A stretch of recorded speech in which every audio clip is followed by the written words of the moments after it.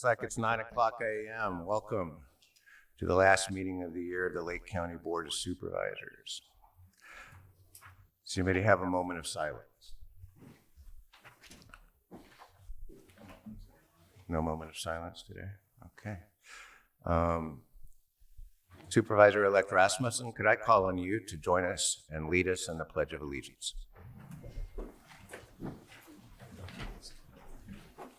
Repeat after me. I pledge allegiance to the flag of the United States of America and to the republic for which it stands, one nation, under God, indivisible, with liberty and justice for all.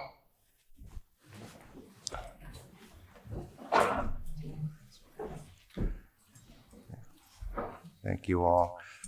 Any extra items from the board staff? No extra items, sir.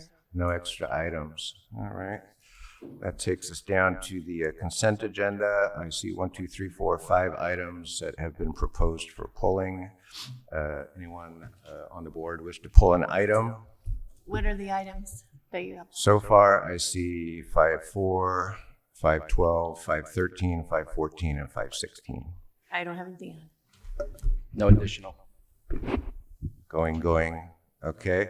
I see, with the exception of those items, we could entertain a motion. Mr. Chair, I move to approve the consent agenda with the exception of 5-4, 5-12, 5-13, 5-14, and 5-16. Second. I have a motion and a second. All in favor say aye. Aye. Any opposed? Motion carries. Scrolling. 9:02 a.m. And are we there? We are 9:02 a.m. So we have a public input.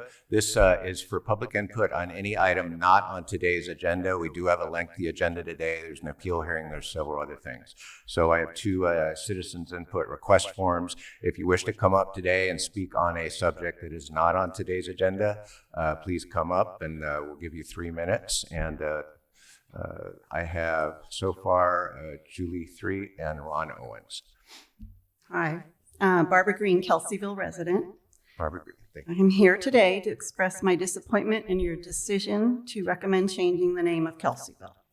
With that said, I also want to point out that there were some conflicts of interest with some of your votes. Supervisor Crandall was quoted in a recent Press Democrat article that it's like C4H members came over to our side, they fired the first shot, and now we've got to fight the war. We meaning the tribes. Supervisor Crandall is a member of a tribe. As a sitting supervisor, he should not be fighting a war using his position against Lake County citizens. It is an abuse of power. Supervisor Simon called Lake County citizens racist. Ironically, these are the same people who voted him into office.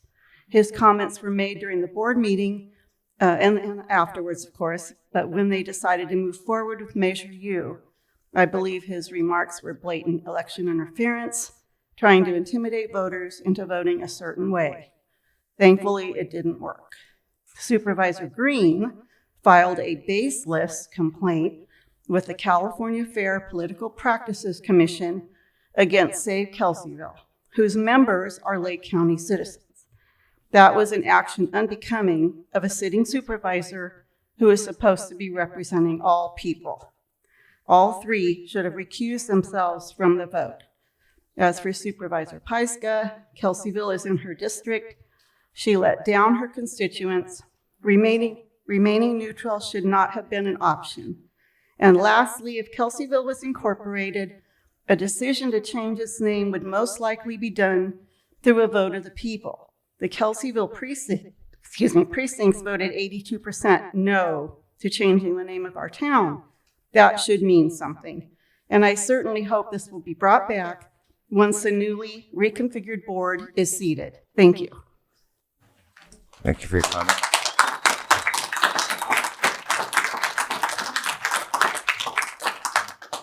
Next speaker.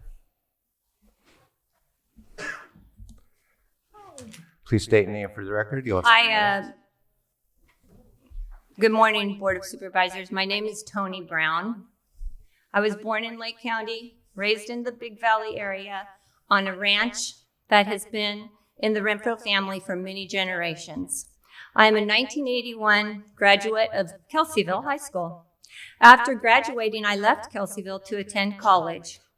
And 8 years later, in 1989, I returned to Kelseyville with my husband to raise our family in Kelseyville. I taught for the Kelseyville Unified School District from 1989 until I retired in 2022.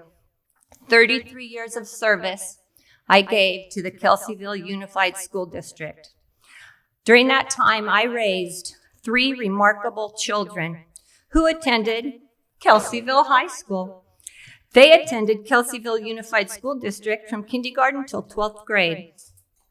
And all 4 went on to 4-year universities and are now successful voting members of society. I taught and coached well over 1,000 students during my 33 years of service at Kelseyville. I now love seeing those former students who have become wonderful adults and are contributing, voting members of our society. I'm very proud of the teacher that I was. I'm very proud of my own children and my former students. The 5 of you make me literally sick. It literally makes me sick to think the 5 of you represent Lake County. And you represented Lake County to the BGN. When you knowingly went against the majority of voters, the voters who you are paid over $100,000 salary to represent, you let us down. Growing up, my sweet, kind, hardworking mom taught me, or tried to teach me, when you have nothing nice to say nothing at all. So, out of respect for my mom, I have nothing more to say.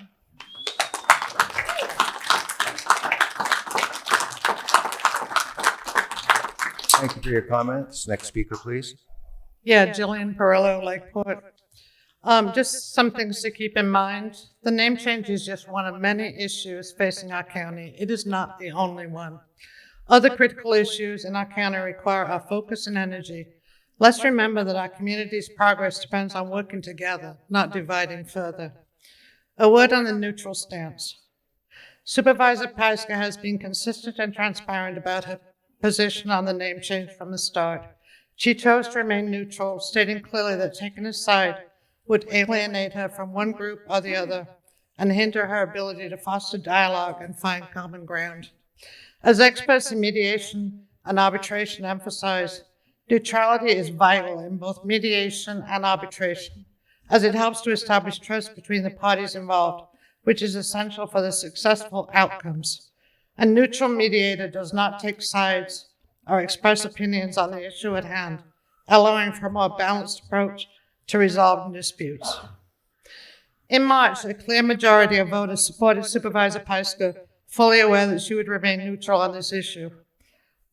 Supervisor has honored her commitment by ensuring that all voices are heard and respected throughout the process. Yes, there has been frustration with the name change process, the lack of leadership and information from the BGN being high on the list, but we are where we are. Once filed, the process and the decision have always belonged to the Board on Geographic Names and their California affiliates. No action or decision by a member of the Board of Supervisors can single-handedly change that. That's what I have to say. Thank you. Thank you. Thank you for your comment. Next speaker.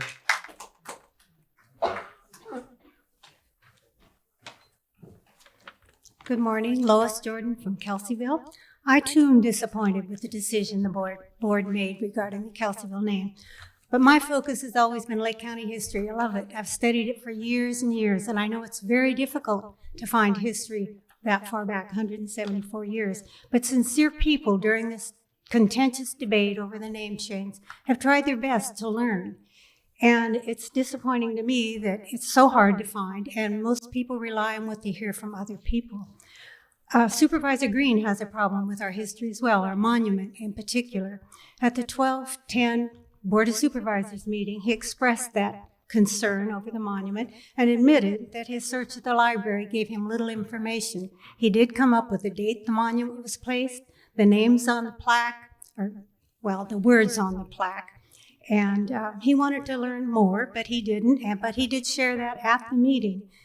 And he recited the words that were on the plaque in a very snarky, disrespectful form. Also with a shake of his head and a heavy sigh. The monument by the bridge is one of 5 historical monuments placed there to celebrate the California Centennial. Chosen by community leaders guided by Henry Malden, a county supervisor and a Centennial commissioner. All 5 were dedicated on May 30th, 1950. The remains of Kelsey and Stone, buried on the property of Bert Smith, were exhumed May 10th, 1950, with proper authority for reburial. Present were Henry Malden, Bert Smith, Herb Jones, a past coroner for Lake County, Dan Seiler, a distant relative of Mr. Kelsey, and a worker from the road department. Not too glamorous a setting. A few years earlier, several young boys had dug up some of the remains. When they were discovered, authorities made them rebury them. This was not the first vandalism of the grave. The exhumed remains were unceremoniously placed in a wooden box and taken home to Mr. Malden's house. 3 days later, they were returned to the site of the monument, placed in a small hole dug underneath, and then the masons began building the monument, and it stopped future vandalism of the grave. News articles reporting the dedication on May 30th described that event. Musical selections by the high school band, an invocation, addresses by dignitaries, and no honor was given to either Mr. Kelsey or Mr. Stone. Mr. Green's presentation gave us only partial information. He got it wrong because he didn't know. He didn't know the truth. What could possibly happen with history from 174 years ago? Could dates change? Could numbers change? What about Bloody Island? We've all been horrified by what we've heard. Chief Augustine in 1880 said 16 people perished. Newspaper articles... Please wrap up your comments. That was 3 minutes. I'm almost finished. Newspaper articles at the time said 200 to 400, and a dailymail.com in 2024 said 900 people perished. We're next. I don't know where you got your education on. Thank you for your comments, ma'am. That's 3 Lake minutes. County. I think Out of fairness. let her have her time. She's It almost. saddens me that So perhaps we can Let him revisit this finish. with open minds and calmer heads in the future. Thank you. Thank you for your comments. Next speaker, please. I still have slips for Ron Owens and Julie 3. Do we have anybody online yet with a hand up? I don't see anybody. Hi, Lake County Board of Supervisors. It's Julie Threat, and I've got some materials that I'll hand you after my time here. Let me set my timer. I'm appearing for you today from Butte County, California, and I'm here to appeal to your sense of duty to protect the members of your community from a known toxin that's been administered by your health department and select pharmacies in your county, the COVID-19 vaccine. At the end of this letter, you'll find my backstory and credentials that, again, I will hand to you after my comments. I'm a former healthcare worker in Chico, a retired HR executive of 25 years, and now lead investigator for VAERSAware.com. I'm also vaccine injured myself by the COVID-19 vaccine. I'm coming before you to demand an investigation and full halt to the administration of this product in your county. I also request you notify your residents immediately and remove all claims on your website to this product being safe and effective. If you are truly committed to your community's health, you would survey all vaccinated and determine if they've been harmed, and if so, help them file a report with the CDC's Vaccine Adverse Event Reporting System.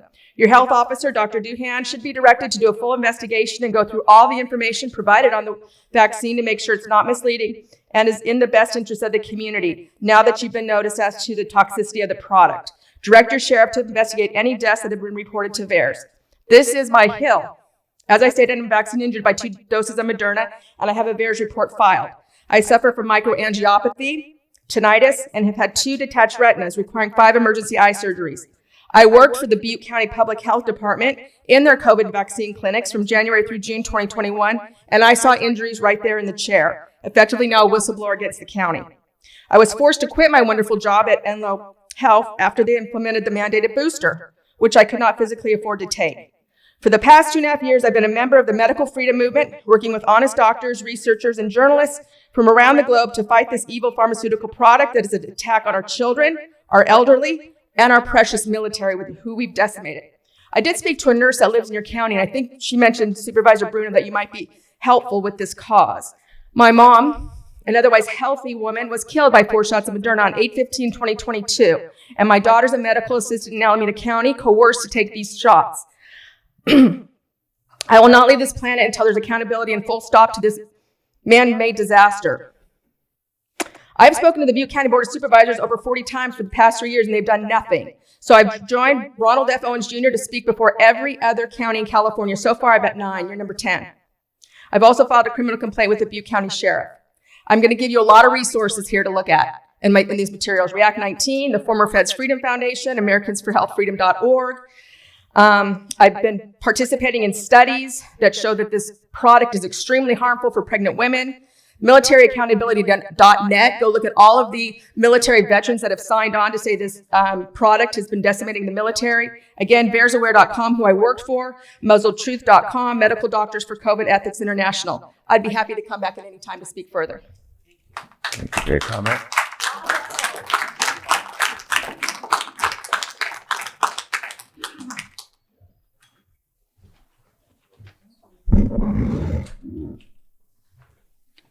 Good morning, people.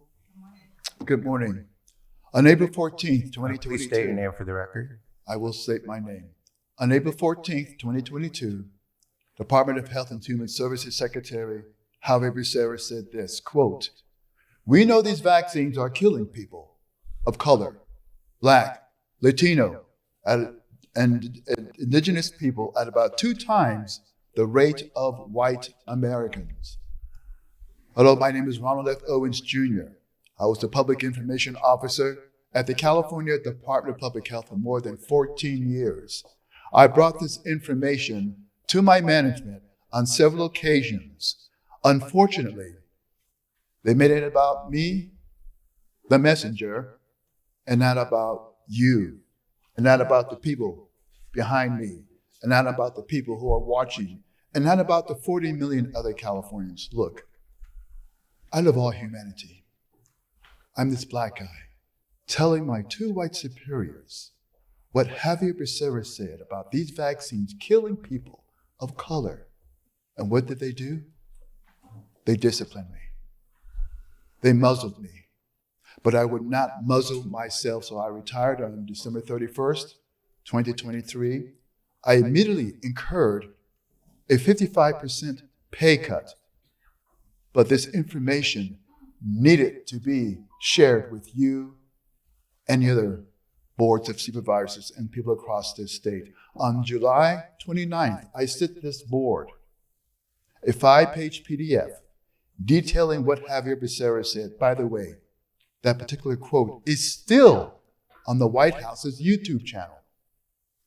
In that 5-page memo, I also included information, studies from Italy, Japan, Germany, that these vaccines are killing people. Just last week, I forwarded also to this board another PDF that indicated, since I apprised this board and your more than 200 other colleagues across the state, 400 people have filed vaccine adverse event reporting systems information. 2 people have died. If you and the 57 other boards of supervisors across the state perhaps had listened to what I urged you guys to do to stop promoting and stop administering and stop distributing the COVID-19 vaccine, perhaps 1 man and 1 woman here in California may be alive. But unfortunately, they're going to be celebrating Christmas without their loved ones, and 400 other people may not be suffering. I urge you to stop promoting, stop administering, and stop distributing COVID-19 vaccines, because they are in fact killing people. Thank you for your time.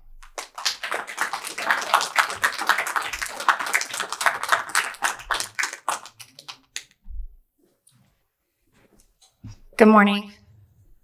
My name is Leah Pabst. My family owns and operates a business in Kelseyville.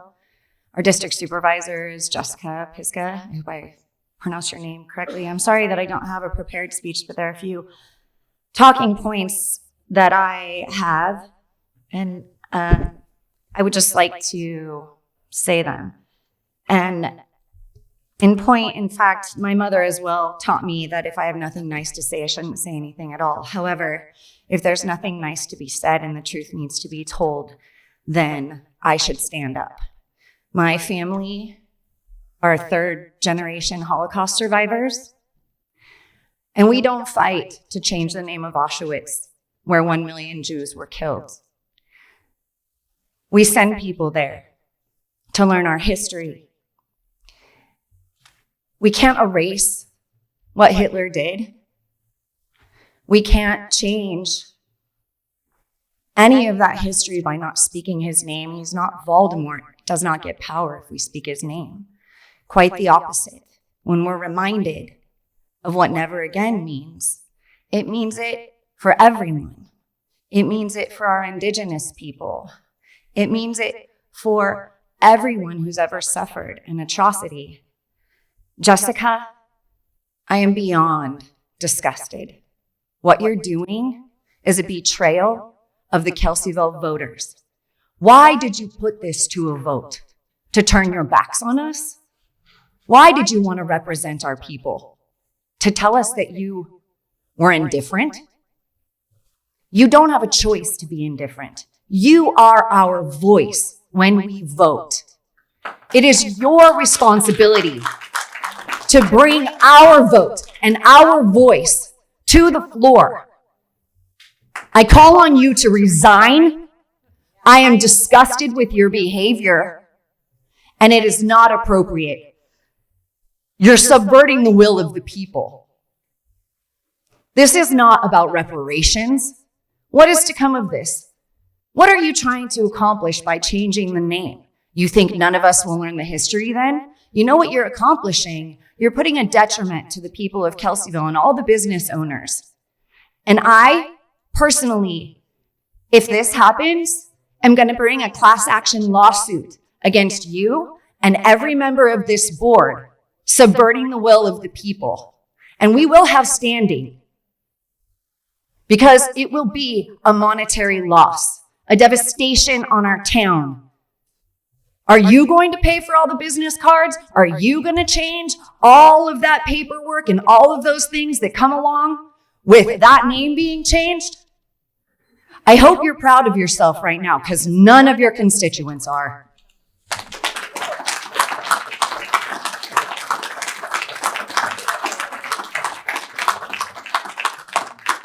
Next speaker. Please state your name. You have 3 minutes. Hello, my name is Brian Dabrowski. As a Kelseyville, and I have to say for the record, what has transpired with the board decision for the name change, I feel as if despite this being an advisory measure, that it is extremely disrespectful to the voters of this county and to the voting process that good Americans have fought and died for. Myself and all of us who have opposed this name change have been accused by Supervisor Crandall for bullying Jessica Piska into the decision she has made regarding the name change. And I have this in written correspondence in his email. I find this to be extremely disrespectful to the voters of this county and to Supervisor Piska personally. Crandall, you have proven to be unable to represent Lake County constituents, and you have disrespected your peers, and I would like to please ask you to tender your resignation.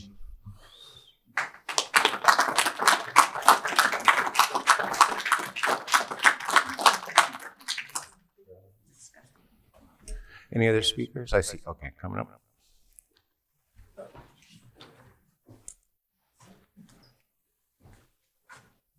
Hello, my name is Patrick Denning. This name change kind of brought to my mind that when Rhodesia changed her name to Gimjabwe, or whatever it is, be careful about the change of names. It may license other changes also. I think about what happened in Africa, in Rhodesia. By changing the name, and I can understand it, it's colonial, but in changing the name, they basically thought that gave them license to confiscate all the lands from those American, or those farmers, those white farmers. And by taking their land away, they gave it to city dwellers who know nothing about farming. So what was created from that? What was created was famine, because the farmers were no longer to produce the food. So I'm just saying, we may do a name change here, but we better think twice about what that might affect people of Kelseyville. Thank you.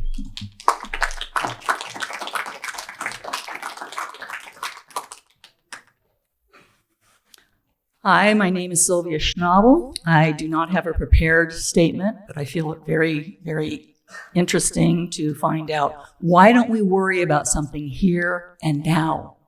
How about the animals of Lake County? How about putting the money towards saving all the stray animals or making a facility? And how about the children? Why don't we educate the children?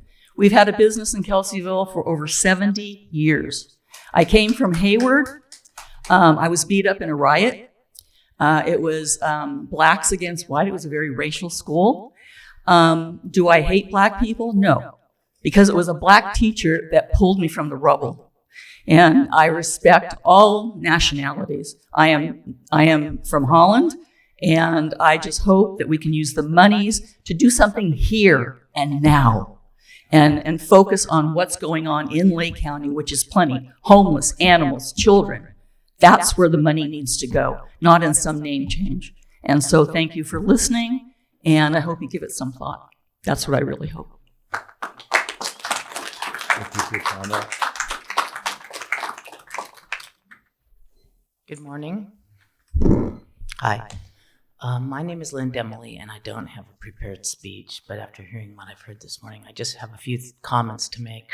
I am a constituent of Jessica Paiska, and she has done an amazing job for Lake County, and the idea that somebody would like to recall her, to me, makes me sick. I was a person who survived the Valley Fire, and Jessica was in there. She was helping every single person there. She's worked tirelessly to help our community, and she worked on getting numerous grants for our county to help with the fire abatement and clearing the egress. When they did this up in the Riviera West, Jessica was out there with her family pulling weeds and cleaning the egress to help prevent fires in our neighborhood. And she's done an incredible job. And the idea that people are asking for a recall, to me, is ridiculous. And I think we need to start focusing on all the good things that she has done here in this community. One good deed doesn't erase a bad one. Excuse me? Let's Ma'am.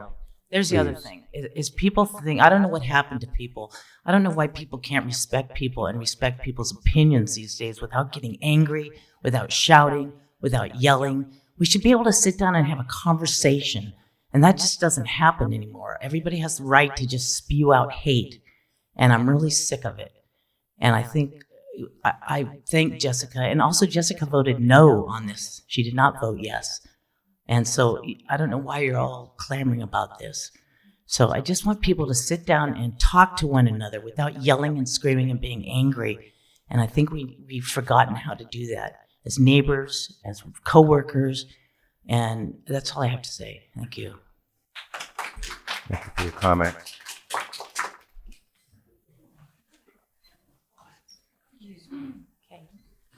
Hi, my name's Marcy Lee, and I'm going to tell you that I've been in this county off and on for 40 years, and I didn't really understand the story of the Kelseys until all this came up on the ballot. And I've learned a lot, and I have the utmost respect and sympathy and compassion for what happened 175 years ago. It was horrible. I totally agree. But I'm a business owner, And I know we're living in now, and I also know there's a lot of people that aren't living that history 175 years ago. And so I voted against the name change because we're talking major hassle for people in this county. Every website has to be changed, every logo on people's vehicles, all the business cards, letterheads. I have to go to the California State License Board, all my insurances, everything has to be changed. And that is a huge hassle for me today and other people in this county. But the biggest issue here isn't about whether or not this is a righteous vote or not. It's about the fact that the people have voted. And I don't understand, because I really am not a political person, although I will always vote. I didn't know what you people do up here, you 5 people. So I looked it up. And I cannot find in any of your responsibilities where you have the right to override the vote of the people. And I don't get that. And I have to say, I mean, please give me some input. I can read you what it says on the Lake County Board of Supervisors responsibilities. And I just don't see any place here that it shows that you can override our vote.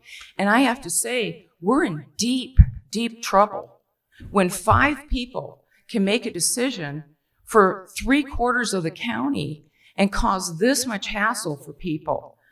I don't get it. All of this, I mean, like I said, I'm not a political person, so maybe I don't really understand the process. But it seems to me that if you guys don't agree with how the county voted, then put this issue back on the ballot, campaign yourselves into oblivion, and try to convince the people otherwise. Because just to override our vote, I mean, what do we have here? Why even bother to vote? This is seriously a problem. This is the biggest issue. Our vote has been overrode. So, thank you.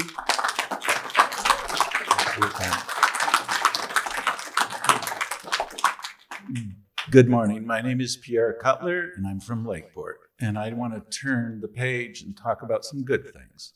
Moak, I'm super proud of what you've done for this county. You've spent 8 years in the position that you were there for many of the fire victims in your tribe, in housing people who needed help. Thank you very much. Michael Green, thank you for your 2 years of service. You've done an outstanding job. Not everybody has agreed with you, I know, on the board here, but thank you for stepping up in doing what you've done. Now, Moak, you and EJ, you are in a very unique position. You represent the tribes. What you did last week took a lot of spine and courage. You did what was right in your mind. Thank you very much for your decision. Thank you. Do we have anybody online yet, Carolyn? Don't see any hands. Oh, I do have 2 hands. All right. I don't see anybody in the room, so let's go ahead and do our online comments. Can you tell me who we're calling first? Richard Durham. Please unmute yourself and you'll have 3 minutes. Yes, my name is Richard Durham. I had another topic I was going to talk about today, but it seems inappropriate. I've been going to supervisors meetings since the early 2000s. This is probably the best group of supervisors we've had in the past 25 years. And I just want to support. You guys have really covered so many issues in the past years. I just don't like to see you disparaged. And that's all I have to say today. I'll bring up my topic at another meeting. Thank you. Thank you for your comment. And who else do we have? Okay, Nara, please unmute yourself and you'll have 3 minutes. Good morning, members of the Board of Supervisors. Nara Dalbach, I'm a District 1 resident. There seems to be a lack of understanding of the facts of what goes into a name change. Some of these speakers are missing today, which is that it's not in the hands of anybody in the room, anybody in this county, or any of us. It's in the hands of a small group of folks in Washington, D.C. The voters spoke here. I disagreed. The Board of Supervisors are also allowed to put forward their vote on this, and that's what happened last week. And so this board that's going to be considering the name change will see how the voters felt about this, and they'll see how our elected Board of Supervisors felt about this. I think that attacking the members of the Board of Supervisors and threatening them is unconscionable. You had your vote. You had it in November. And you decided that your comfort and is more important than the fact that the people whose stolen land you've been sitting on have asked you to make a name change. Auschwitz, bringing up the name Auschwitz today, it's a death camp, and people are learning about that. It's not honoring anybody. Naming a town after somebody is honoring someone, and the town is being named after someone who I don't think anybody in this room would think was a decent human being. It's time to face the really uncomfortable truth that this country is built on. And Konocti is a beautiful name. It's a beautiful volcano. And I would love to see the name changed, but it's not up to me. It's not up to the voters, and it's not up to the Board of Supervisors. But what I do see is a community tearing itself up and threatening members of an elected Board of Supervisors, and it's disappointing. It's heartbreaking, and I really feel like those of you who are in here and who are sending these threats to the members of the board are bullies, and you should be called bullies. Thank you. Thank you for your comments. We have anybody else online? Yes? All right, Aaron McCarrick, please unmute yourself. You have 3 minutes. Hi there, Erin McCarrick, District 2 resident. I just wanted to take a moment to thank the Board of Supervisors. It is a tough job, and this particular board has seen us through a lot. And so thank you so much for everything you're doing, for just taking the time to put the work in and do what you can to make the county better. Thanks so much to Supervisor Green and Supervisor Simon. Congratulations on all the years that you've put in, and thank you very much. Thank you for your comment. One more. Sam Sheridan. I apologize if I didn't get the last name right. Go ahead, Sam. You have please unmute, and you'll have 3 minutes. Hello. I hope you can hear me. I just want to say,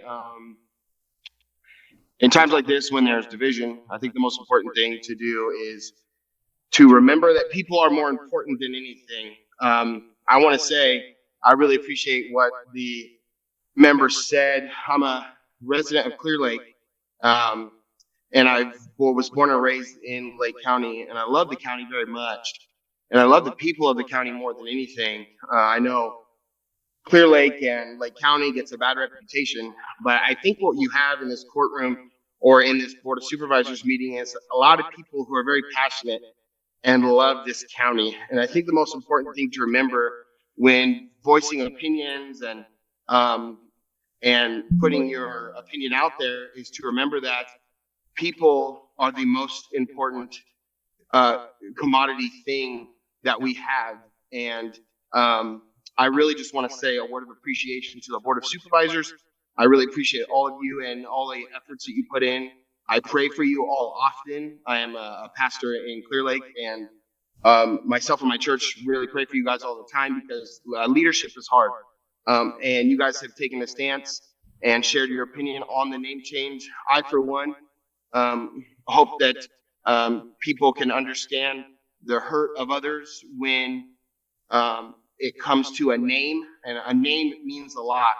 My name, my reputation means a lot. And so when you live somewhere or have the name of a town that represents something that hurts people, my position is, why not change it? I think Konocti is a beautiful name. And whether it does change or doesn't change, I understand people voted and they feel like their voice isn't heard. And I think we should give credit to understanding that people are frustrated. But the county voiced its opinion, and I love it. The Board of Supervisors voiced their opinion, and what happens, happens. I think the most important thing to remember is that as a community, don't let it divide you. Don't let a name of a town ultimately divide you and make you hate your neighbor, but show love and compassion to your neighbor. And remember that all these people in this room and on the board care about this county. And again, County Board of Supervisors, I just want to say you're in my prayers. I appreciate everything that you guys do. You have a very, very tough job. And again, I really appreciate everyone that's voicing their opinions today. I think everyone's opinion matters. And I think the spirit in which we come across is so important. So thank you for your time. And I just wish you all the best in navigating this whole process. Thank you for your comment. Do we have anyone else online? No? No more? I see some more people here. Please come up, state your name, and you'll have 3 minutes. Tammy Myers, Kelseyville. I was just going to speak about the disappointment I felt through this entire process. Lorna, who lives in Kelseyville, to my knowledge, she never went to one church, one civic organization, one school to talk to anybody about this, to have conversation. And that's what we've needed the entire time, is somebody to facilitate a conversation about this issue. I don't always agree with Rob. I've known him for 50 years.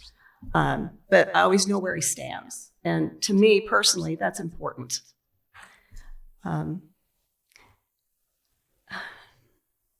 Mr. Simon, letting us know that you feel that we're all racist who voted against the name change is just unbelievable and very disappointing.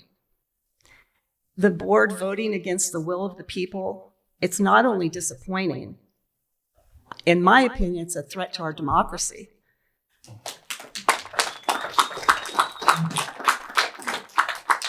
We as a county can do better. We need to do better. In my 65 years of living here, of playing, studying, working with natives and whites and Hispanics, I've never seen the division that this issue has caused. And in my opinion, it's because of how it's been handled. And I just hope we can do better.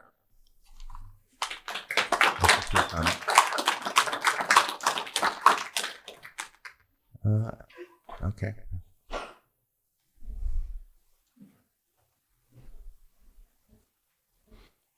My name is Linda Breeding, and I am a Kelseyville resident. And I just want to say Jessica Paiska has been really wonderful for my Girl Scout troop that has been kind of forgotten, and she has always remembered us. And Kelseyville, Troop 10490, and we are here to honor one of our gold member Girl Scouts. However, I have 7 generations of Kelseyville. My great-great-grandfather was Hugh Upton, a doctor of Kelseyville. His son, William Upton, was a doctor in Kelseyville. His daughters were my grandmother, Ruth Beeman of Keegan's. Olive Keegan's at one time was married to a Kelsey. So I'm not a Kelsey, but 7 generations in Kelseyville. My parents, my grandfathers, are buried in Kelseyville Cemetery. I'm a graduate of Kelseyville High School. My father graduated from Kelseyville High School, one of the very first graduates, with Bob Prather in 1947. And he was very proud to be a Kelseyville native. My mother and 5 of her siblings were actually born on Guard Street in my great-grandmother's home. Many of my cousins before 1947 were born in that house. Kelseyville has been all around the world. When I hear the word Kelseyville, I am very proud. I love it, and the name change would be personally very detrimental to me and my family. 7 generations of Kelseyville. Thank you.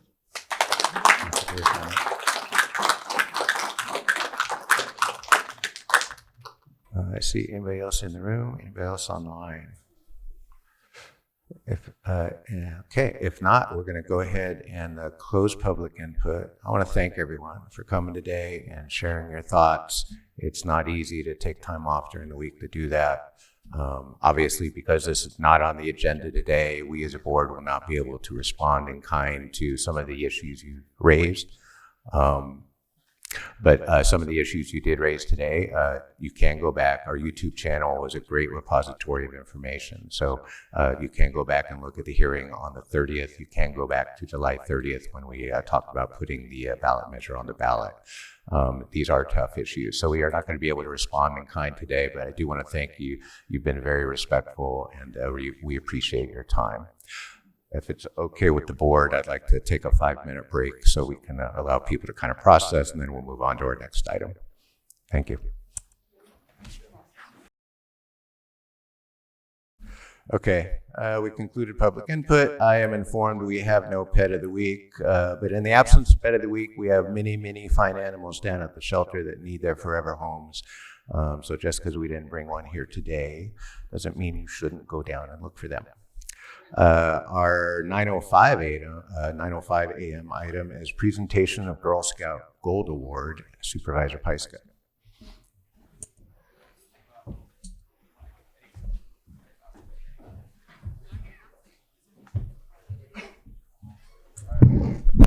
Okay, come here.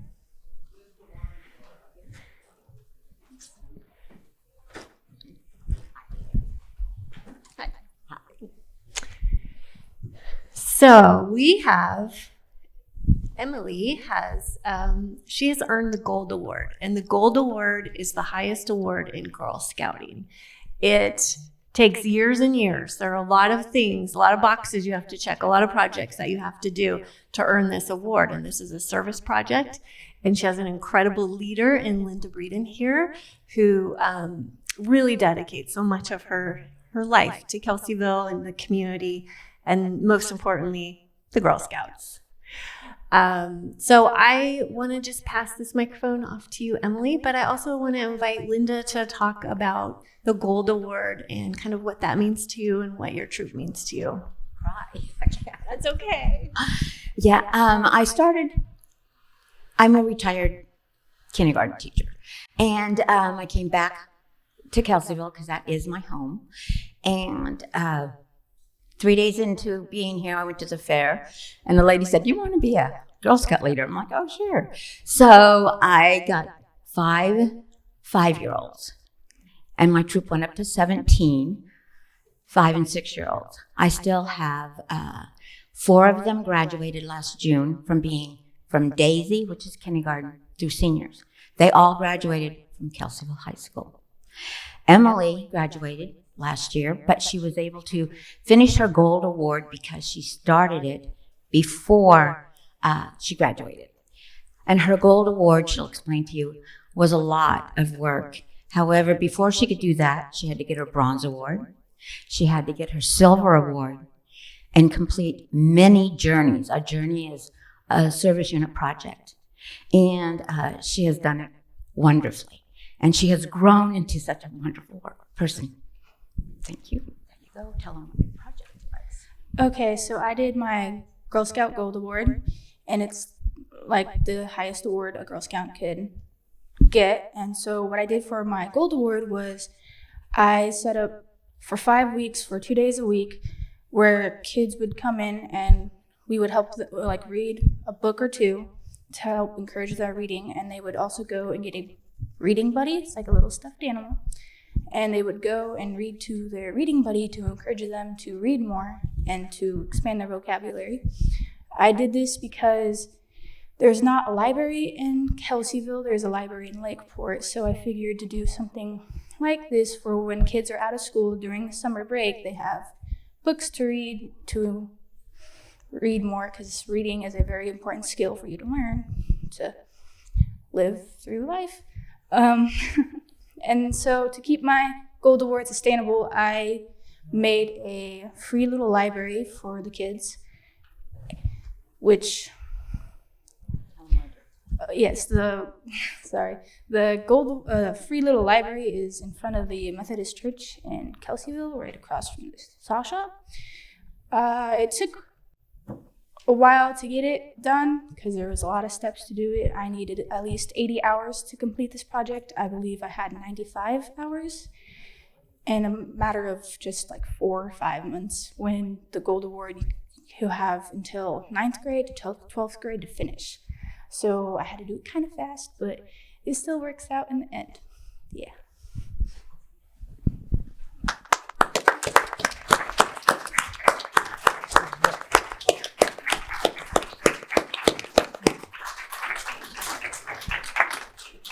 Emily Anderson, congratulations and thank you for your service to your community and for Kelseyville and for earning the highest honor in Girl Scouting.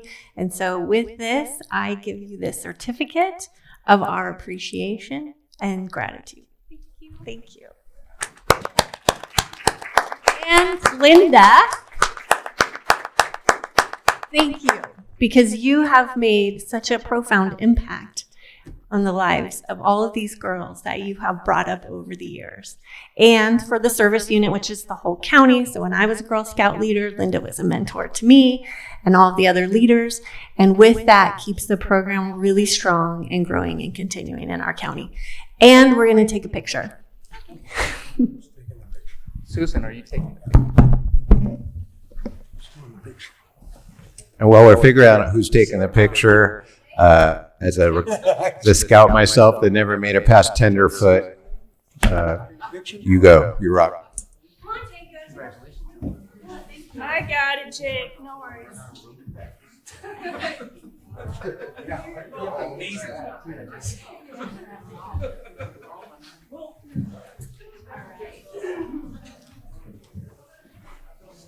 We have multiple cameras now. I have a phone. Yeah, I can do it. Let's see. Can I do it? Sorry, hold on. Yeah, there we go. All right. Good job.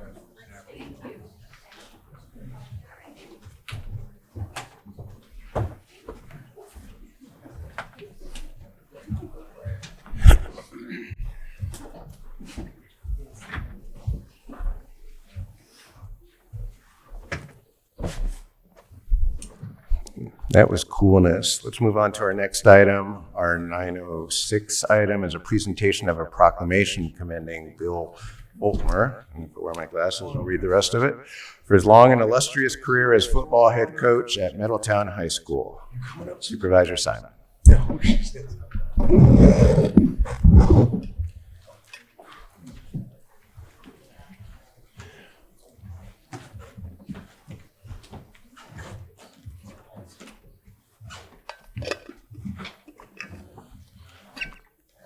I'll just start with it's an honor to read this proclamation today. When I start out, I just want to talk about the leadership role Coach has. So I'm going to read the proclamation. But I myself played for Middletown High School. Curtis Woodard, Middletown High School. Paul Silva, Middletown High School. Luke, if you could stand up, you're a Middletown Mustang too, right? When you talk about leadership, Tom, you played, what year did you graduate?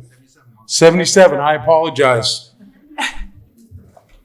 So everybody, but leadership compounds, and we have multiple. I think we have a couple in the police department. Not only yourself, Lucas, throughout the county, but Mustangs are spread everywhere, man. So, Coach, thank you for your mentoring and your work ethic that you put in us. Board of Supervisors, County of Lake, State of California proclamation commending Bill Fulmer for his long and illustrious career as football head coach at the Middletown High School. Whereas Bill Fulmer is retiring after a total of 45 years as a football head coach, 40 years of which was spent at Middletown High School's football head coach, and is the longest tenured football head coach at one of the schools in the Redwood Empire. And whereas he graduated from Irvington High in Fremont and continued his education at Cibolo College and Chico State, and whereas remaining in the Chico area, Bill's first head coaching job was at Princeton, where he taught physical education, and despite only winning 19 games in 5 years, the team won 2 league titles. And whereas in 1985, he accepted the head coaching position at Middletown High School and brought his work ethic, dedication to the sport, and philosophy to the success of the football program. And it's a mixture of dedicated coaches, hardworking players, and tremendous support from the school and the town. And whereas after 2015, the Valley Fire that devastated the Middletown community, Coach demonstrated leadership and compassion and began the healing process by rallying around his players and coaches and provided a supportive outlet for the community. And whereas he has been recognized with coaching awards and accolades, including 23 league and 4 California Interscholastic Federation North Coast Section CIF championships, 1991 Cal High Sports Class B State Team of the Year, 1996 CIF NCS Honor Coach, 1997 Northern California Coach of the Year, 21-22 National Federation of State High School Associations Coach of the Year, the Redwood Empire Small School Coach of the Year, received a resolution from the California State Senate and Senator McGuire, and honored by the community with the renaming of the Middletown High School football field as Bill Fulmer Field. Whereas during Bill's tenure as head coach in Middletown High School, the Mustangs have won 21 league championships and North Coast section titles in 97, 99, 2001, 2018, and has led over his 40 years to 314 wins for Middletown High School.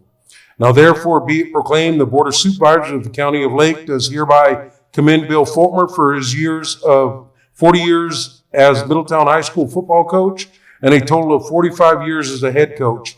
His leadership, mentoring to countless numbers of young men dedicated to Middletown's community, and we wish him good health, happiness, and all the very best in his retirement. Passed and adopted the 17th day of December, 2024, and signed by the Chair of the Board of Supervisors.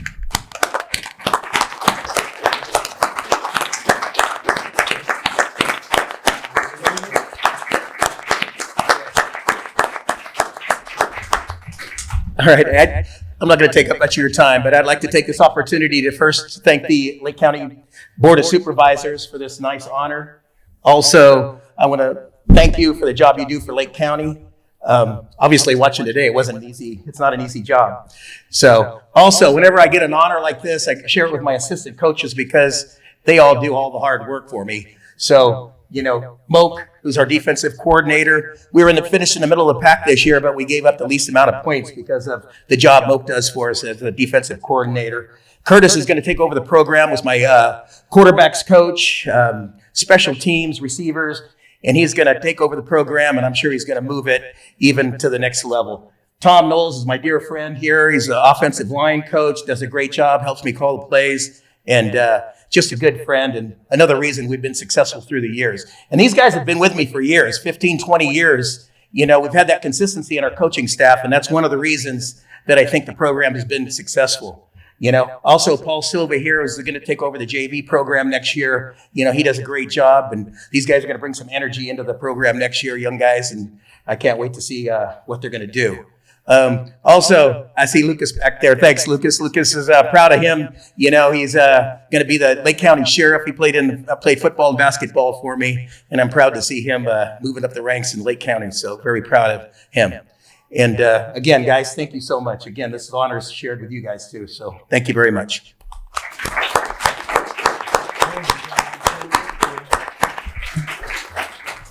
Well, I was in 4th grade when you were my teacher, Coach.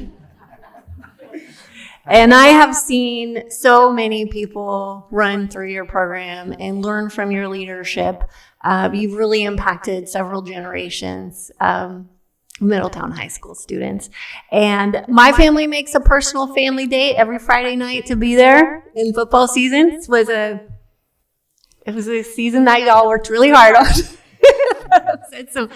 Had some tough injuries, but it was a great season, and I always love coming to watch on the Fultmer field. So thank you for everything that you've done for the community over the years. Decades, sorry. Coach, I went to Upper Lake, and I know we had a hard time against your football team every year, and I don't think in my varsity years we beat you guys, so I don't think we did. So good job. And it was always tough. I always got hit really hard by your team, so I remember that.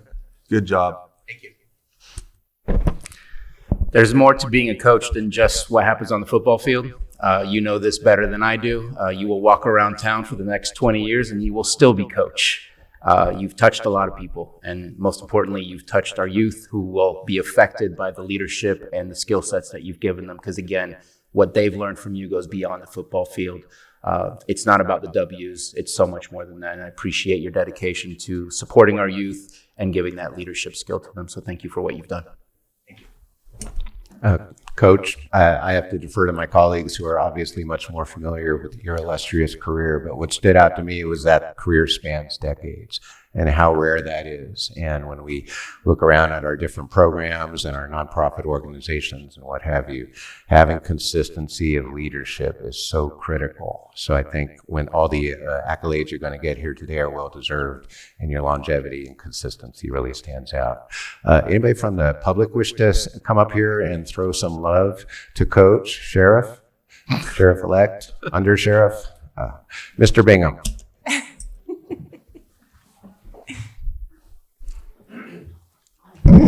I'll keep it short. You've had a great career, and even today, at 50 years old, I still have fond memories of playing football and basketball for you, and a lot of the lessons that I learned still to this day. Bingham, go shoot free throws.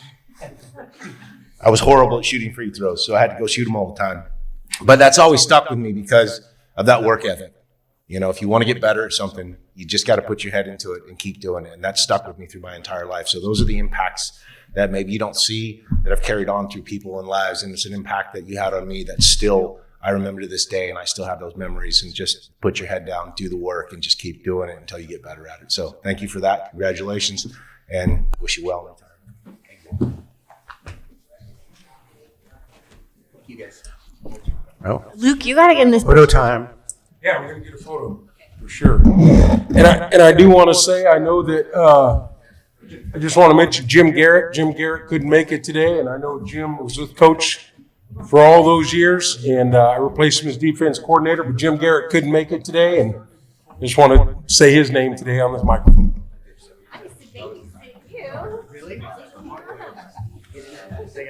Do you want just the supervisors and you? Or you want, do you want just the supervisors and you? Yeah, well, everybody, Coach is in here. Yeah, no, everybody. You got in here. Get in here, guys. Everybody here. Yeah. Okay, you get from us, don't worry. Somebody else I hope is taking another one because I'm not a good photographer. Thank you. 3, 2, 1. Thank you. Thank you, guys. I do understand that. So I leave from here getting yelled at and go get yelled at by Coach. That's who it was. All right, and here we are, right on time. Thank you for that. That's 6.4. We're going to move ahead to our 9:15 a.m. item, 6.5. That's going to be consideration of appeal AB 24-04 of the Planning Commission's denial of major use permit UP 22-24 and mitigated negative declaration IS 22-29 for Rancho Novoa special event venue on a property located at 5680 Blue Lakes Road in Upper Lake, APN 003-007-03. And I guess we'll have staff introduce, and then we'll do the swearing-ins when it's time to do the swearings in. Good morning, Marietta Turner, Community Development Director. We can go ahead and get sworn in, and then I'll turn the presentation over to our resource planner, Michelle Iris. Okay, if anybody is here that plans to comment or testify during this appeal hearing, we're going to ask you to stand and we'll have you sworn in. If you're online, we're going to ask you to also follow along so we have a full record of those people testifying during the appeal hearing. Madam Clerk. Please raise your right hand. You solemnly swear that the testimony you're about to give before this board will be the truth, the whole truth, and nothing but the truth. Thank you.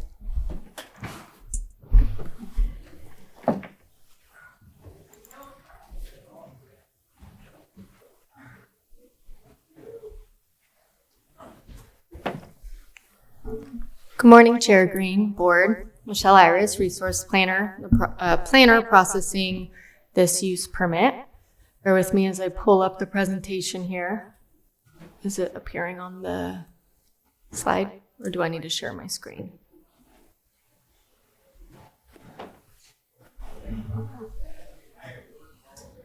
Jake, can you confirm if... Okay, thank you.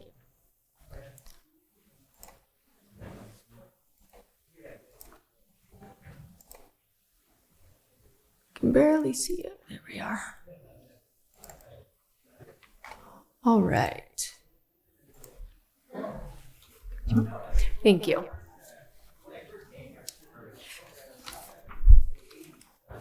So today I will be presenting an appeal of a major use permit that was denied at the Planning Commission on October 10th of this year. To give a bit of history about the project, on January 25th and then continued to October 10th, 2024, Planning Commission considered the major use permit 2224 and the associated mitigated negative declaration for the Rancho Novoa special event use permit. At that hearing, the Planning Commission ultimately denied the project without prejudice by a 4-1 vote, and they noted concerns related to traffic hazards, noise, and the project not fitting the character of the surrounding uses. On October 11th, the applicant or appellant submitted an application for an appeal to the Board of Supervisors. I'll give a really quick overview of the use permit request that was being considered before the Planning Commission and before you today. There's a very detailed description and analysis of this request within Exhibit A of the board memo, which is the Planning Commission staff report. As you can see on the bottom right-hand side, that provides an overview of the project site. The blue is the outline of the parcel. It's approximately 27 acres in size on the backside of Blue Lakes Road there. And the project area is outlined in the dashed yellow. That is where the proposed development would go if approved. On the left-hand side, we have the proposed site plan. This project had been through several iterations over the last 2 years of it being in process, but ultimately the project being considered before the Planning Commission included a special event venue for weddings and gatherings with an associated 16 private campsites that would be utilized for event attendees and not open to the public. It was estimated at 1 event per week, April through October, with some variance on either side, depending on the needs of the folks wanting to use the facilities. The maximum amount of people allowed would be 250 people per event. And typically hours of operation would be Friday through Sunday, 7 a.m. to 10 p.m. The proposal does include amplified music on the outdoor stage that is proposed. And that music would be shut off at 9:45. Impacts identified throughout the CEQA process, or California Environmental Quality Act, through the preparation of the initial study included biological resources, cultural hazards, noise, transportation, tribal culture resources, and wildfire, but with the implementation of mitigation measures identified, all impacts would be reduced to less than significant. Also wanted to note that at the Planning Commission hearing, The applicant requested to add use of a set of stairs that were being replaced without a permit. They were constructed in August for beach access, sort of on the point down there. You can see the parcel crosses over Blue Lakes Road and does include a portion of beach access. They requested that the stairs be utilized for events and also that the campground be open to the public year-round. The application did not include these components, nor did staff's analysis within the staff report or the CEQA document. So these components were not included at the project reviewed and ultimately denied at the Planning Commission. Getting into the basis of the PC denial, during the hearings and CEQA review for the project, issues raised by the public, staff, and the commission included traffic hazards, evacuation, wildfire, illegal activities at the project site during previous years, as well as the three issues I've noted here on the slide that were summarized by the commissioners in their denial. Each of these items were extensively discussed and analyzed at the Planning Commission hearing and are noted as aspects of interest in that Exhibit A, the Planning Commission staff report. So I'm not going to dive into them too much in the essence of everyone's time today, but wanted to note them on the slide.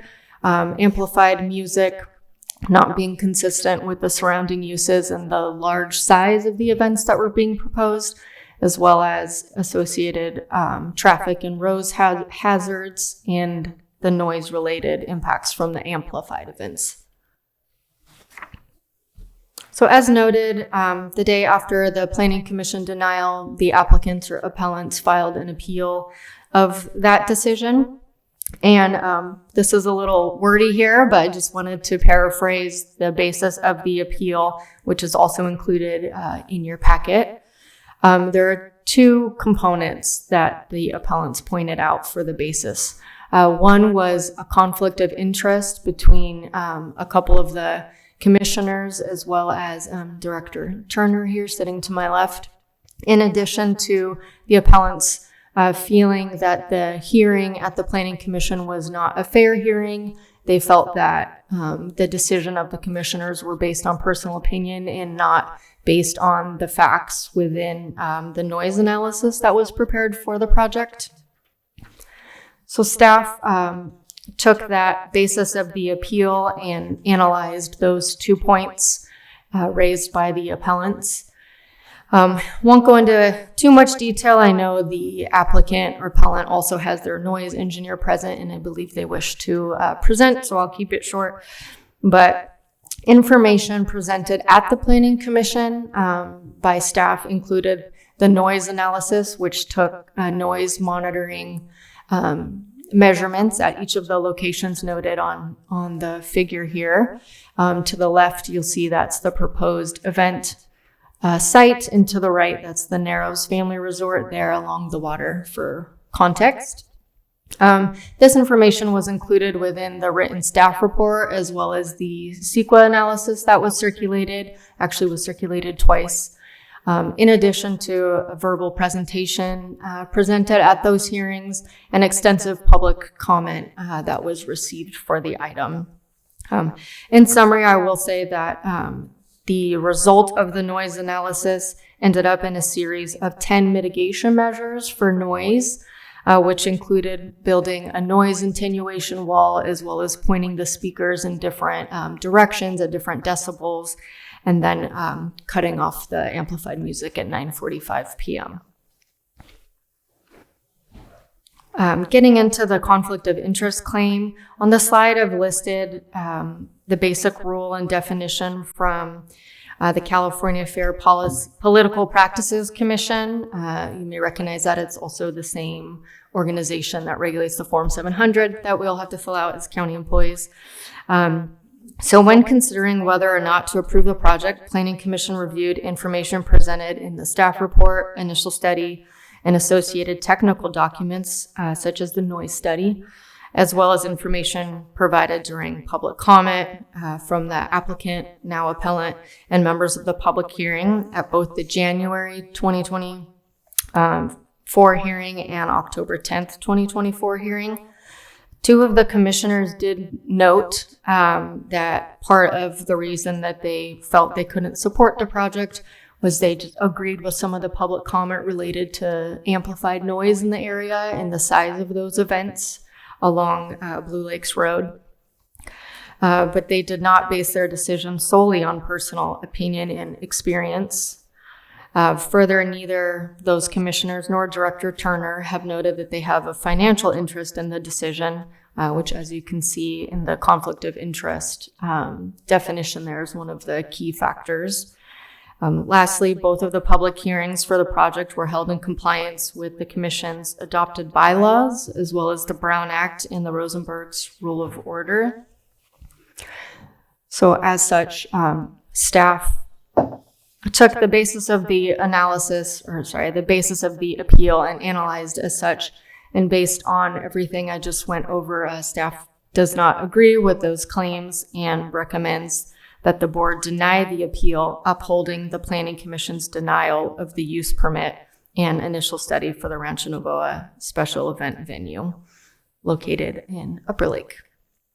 As I noted, the appellant and their attorney, I believe, as well as their noise engineer is here and are requesting to take a little bit of time to present. I'll leave that up to you, Chair. And also wanted to note there were 3 or 4 green sheets received that have been distributed to you. Thank you. Thank you for that. Green sheets?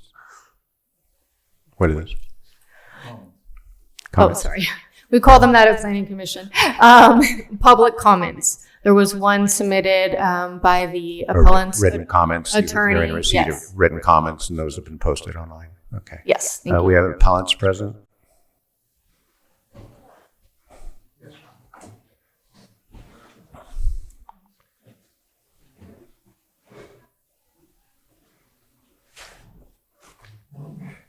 This is going to take a few minutes.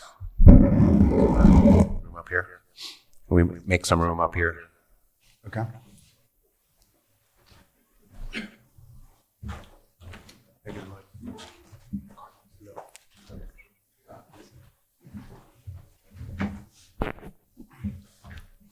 Good morning. My name is Brian Momsen. Is this on? Is it green? Yeah, it's on. We're talking. My name is Brian Momsen. I'm an attorney in Ukiah, and I represent the Novoas. We were hoping to have me talk for maybe 4 or 5 minutes. Pull the microphone closer. Okay, there you go. Thank you. I was hoping to talk about 5 minutes, then have Mr. Novoa talk, and then our sound engineer, Mr. Patty John. Is that acceptable? Yeah, I appreciate that. This is a quasi-judicial hearing. I'm the rookie soup up here. So basically, presentation my staff is done. You're going to make a brief presentation. We will take public comment. I assume several people in the audience wish to comment on this. We'll kind of do it in stages. This will not be a dialogue. So I do hope you listen to the presentation. Some of you may have questions when you do come up during your public comment. It's okay to state the questions. You're not going to stand there and wait for the answer. We're not going to do this back and forth. So I ask some efficiency in your presentation, some anticipation. There will be questions from the audience. And then when you come back for your closing, maybe you can address some of those questions, as can staff. Does that work for you? Yes, thank you. All right, thank you. Please proceed. Thank you. I submitted a letter last Friday. I'm not going to repeat that. Hopefully you've had a chance to read it. We did appeal the Planning Commission's decision, but it's my understanding that this is a de novo hearing, meaning even if the Planning Commission conducted a fair hearing, that you aren't necessarily beholden to that result if you feel that we've presented enough evidence that there's no substantial environmental impacts and we're following the law and the zoning, you can still vote to approve the project. And our main complaint with the planning commissioners was the first aspect of what staff outlined, which was the decision was not based on substantial evidence in the record of an impact, but instead, particularly one of the commissioners, she stated that she wants tranquility when she's at the lake, and this project didn't fit the vibe, quote unquote, of the lake. And that is not substantial evidence in the record. As you said, it's a quasi-judicial hearing. It's not your role. You're like an administrative law judge here, not just voting your conscience necessarily, but supposedly following the law and standards, which are this project fits the zoning. It can be approved under a major use permit if there are no significant impacts that can't be mitigated to levels of insignificance. And that's what the staff report and study, the mitigated negative declaration, found. So even though the staff report now is saying you can deny the project because, in their opinion, the commissioners conducted a fair hearing, it shouldn't be forgotten that the original staff report before the Planning Commission last October and one prior to that last January recommended approval of the project with conditions, which is what we're asking for here today. The Navoas, for example, spent $80,000 of their own money. They're just a family on this noise study. That's scientific evidence. That's substantial evidence in the record. So just to say, well, it doesn't fit the vibe or it's not going to be tranquil, doesn't cut it. That's not doing your job as a quasi-judicial hearing officer. So with that premise, I'd like to address a few specific issues. A couple things I didn't address in my letter because I just didn't know about. The stairs issue that was brought up, the Navoas now have a permit from the county for the stairs. The stairs existed when they made an application, a set of stairs in the same location, and they replaced them. I think the staff report got it right. Those stairs are not part of the project. They're just a feature on the property that existed at the time of the permit application. I cited the case law in my letter that states that the baseline for SEQA review is the conditions that existed at the time. There were stairs there in substantially the same shape. I don't believe that weighing into the stairs or saying people can't use the stairs on the property that because they weren't studied is a legitimate concern of the county. That's not in the project area, and it also received a permit exemption from the State Lands Commission. There's dual jurisdiction over this project. There's the State Lands Commission also, which the Navoas have applied for a permit for a campground there. And every entity of the county has signed off on that, Public Works, Environmental Health, and the Fire Marshal.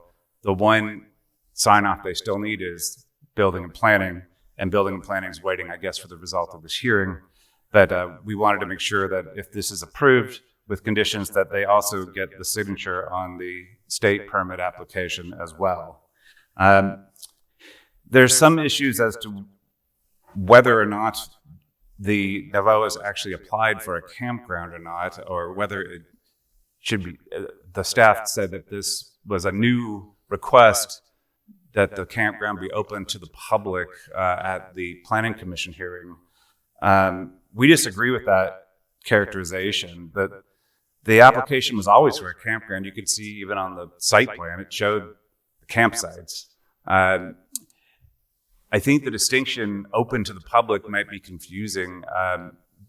The application was always for a campground with these campsites, and that the appointments had to be by reservation, meaning it wasn't open to the public like a restaurant with hours where anyone could just drive in and see if there was a camp spot. That's still the case. They're just saying that there can be events, and you'll hear from the Navoas that that's not just a big wedding. They're going to have small events as well. But they also could be reserved by people either online or by phone. But it's just, no one can just drive there and see if there's camps available. It has to be reserved well in advance. That's what they're asking for here. I'll conclude briefly and get Mr. Navoa up here, but this, again, is a quasi-judicial hearing. It shouldn't be a popularity contest. There's well-defined judicial and legal standards under CEQA that there must be impacts of significance that can't be mitigated for you to vote against this, not just a personal whim like one of the planning commissioners did about the vibe. I had no opinion on this Kelseyville issue, but I was encouraged to see that board took a stance on something, even though it was an unpopular stance. You're probably going to hear from a lot of people against this today. But these people, the Navoas, have put a lot of time and money and effort into this. Their property is on the lake. It's suited for this type of use, just like their surrounding neighbors. And we just ask that you follow the law and the science and not just opinion that may be negative. And with that, I'll turn it over to Juan Navoa. And then after that, you'll hear from the sound engineer. Thank you.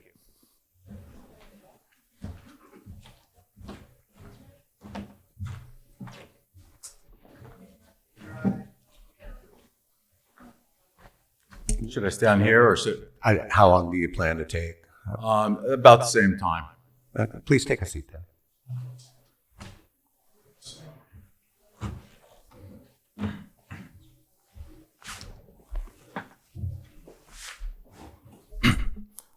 Thank you for seeing me. This would be our third time in this chamber. Please state your name. My name is Juan Navoa, owner. The developer of this project. We've been working really hard on this project for a long time. And I'm going to be here more or less on the community part that said that we're not wanted there, or this is not what they want. I go to the town hall meetings after I learned that there was a petition saying that they didn't want us there for some misinformation that was posted out there. And this was told by me by an actual person that lives in the neighborhood, because we know the people that live in the neighborhood. And they called us. They called us. Our numbers posted on this website, our numbers posted on the fence. If anybody had an issue with our project, they could have called us. But instead, we're being slandered at these town hall meetings that I did go to, and I'm still going to. And I do go to these, and I put my opinion in with the community. And I did look through them, and we were being slandered in every way. They said, I think from our neighbors, I'm going to actually say our neighbors that were there said they didn't want to hear our kind of music. They got up there and said that. They didn't want to hear trumpets and horns. I worked there. During our last hearing here, in the PALM Commission, they said they didn't want to hear my music when I was working on my own house, on my own property. Now, is that fair? I work hard. I can't listen to my music on my own property. This has gotten very emotional. I grew up here. I've been here 50 years in this community. Born and raised.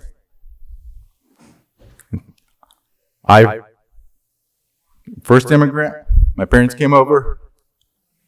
I've worked in the great fields. I went through the school system. I've dealt with the prejudice. I think in this time of age, things should have changed.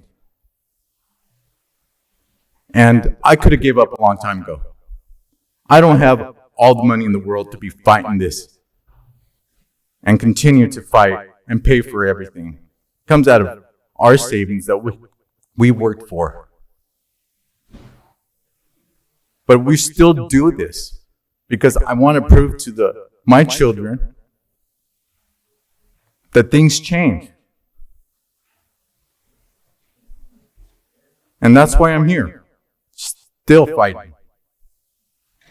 And I really hope things have changed, because I've done everything, all the scientific studies. I've jumped through all the hoops. This isn't my first business. I've worked hard. I've sold a couple of my other businesses that I've created. I employed people from the community. I've had employees in my other business, and I've sold them. I know what it is to own a business in a community. We help each other. There's letters in there in your packet from other businesses that we are helping. with our business because I know how it works. So I'm pleading for you on the community side because I do know what the community is asking. And I know the community has changed. And it's not, I'm hoping it's for the better. And I just want a chance. And if it doesn't work, you have the right to appeal it. They have the right to complain. But I'm not trying to hurt the community. Blue Lakes is beautiful. Why would I change that? I'm trying to bring people to Blue Lakes, bring it back to life with something new, modern. Bring the younger generation back to Blue Lakes. Let them experience it. Isn't that what we're trying to do for the community as a business? To develop the community, not to hold it back, because I was told last time there has been no changes in Blue Lake for decades from one of the planning commissions, and they like to keep it that way. And that's what I have to say about that. Thank you. Thank you. Okay, is that the sound engineer? Okay. Thought he was going to be online. I do have a sound mind.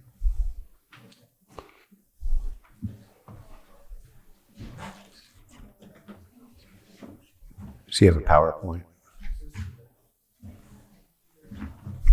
My name is Steve Pettyjohn. I am with the Acoustics and Vibration Group Incorporated out of Sacramento, California. Could you come a little closer to the microphone, Sorry, sir? and I know that because that's what I do. I started as an acoustics consultant in 1974, so I've been doing this for over 50 years. I have a master's degree in acoustics from Georgia Tech.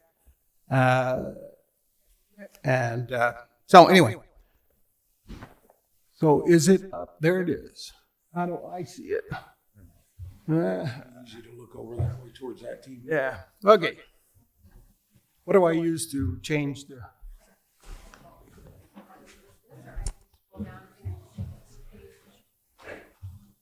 All right. Let's see if it works, huh?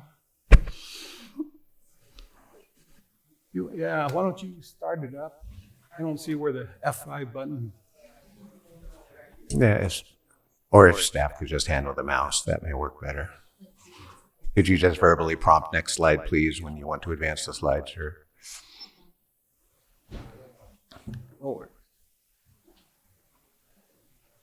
Okay, so we want to talk about the, a little bit of my background, the site plan, talk about the regulations and sound tests and the conclusions. Go ahead to the next one. Let's go on to the next one. Okay, here's the site plan again. This is where the sound tests were done on the 13th and 14th of September 2023.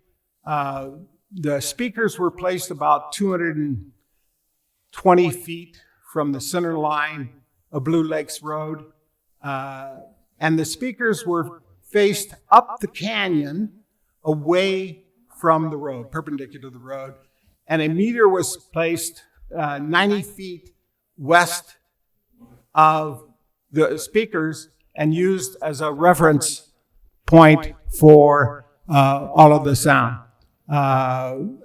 Sound was also measured at a position about 10 feet inside the sound wall that's along there. And position 1 was 8 feet outside the sound wall on the west side of Blue Lakes Road. Position 4 was at that corner position. It was will be shown on the next graph as the other position. So there were 4 test positions. Next one. There's the whole site and the test positions. Position 4, you can see there on the elbow, kind of in the lower right side. There was also a position 5, which was at the Narrows docks. That was not a measurement position. The position on 4 was used mainly to see how much sound is generated by traffic on Highway 20 and to predict what the sound level would be there at the Narrows. Normally when you have sound, background sound, and we're going to call background sound the sound you hear without the noise, the source of interest present. So the background sound would be everything that you hear, excluding the music. And normally when we talk, if you drive into a fast food restaurant and use the drive-through, there's a bunch of noise. And we typically raise our voice 10 decibels above the background sound in order to be heard when we do that. So the sound level there is about 56 at the dock. And we talk at 60 decibels 3 feet away. So people would have to raise their voice if they were on the dock talking to one another. And it was just a point of interest. Okay, let's go to the next one. This is a table of the sound requirements from the county. They are for residential area, it's 55 during the day, and it's 45 at night. dBA, average sound level over 1 hour. Now, I will say that the word that mine says the highest sound level. What your document says, the maximum sound level. What you don't know is that maximum is by American National Standards Institute, a sound measurement. So you were asking for the maximum sound level, when in fact you don't want the maximum sound level. You want the average, because that's what you state in the next sentence. So it's just something that somebody could raise questions about in a lawsuit. For commercial ground, please correct me. I assume that the Narrows is considered a commercial project. Is that right?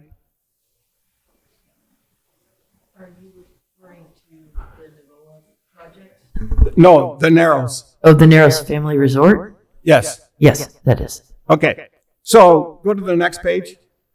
Actually, go to the bottom line of this page, and it says that for dwellings on commercial property, the sound limit goes to 57 instead of 55. Okay, go to the next page. The standards also require, if the sound is different, and I think what they mean is if there are pure tones, if someone is hammering, then you have to meet the sound at different frequencies. Okay, if you think of a piano, when you go to middle C on the piano and hit the string vibrates 250 times per second, 250 hertz. And you'll see 250 hertz is one of the numbers up there.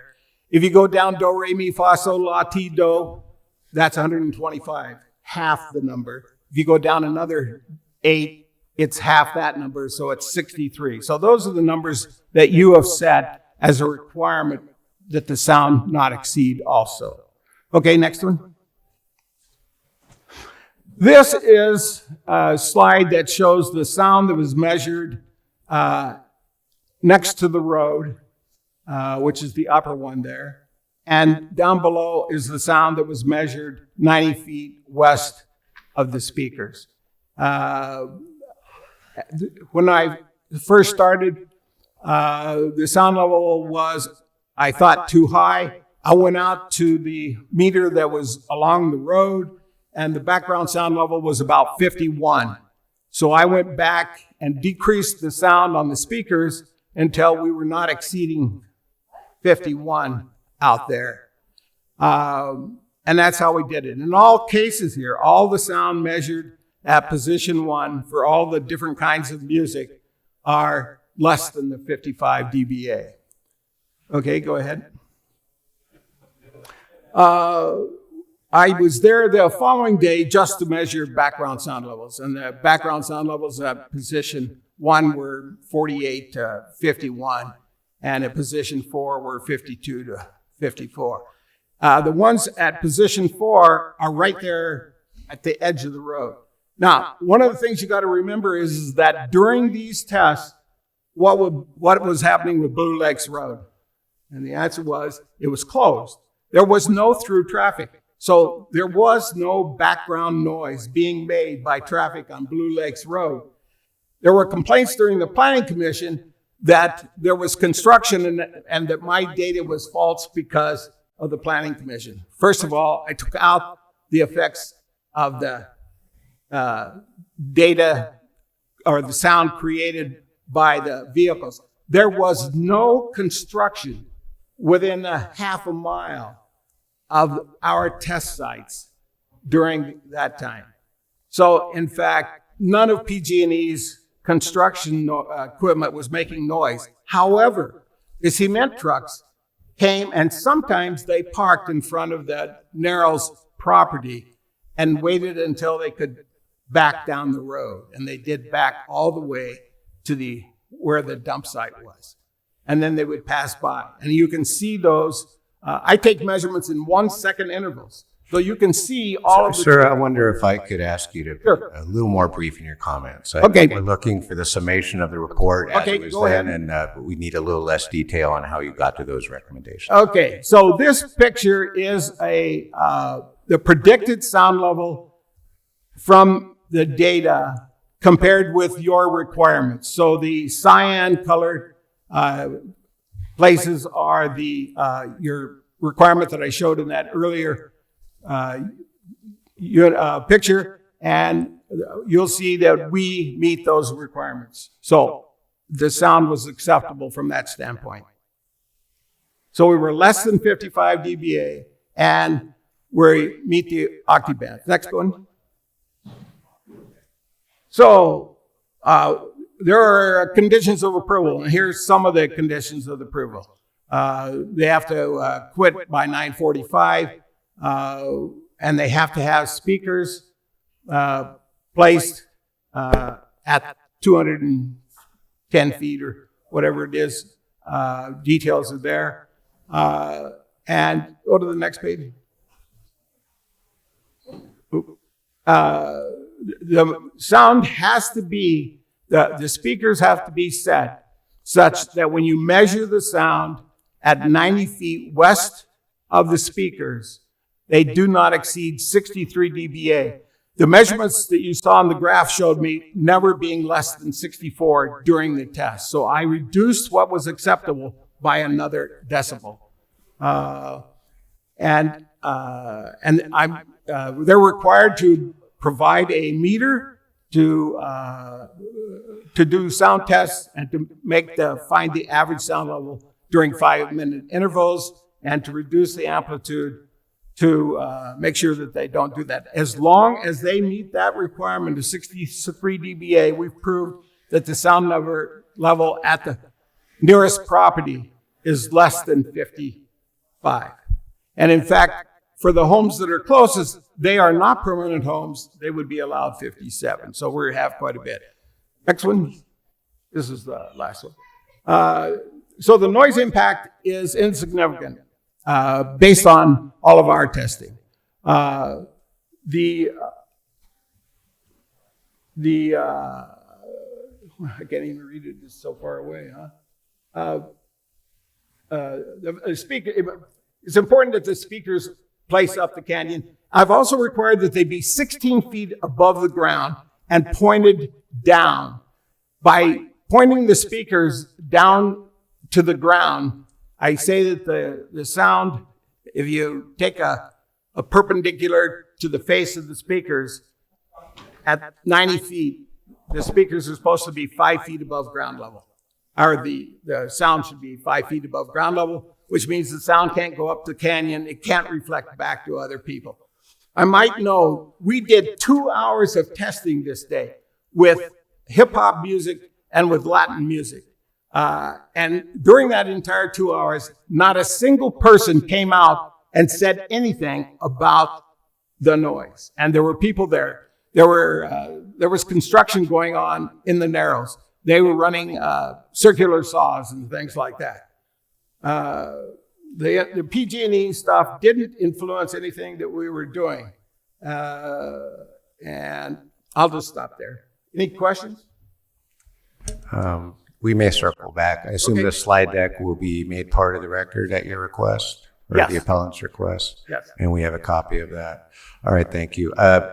What I'll do is I'll ask if we have questions. We may take public input first, and then we'll circle back if there's any questions of either side that we need to do.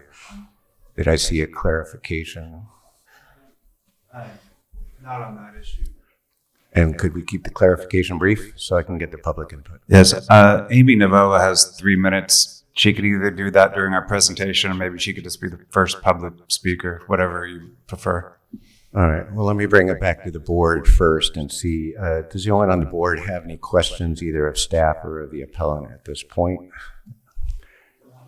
No, I'm fine with just letting the public speak. All right. What I'd like to do then is go ahead and open up public input. Again, it's been a long morning already. If you have questions, please ask the questions, but don't stand there waiting for an answer. We'll circle back and get those answers for you. It's more, this is your chance to speak to us, not necessarily engage in a back and forth dialogue. So if you want to come up and speak on this subject, please do so. And let's make sure everyone was sworn in that does testify here today. You did take the swearing in? Thank you. Please state your name. Hi, my name is Amy Novoa. Me and my husband own Rancho Novoa. I worked at UPS in Ukiah for 33 years where I retired, and this is where we wanted to start our small business to give back to the community. When I first brought the idea to Eric Porter, he was very excited about this project as all of his other major permits were for cannabis, and he said this is exactly what the Planning Commission is looking for. We watched one of your local your Board of Supervisors meeting where the community development stood right here and said that they were explaining how they give grants to small businesses. And they were looking for other small businesses to help small businesses. And especially they were looking for venues. Well, here we are. We're a venue. We're here for the community. We have done everything that has been asked of us for this permit, including all reports. And it's been very costly and very stressful to us. We are just a family. We don't have corporate backing, and we don't have investors. It's been a labor of love. My husband has done all the work, as you guys know. We've done all the permits. We've been inspected. Everything's here. You know, we during another Board of Supervisors meeting, they were asked to revoke a major use permit, and to me, it makes no sense. If you can revoke a major use permit, why wouldn't we be at least given a chance to have our business, our resort in a resort area? I would also like to mention that during this process, we have endured. We've been yelled at, harassed, petitioned, videoed, trespassed on, threatened. All of this has been reported. We reported this through the county helpline. Even though we've been treated unfairly, due to misinformation on social media and through the town meetings, we want to make it clear that it's worth fighting for because we're here for the community. Unlike some people not wanting Blue Lakes to change and be exclusive, we want to be inclusive. We want to include everybody. We're a diverse family. One of the things I really like to say today is not all of our events will be big, and not all of them will have music. And this is what I would like to just go over a few kinds of events that we want to offer to our community. First of all, my husband has a classic truck, and we would like to offer an area for truck clubs and car clubs to come. My 13-year-old son is here today. He's a 4-H member. Now, we would like to offer a place where they could have a camp out, they could have a fun day for the kids. This program shapes our young citizens. We would like to have a place for them to gather. They can unhook for the day from their electronics. They have a photography. They could take pictures of nature. They have a craft group. They have a cooking group. They could, gather and be outside and in nature. And this is something that our area could provide even for the Girl Scouts. Same thing. We have a vintage trailer car club. Maybe that could come together. Churches could also come, and instead of music, maybe they'll sing hymns. Fundraisers, celebration of life, family reunions. If you could please private wrap parties. up your comments. Thank you. Okay. Lastly, we're here to help other small businesses, and we can create tourism and provide a beautiful place for everyone to make memories. Please vote yes for us today. And this is a win for our community. Thank you. Thank you. Next speaker, please.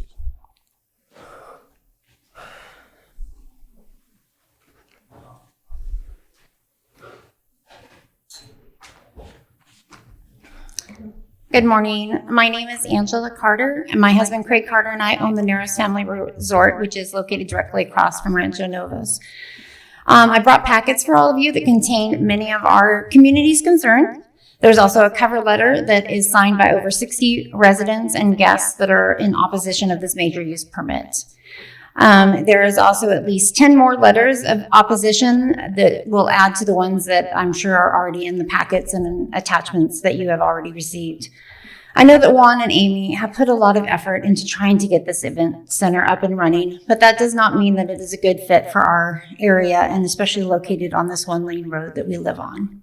And we do live there year-round, several of us. The recent staff report, the majority of the public concerns are noise, traffic, and the emergency vehicles.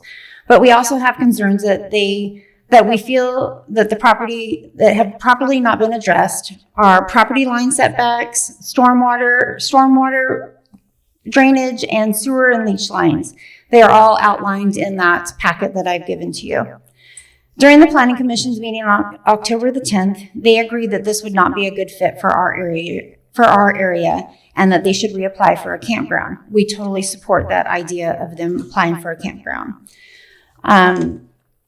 We are a small business. Craig and I took a rundown resort that people had stopped going to, and it was falling apart. We've sank our life savings into it. We work 18-hour days, 7 days a week for the last 5.5 years to bring it up to a beautiful, peaceful place that families come to year after year. They come here for the quiet, safe atmosphere, and this brings a lot of TOT tax to this county. We've brought everything up to code. We feel that people enjoy it, and they come back year after year, and you can tell by the signatures and the letters that this is what people are wanting. We brought our population down from 200 people down to 120 people because that road is not safe for them to travel on. If you could speak to the project being appealed and not your property. Yep. This is why that we feel that it's not a good place. We've made it a habit of advertising for other local businesses and things like that. On the staff report on page 11, chapter 3, under land uses, it says that it's to prevent incompatible uses, the county shall prevent the intrusion of new incompatible land uses into existing community areas. It wrote on there that none of the surrounding lots contain uses that are incompatible with the proposed special event venue and campground uses. Well, this is false because we don't have live music. We don't allow any amplified music. And this is, like I was just trying to say, that we only allow 120 people on our property, and this is going to propose something that's over 250 people. That's not what we do so that's exactly the opposite of what we're having. So, thank you. Thank you for your comments. Next speaker.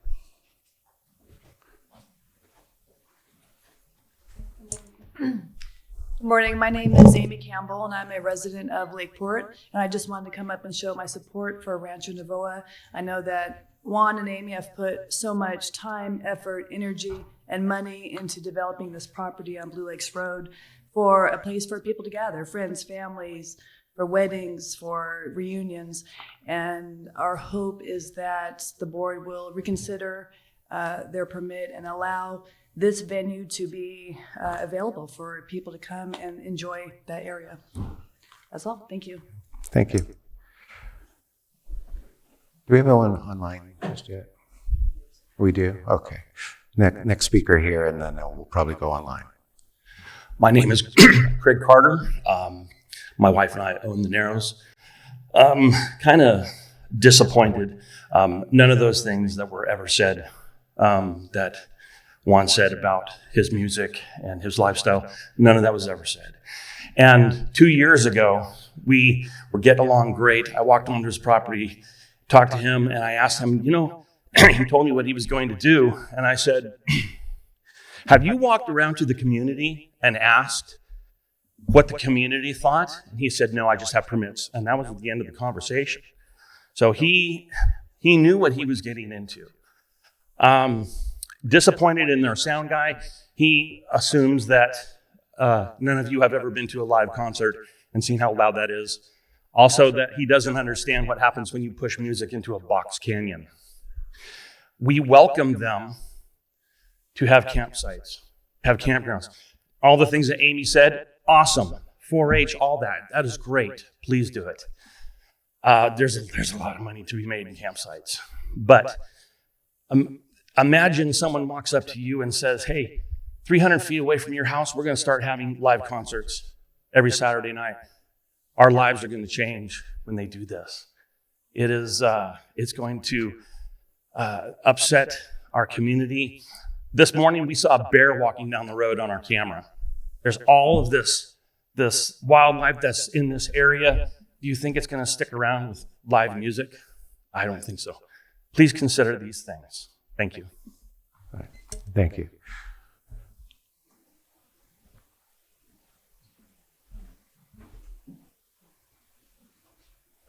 Good morning. My name is Jim Moreta. Could you please pull the microphone down?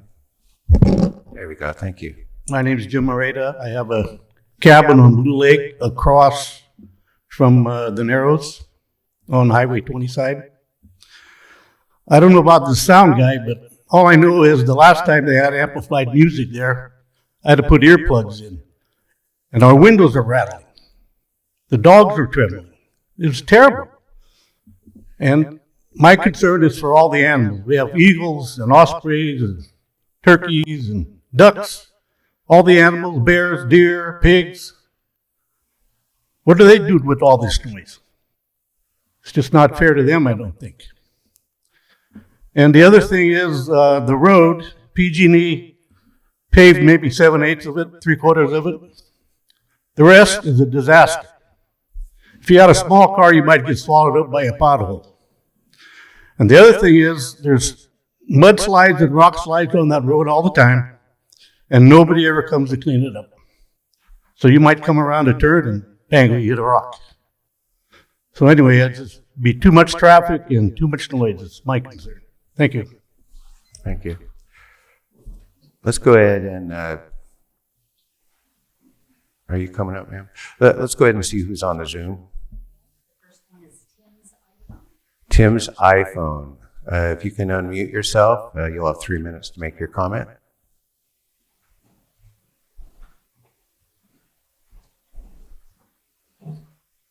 Are you with us, Tim?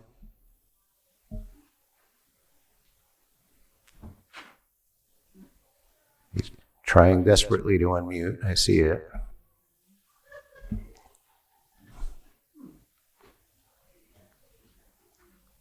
What's that star thing? Star 6. Star 6. Our highly trained supervisorial staff says star 6 will get you unmuted. Let's go on to another commenter then, while we work out those technical difficulties for Tim. Who else do we have? The next caller is Elijah Engstrom. Elijah, if you could unmute. We'd love to hear your comments, and you have 3 minutes.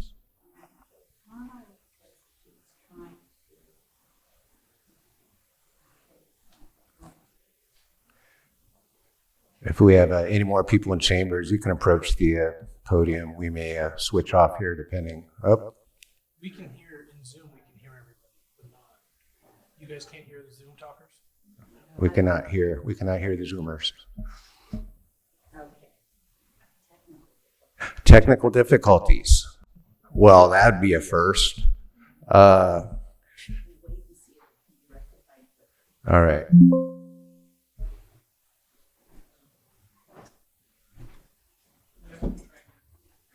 Can we try Tim? Let's try you again. Let's go back to Tim. See if you unmute yourself.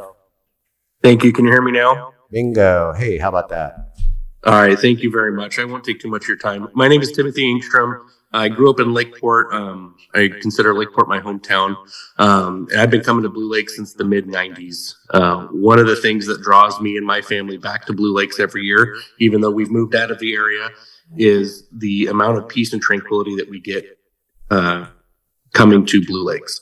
I feel that a live music venue and additional traffic on Blue Lakes Road is going to significantly deteriorate from that peace and tranquility. Additionally, that road will not support that. Even the U.S. Postal Service refuses to deliver mail to people that live on Blue Lakes Road because of the conditions of that road.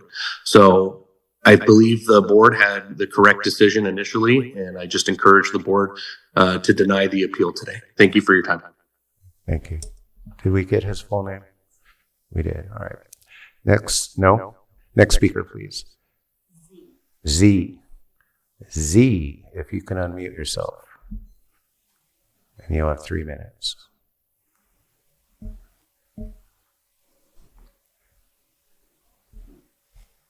The Z speaker is not with us. Is there someone named Z online that was just a comment? You have your hand raised. If you could unmute yourself. All right. Anyone else in chambers?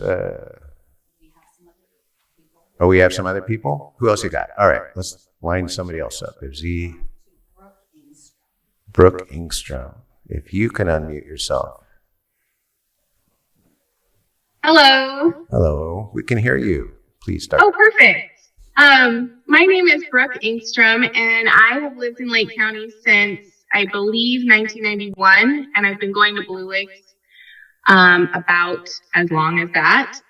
And I also would have some major concerns about the road out there, bringing in 250 people. And as the Carters have said, they don't have a problem with the campground. I don't have a problem with the campground either. It's the amplified music and the large 250 person event. I am a wedding photographer by profession, and 250 people is a ton of people. So you have the amplified noise, but then you also have 250 people making noise as well. So it's going to add on to that. So I would urge the board to deny this appeal and keep the tranquility and peace that Blue Lakes has to offer. Thank you. Thank you for your comment. Next speaker. T. Pierce. Please unmute yourself. You'll have 3 minutes. Hi, everyone. This is Teddy Pierce, and I just wanted to let you know that my public comment was not opened yesterday. It would be good if that could be read, but basically we own a home right down next to Pine Acres, and I'll just say a couple things about sound and safety. One is that when the Narrows used to have concerts, we could hear the music way down there. Now, I'm not saying I enjoy it personally. I enjoy hearing the music next to it, but it bothers other people. But to say that the sound doesn't travel, especially across water, is just not accurate. We hear it all the time, even if it's not that loud. The second thing I'll say is about the safety issues, and I believe Jim Moreta got up and spoke about that. You know, the roads are bad. A lot of the roads have been fixed. I was just on those roads about 3 weeks ago. A lot has been addressed, but there's still parts that are very torn up and broken. And I'll just say that living next to the beach down at Blue Lakes by Pine Acres, there have been several incidents that have come up where people have either overdosed on the beach or ripped their ankle off in the rope swing. It has taken first responders 2 to 3 hours to show up out there. That's the average. I know everybody's got a lot going on, and it's hard to get out to Blue Lakes, but there won't be any kind of immediate support. If there's an accident, somebody runs off that road because you can't get 2 people by that road, or, you know, a fire gets started. I've evacuated several homes right up on old Blue Lakes roads that are friends of mine because the Cow Mountain was burning very, very rapidly. And it's dangerous. It's very dangerous. And I'm surprised that this doesn't come up a little bit more. But I just wanted to do that and just let you know that my public comment wasn't really forwarded. Thank you. Thank you. Next speaker. Celeste Campbell, please unmute. You'll have 3 minutes.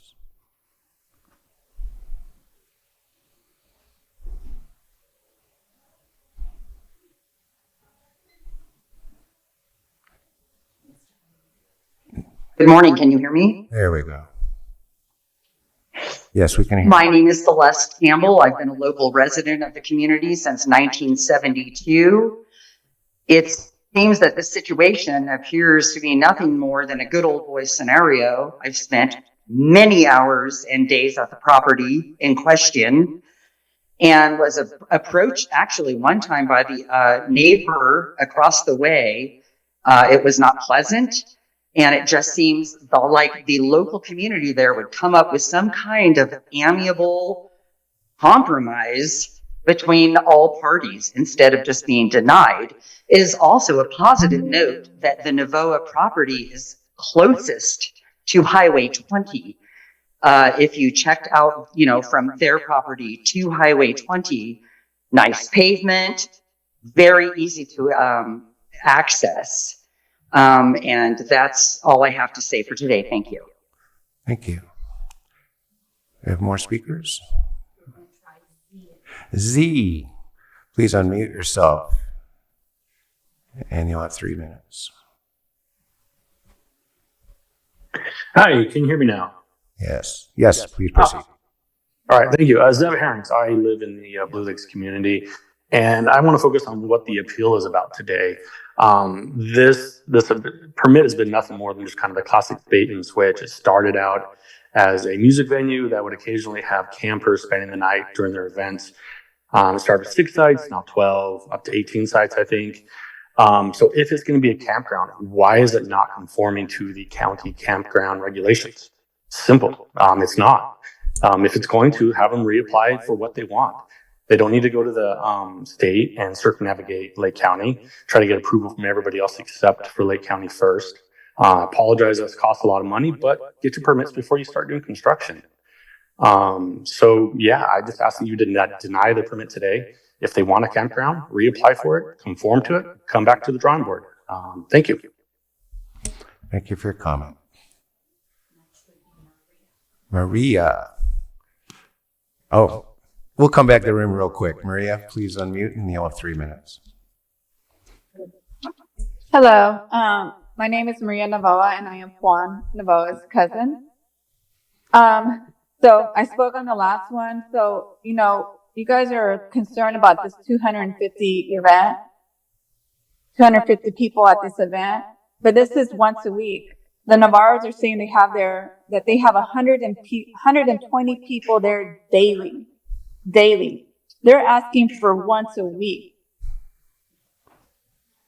I was like, they act like the music is going to be playing 24 hours. It's a certain time. And it's going to be off at 9:45. I've been there for a wedding that was absolutely beautiful. And the music was off. Nobody came over to complain. And they talk about the road. The Navarros have big trailers coming in and out daily. That's 120 people coming in and out daily. So maybe they should get their campsite turned down because that's a lot of people.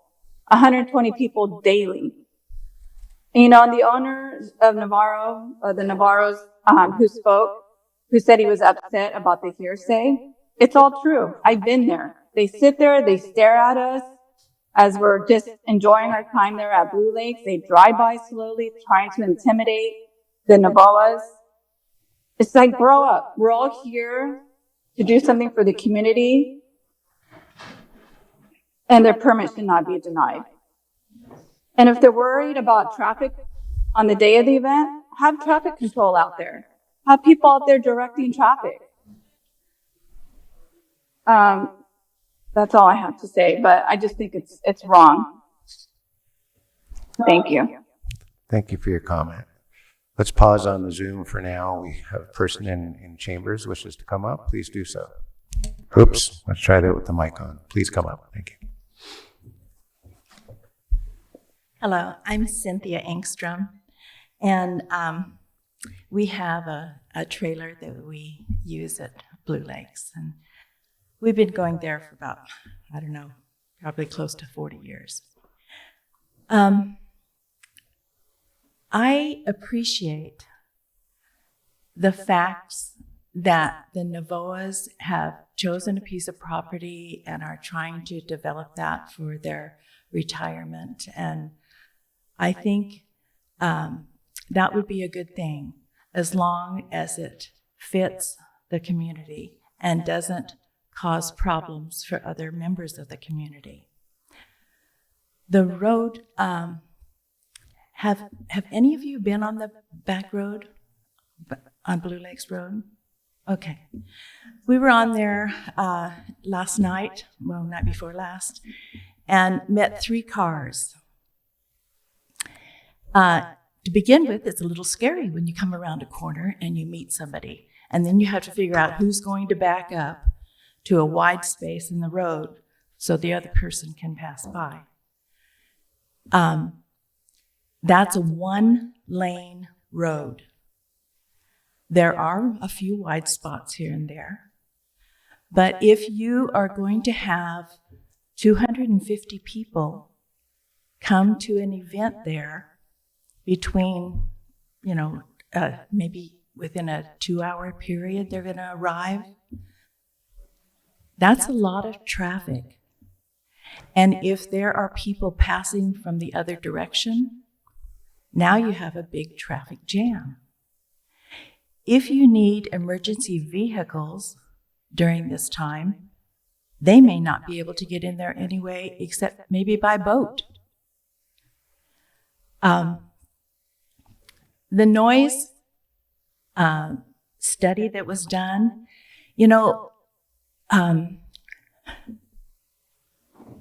people who want to take a survey or do a study quite often adjust that to fit the outcome that they want. And it sounded like they were adjusting the music level in order to get to the right decimals. Well, during a party of 250 people all making noise and the music trying to be louder than the people, there's going to be a discrepancy there. Noise is different under different conditions. I brought with me a little music box. I'd like you to hear this little music box. If you listen really carefully, can you hear that? Please conclude your comments, ma'am. I will. And now, if I place it on my hand, it's a little bit louder. But if I place it on this counter here, Ma'am, please conclude your comments. Thank you. the point is that noise is affected by the water in the lake, by the hills around, and it affects the people all around the lake. Thank you. Thank you for your comment. I see another speaker. Please.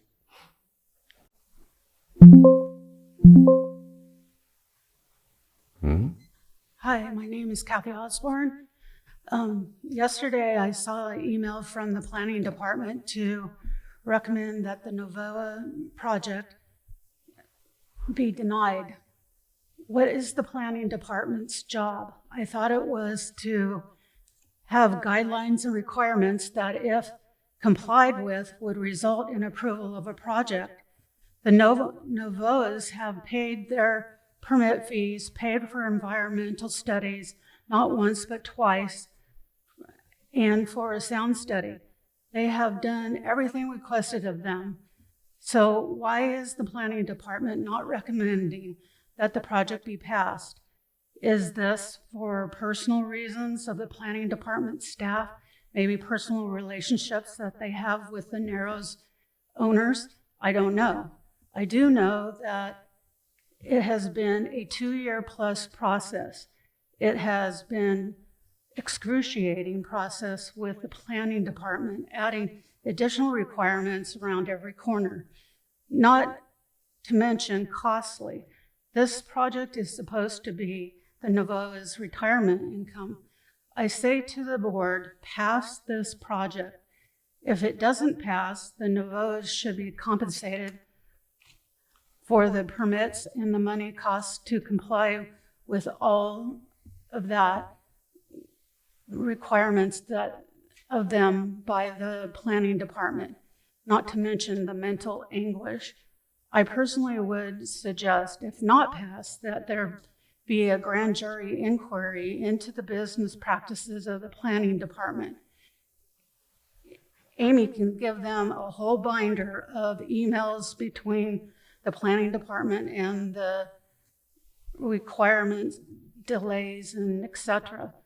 The grand jury should look into requirements being equal to all applicants regarding race or religion.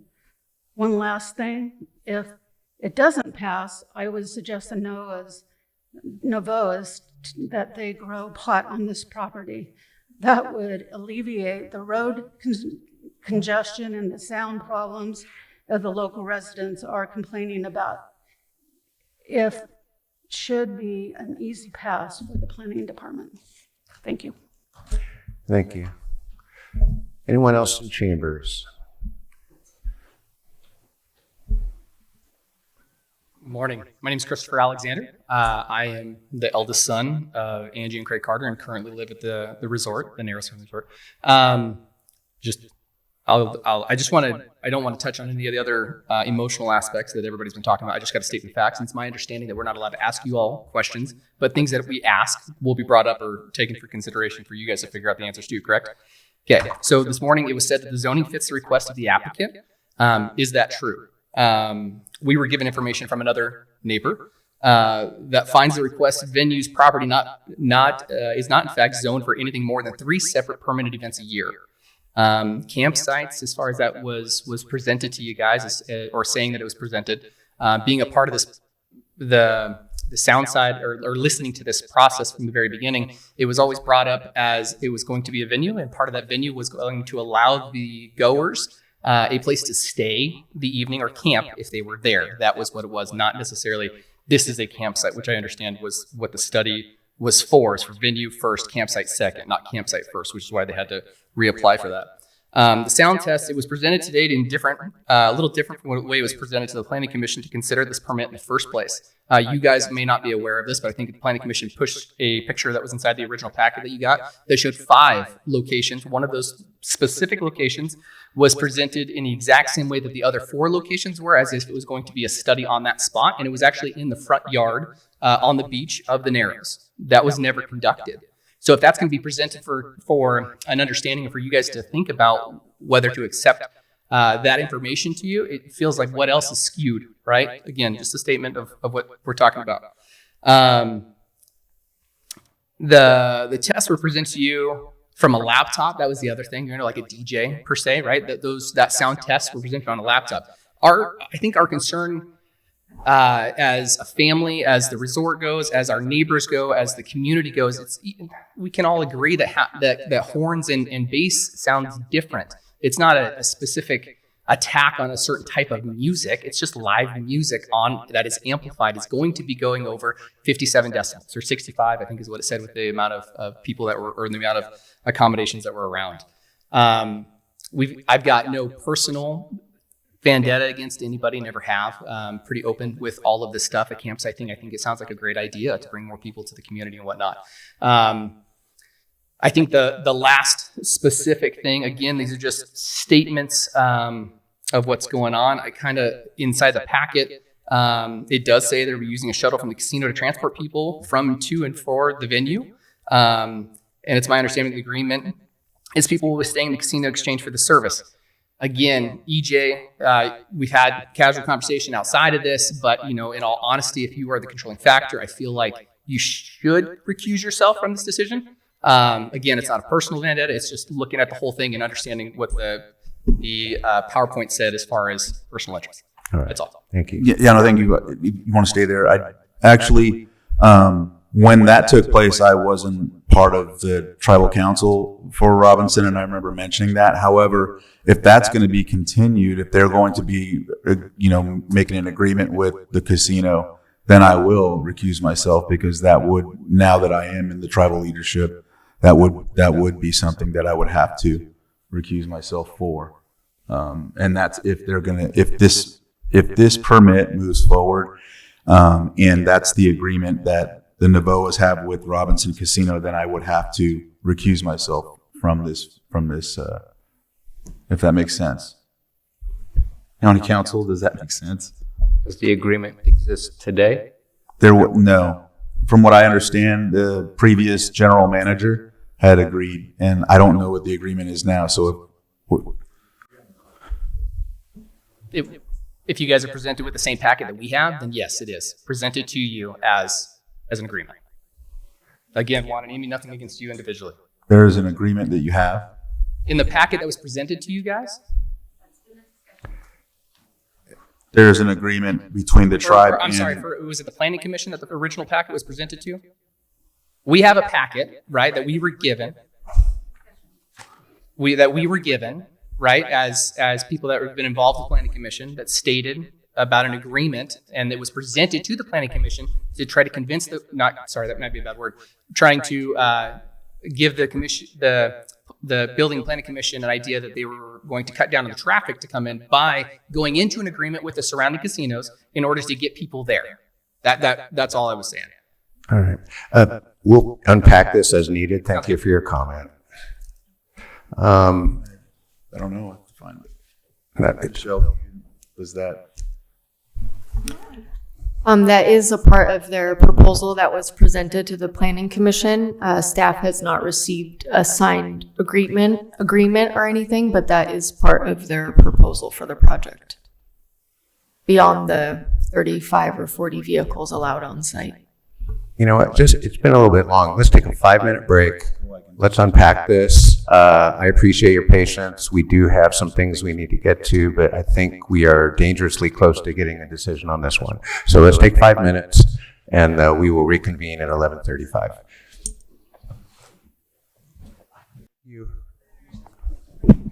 Jake, thumbs up in the little cave. Thank you, Jake, for manning the little cave. We appreciate you.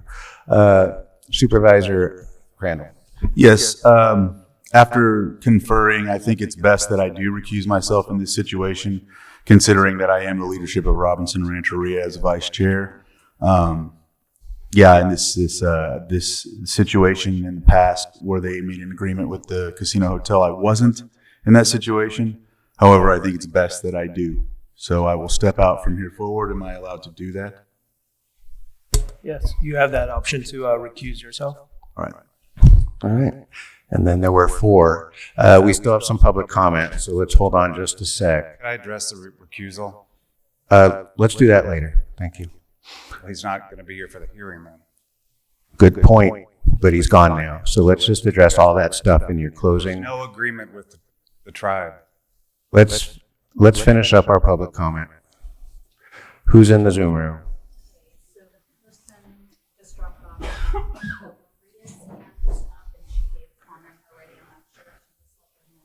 It's possible she just left it, and I'm not going to reopen if they've already commented.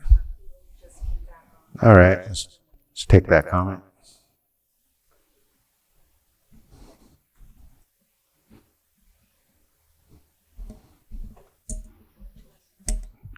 Okay, can you unmute? I think I'm unmuted. Am I unmuted? Yes, ma'am. My name is Kay Summerfield. I've lived in Blue Lakes since 1977. My husband and our boys were raised here. And our major concern is that the infrastructure is not there to support their project. The road is too narrow. It doesn't support 2 cars going by. If you've ever been on that back road when there was an emergency, when they shut down Highway 20, you understand it's just a nightmare trying to get by. And we're a small area, and to add anything else to it is it's really difficult, because we do believe that it's the county's responsibility to protect the people. If there's a fire and you have people at the venue and all of a sudden there's a fire, they're not going to wait for a bus to come in. They're going to take off running, and you're going to have people running down the road trying to get away from a fire or a gunshot or any other emergency. And you're going to have emergency vehicles trying to get onto that road. And That's basically all I have to say, is I think it's just that the infrastructure is just not there to support another venue. All right, thank you. Any other Zooms? I think Todd spoke already, right? All right, Todd, please unmute yourself.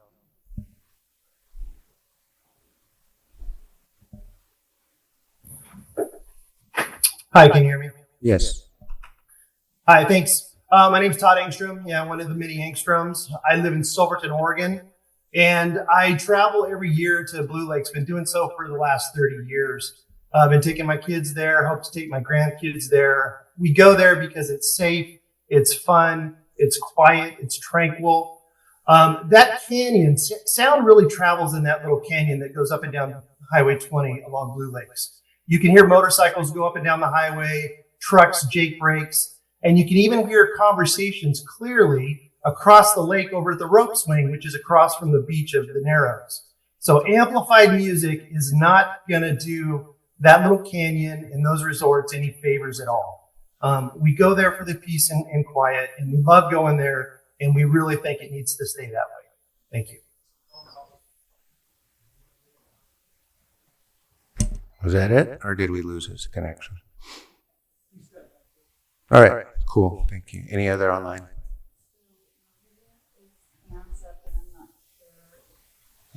All right. Anyone else in the chamber wish to comment on this? And just to be efficient, let's line up. Sorry, ma'am. My name is Drew Wallace, longtime friend of Juan Novoa. I've been a regular at Blue Lake since I was probably able to learn how to swim. And for the past few years that we've been trying to go down there and utilize the area, you can't. The roads are always congested. There's so many people that are using the Highway 20 side of Blue Lakes as recreational areas, and it becomes a danger to me. They leave trash. And I've been up to Juan's location and checked out his primary idea. And I'm hoping that everybody in the community has a open idea that he has an ability to create a little bit better venue for the local locations. Let people come in, let people actually have the ability to see what Blue Lake is actually all about. I just, hopefully two people can mend the issues of what's going on here.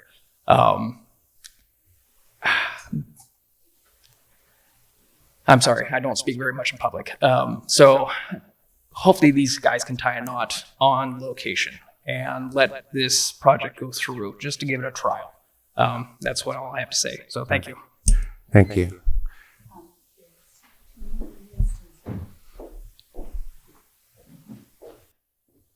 Hi, my name's Pamela Rossetti.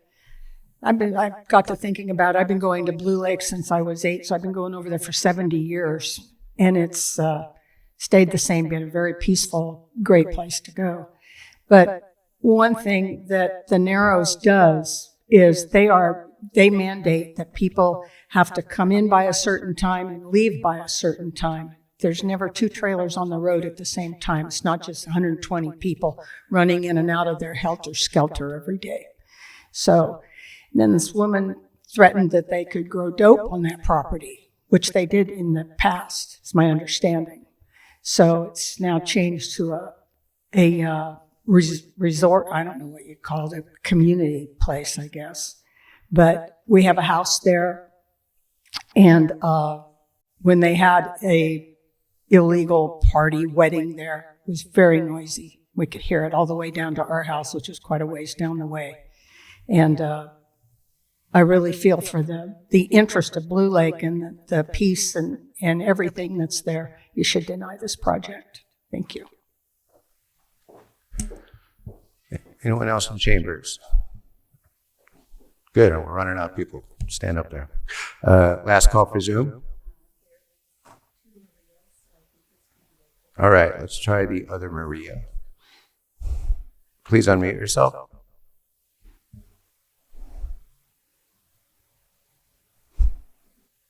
Or not. I don't see the other Maria there. What do you see?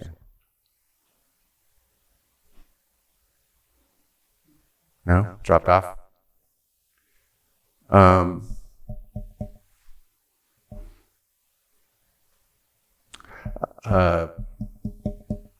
Looking at county council.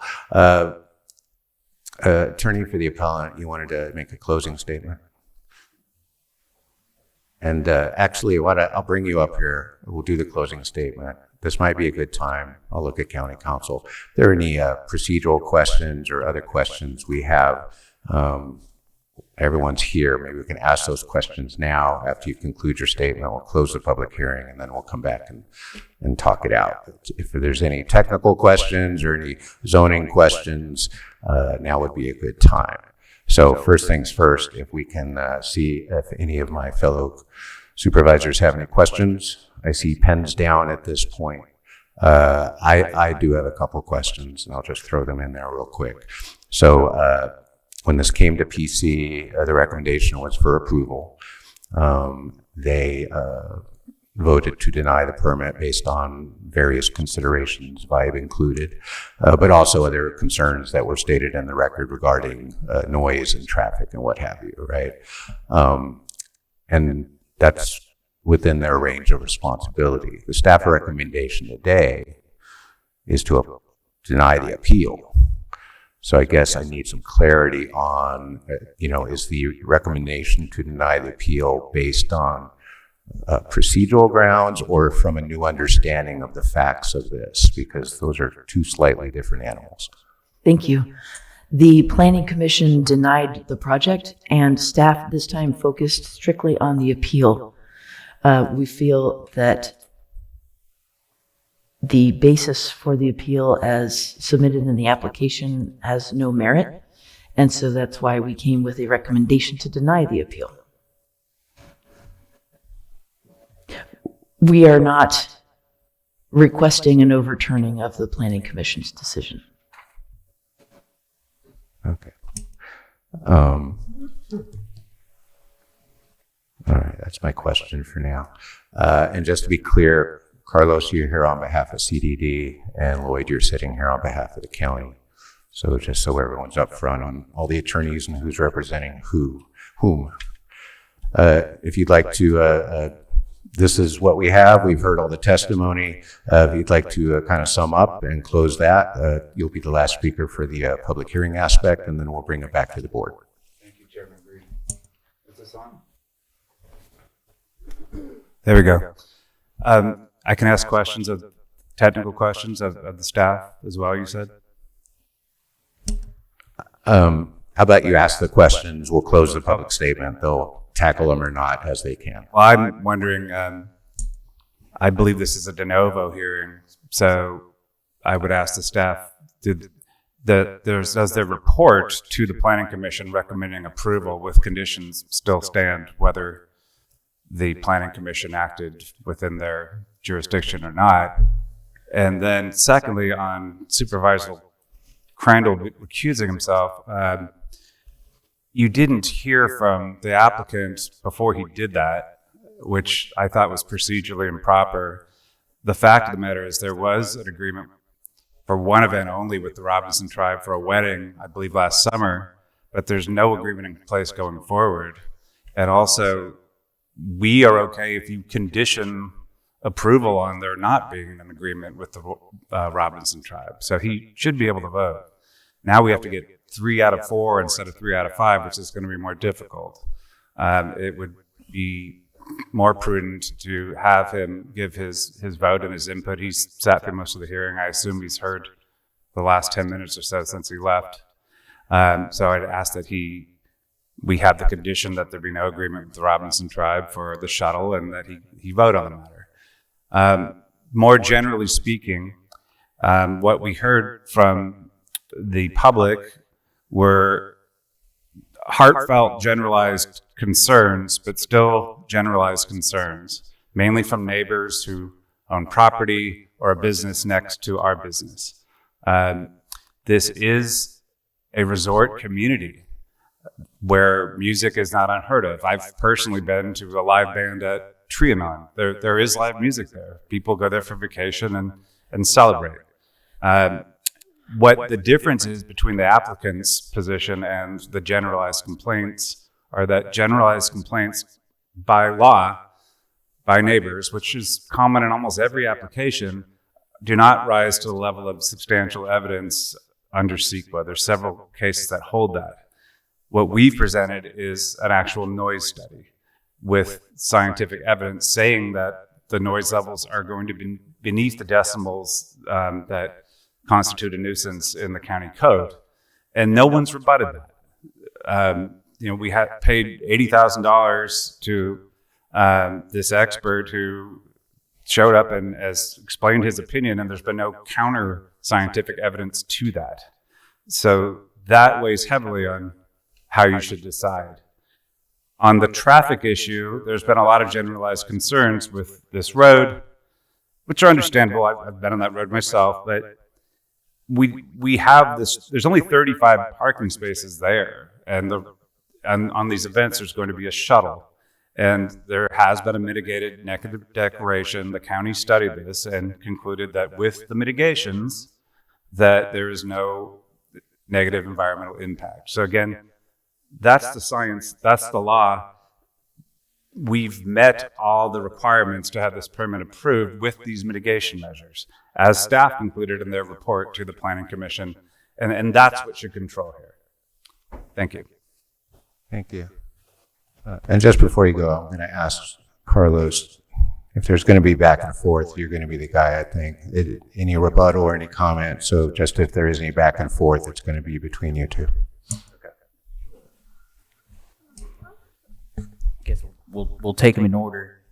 As far as it goes for Supervisor Crandall, as long as a agreement with Robinson Rancheria is even contemplated, it may not be proper for him to sit.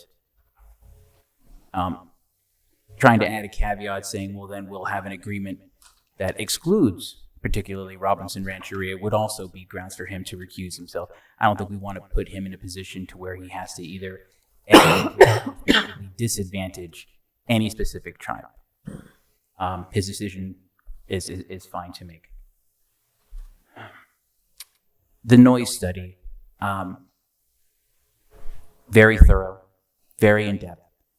But in the end, what it shows is that music can be played low there. I could tell you that. I could say I'm going to keep the volume at 2. That doesn't necessarily mean that it will be. So I think for all the arguments for and against the noise study, let's remember that all it truly does is say that music is capable of being played at a level that would meet the county standards. Not that it will, and not that it won't have any other effects. When it comes to the Planning Commission's decision and what they decided to take into account, these use permits, these major use permits, these aren't purely ministerial. This isn't a checklist and then automatically it's approved. There's a reason it goes before planning commissioners, and planning commissioners are appointed because of their general experiences in the county. They're familiar with the area. They're not merely umpires. They're not just checking boxes. They're supposed to use all the experiences they've had. I think their decision was well within their purview. Whether you agree with it or not, they're free to make it. In terms of public comment reaching substantial evidence, when the Planning Commission sits in judgment over a use permit, they're allowed to consider the entirety of the record. They're supposed to. Public comment is part of that record. We don't take public comment and throw them into a black hole where they're never considered and never heard. This isn't a way to just placate the people. This is a way for them to have meaningful input. And now, whether CDD supports the current iteration of this project, that's truly up to CDD. I think it would be clear, or it would need to be made clear what it exactly is that you're being asked to vote on. Is this the year-round campground sites, or is it just the event specific? Because I don't think that's been made clear yet. We should know exactly what it is that's being asked of you before we ask you to make a decision. Thank Briefly. Thank you. On Supervisor Crandall, my understanding of the law is to have a conflict of interest. There has to be some sort of monetary interest that he would have in the project, which might be the case if there was an agreement that the casino would house the guests to a wedding or whatever. But if we condition the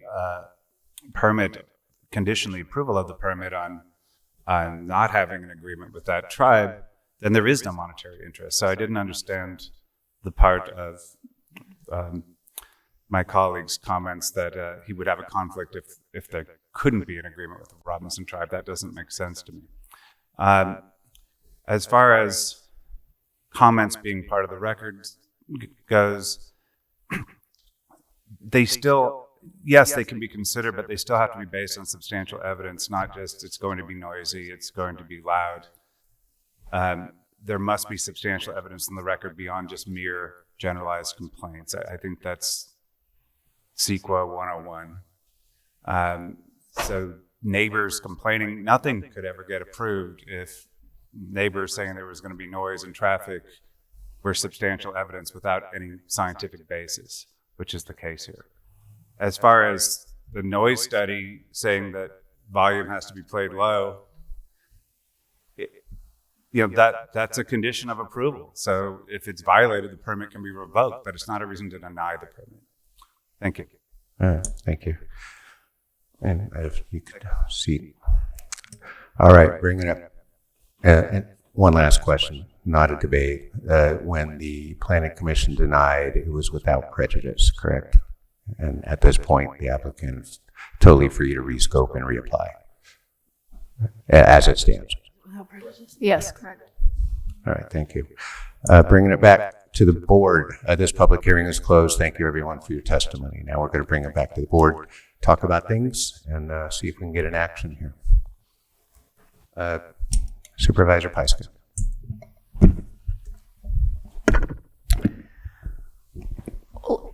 I think this is a really interesting and exciting project. And I applaud you all for being entrepreneurs and, trying to bring something like this to the area. But I can't support a project that has this many people out on a one-lane road. I've been in fires. I've watched evacuations. I know what happens. And this is a life safety issue. We already have established businesses out there. We already have homes and summer homes. There's already a population out there. And I think bringing more people in, and even if there's a shuttle situation, you still have to bring a shuttle in and move people out. And that will put an undue burden on our first responders who already have a responsibility to act during that emergency. So as written and as this is, I cannot support this. Supervisor Sabatier.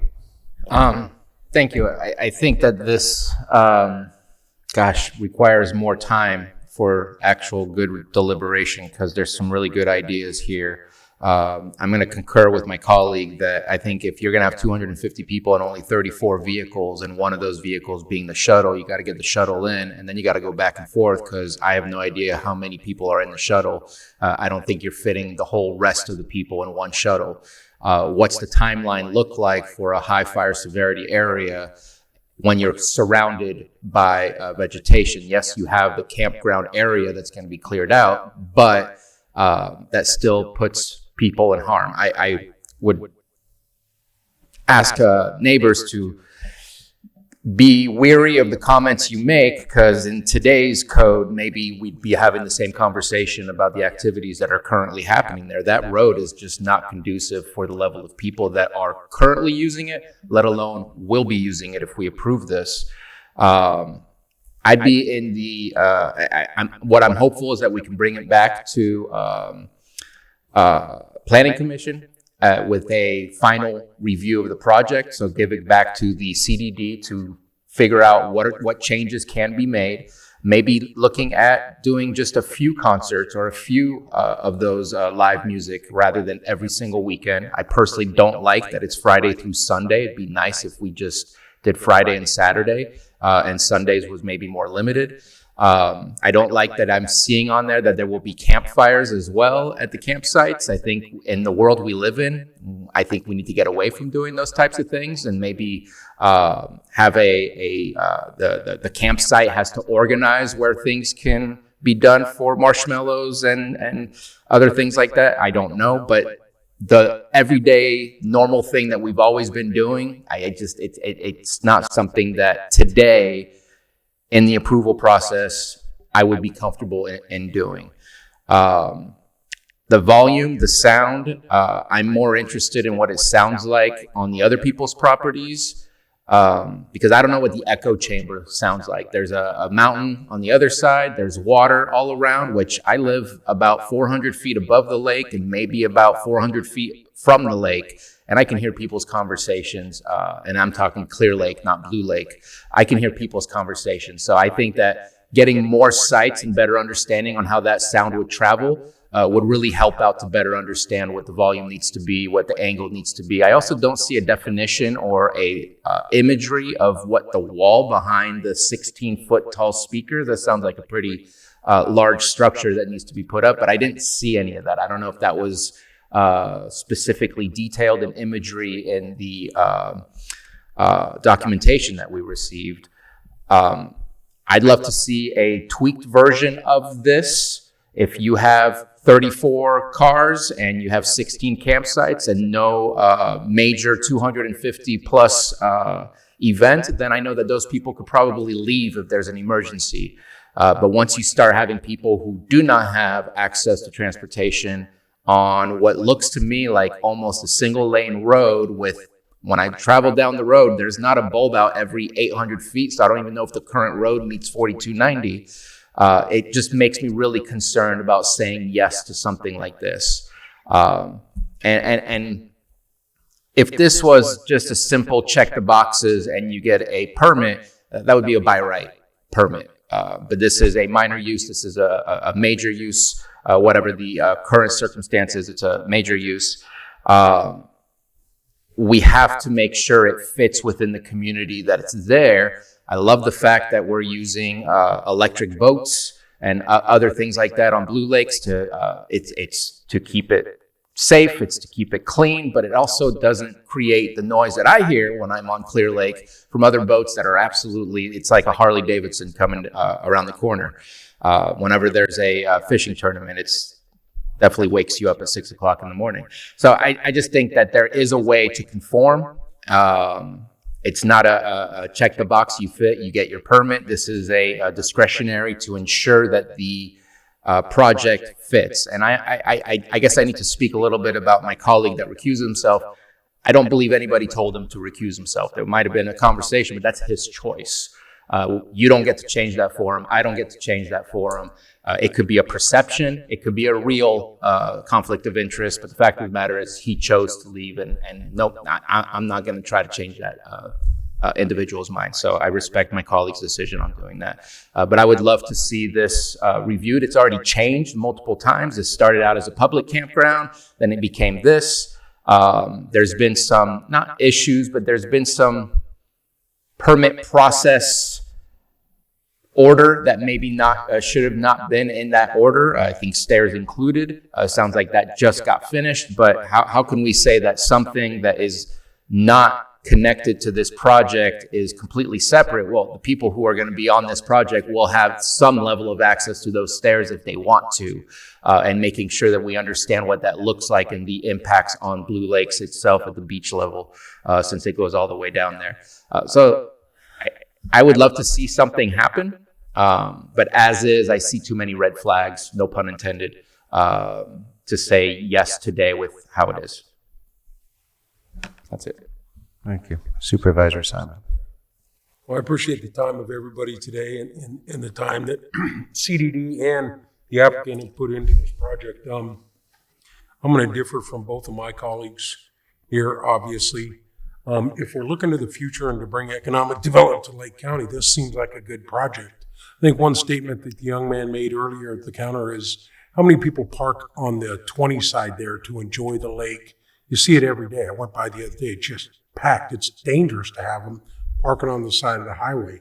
I think this project would get people off of the highway into the resort area to enjoy the lake, give them opportunities.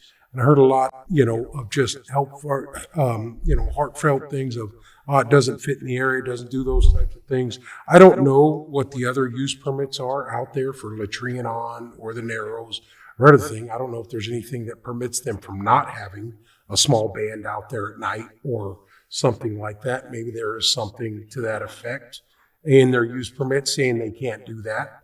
I don't know if there's a limit on how many people can go to the Narrows from the county side of things. I did hear the Narrows owners say they've limited how many people can come in there. Are there any limits on how many folks can go to the Narrows from the county's use permit side? I'd have to review their conditions of approval. Typically, if there are limits, it's set by the fire marshal regarding capacity. But I'm not aware of that. No, on how many people you can have. Additionally, just to answer your first question, the use permit for a campground does not include amplified noise. That would be a special event permit. It could be included, but it's not automatically. And that's how many you can have on a yearly basis for the special events? We do have a zoning permit that's available for a special event, which allows for 3 during a year. That is an over-the-counter permit. So if they meet the requirements in our zoning ordinance, we're able to issue that permit. And it is a challenge, no doubt about it. The single lane road, we understand the challenges there with the fires that we've had in the past.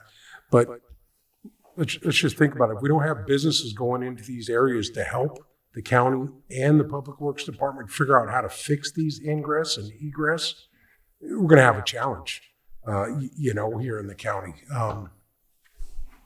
I just have trouble that, for me as a supervisor, that, the first recommendation was to approve this project.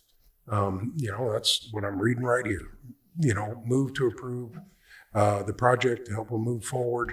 And to do this, I think the work has been done, and at this time, I understand, two of us have already made that comment, so it's going to be a challenge to move this thing forward if that was going to happen.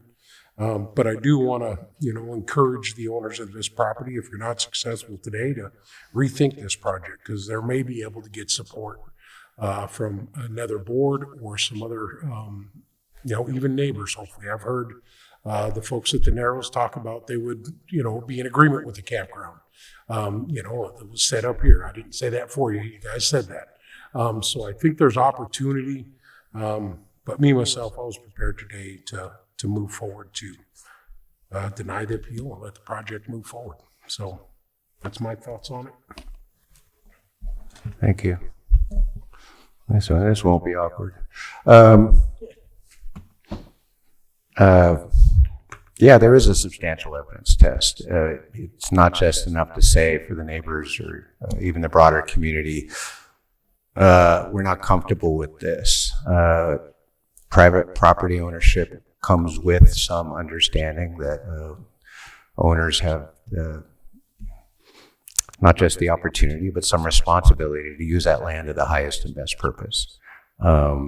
And it was interesting to hear all the concerns raised about fire access and all that, because they apply not just equally to the proposed project, they apply more so because we have existing projects that are definitely not in an ideal fire safety situation, not in an ideal traffic situation.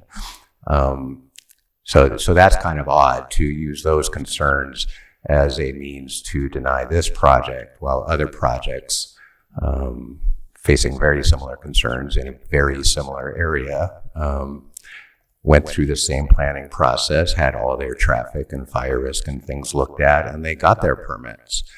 And there is noise in the Blue Lake area. It's not amplified noise. I did note that the type of music may have generated some of the complaints. I can't really speak to that because we didn't go down that rabbit hole. But change is hard no matter where you go. I think the applicants, the appellants in this case, have shown creativity. I think the using the shuttle from the casino as an example. You know, it can be hard to get a lot of cars in and out of there. So they experimented on the shuttle, and it turned out to be a good thing. And the fire evacuation thing, I'd much rather see 3 shuttles packed to the gills than 35 cars. But, you know, for us to sit here and micromanage and say we like this and we don't like this and we don't like amplified music. And there's also been a little bit of a paper trail at planning. So I'm basically in agreement with you, Supervisor Simon.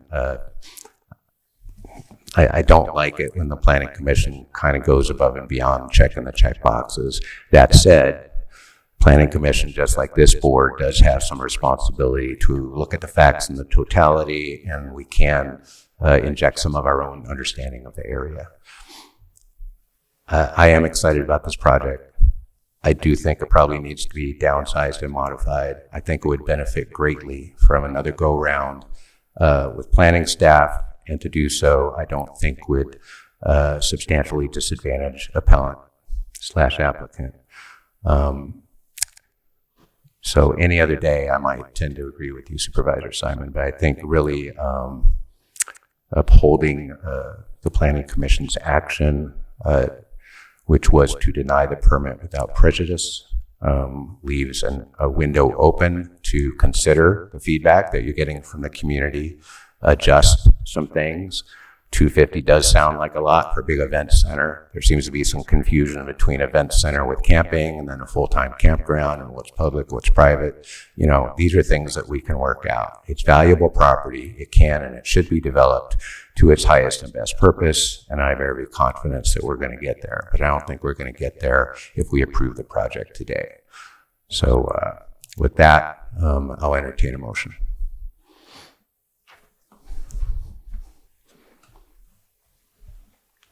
On page 6 of the staff report, I believe.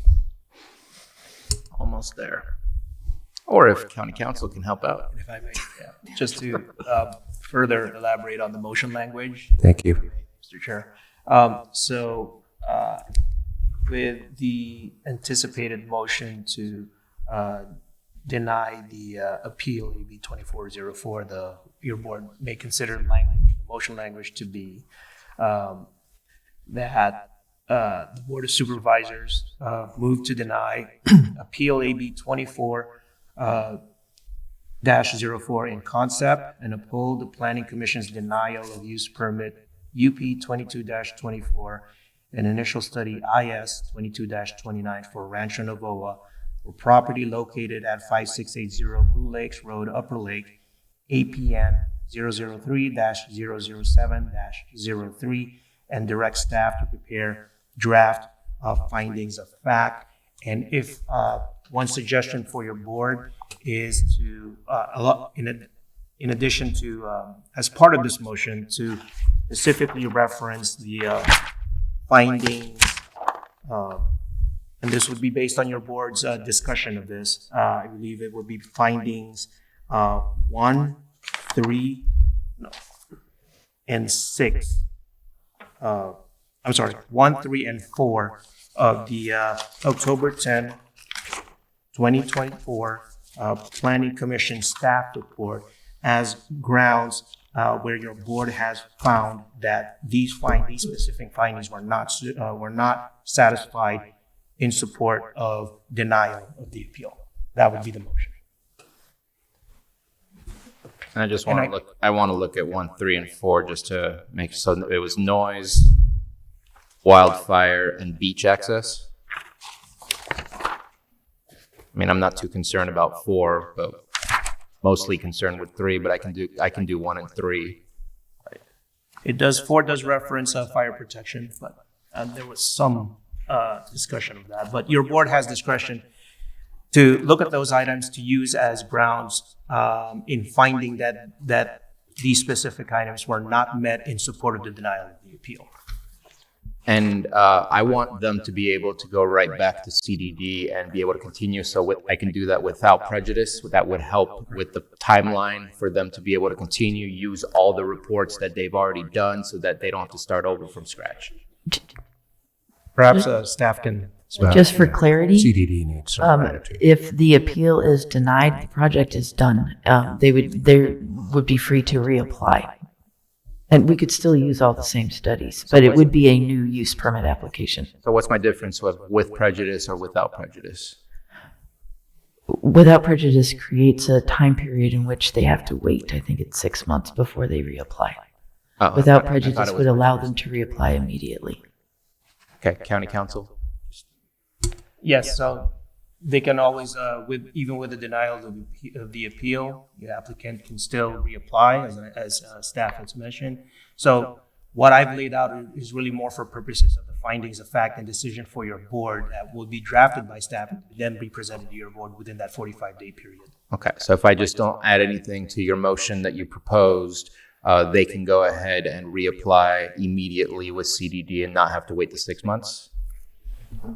We would wait until after the findings of fact are approved, but yeah. Okay, but they don't have to have a timeline after the fact, and that's Correct. 45 days for the findings to come back to the Board of Supervisors, correct? Correct. Okay, so I Last question, can I? And then if there is a fresh app period, there would be a pre-application process as well.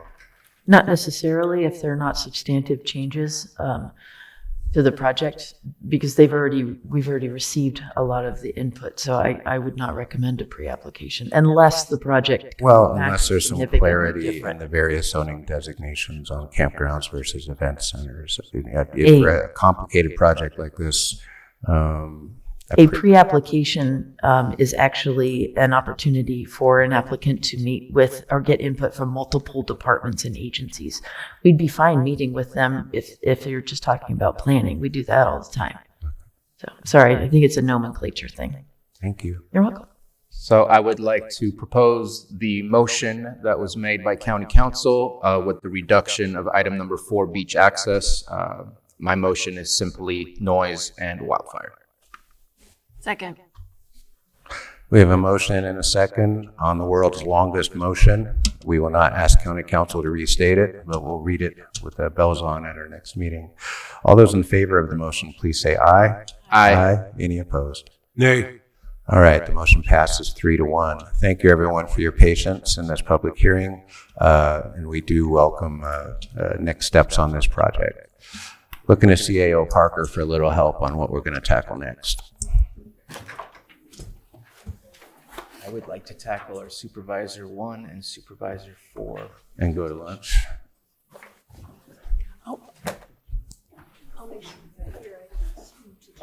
Okay.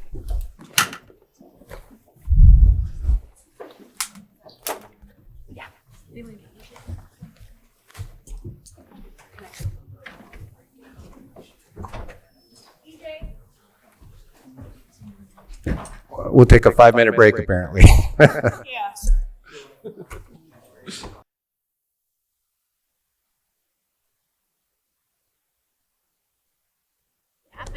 For the record, I don't have a cowbell today, but I really wanted one.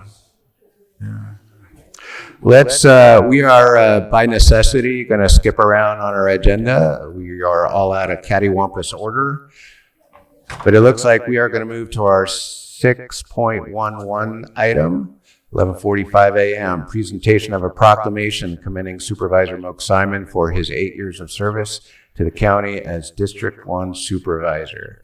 And who's got procs and plaques? All right, EJ, let's get her done.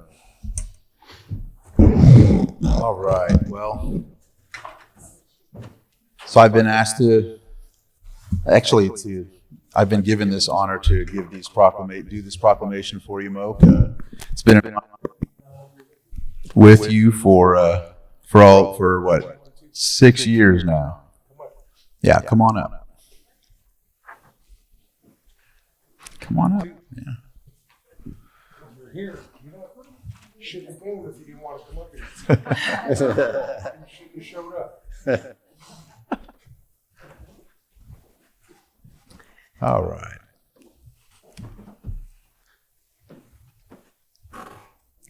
All right. So as I was saying, Moke, it's been an honor working with you for the past 6 years. You being the first Native American elected to the position, awesome. and for the family supporting Moak. I know how important that is, and I'm going to go ahead and continue on this proclamation. So, proclamation commending Moak Simon on his 8 years of service to the county as District 1 Supervisor.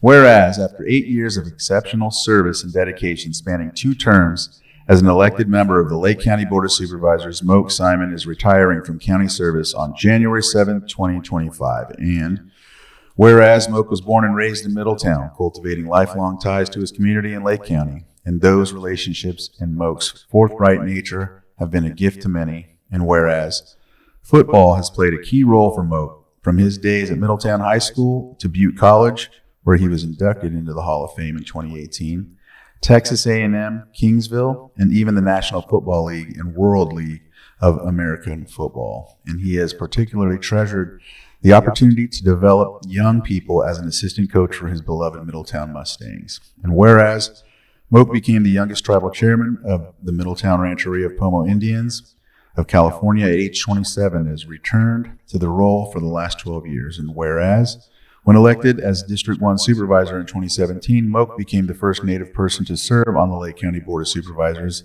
and he has brought a deeply held intention to build our communities to thrive for the next 7 generations. And that legacy and long-term lens helped enable a commitment to planning efforts such as Vision 2028 and Lake County 2050 that will reverberate on in every Lake County community. And whereas he has demonstrated compassionate leadership during Valley and Clayton fire response and recovery, focusing efforts on temporary housing and support for survivors in the aftermath of the Valley fire, Moak and partners stepped up to help the Anderson Springs Water Masters reconstruct and restore their water system. And whereas for courage, guidance, and strength that helped bring the community together, Moak was named the 2015 Lake County Man of the Year, and he was also a recipient of the 2018 Wendell Chino Humanitarian Award for his service following the Valley Fire. And whereas, as one of the most creative business minds on the board in recent memory, Moak advocated for forward-thinking energy projects and policies and supported bold steps to invest in county facilities and our collective future. And whereas he likewise served on the Lake Area Planning Council, and his decision-making and advocacy have helped facilitate many miles of improvements to Lake County's highways and transportation infrastructure. Whereas he delivered a powerful State of the County address in 2018, outlining his vision for Lake County's growth and development and committing himself to innovate and forward-looking programs and projects for Lake County. And whereas in September 2019, Governor Gavin Newsom appointed Moak to the State Board of Fire Services, the only county supervisor out of California's 58 counties to serve on the board. And whereas, as board chair in 2020, Moak was a positive voice in the county's response to the COVID-19 epidemic, never backing down in his efforts to keep citizens safe and informed while ensuring the full complement of voices had their time to speak under historic conditions. And whereas Moak has served on numerous county boards and commissions, including the Disaster Council, Countywide Oversight Board, Mental Health Advisory Board, Middletown Area Town Hall, and the Lake County Community Risk Reduction Authority.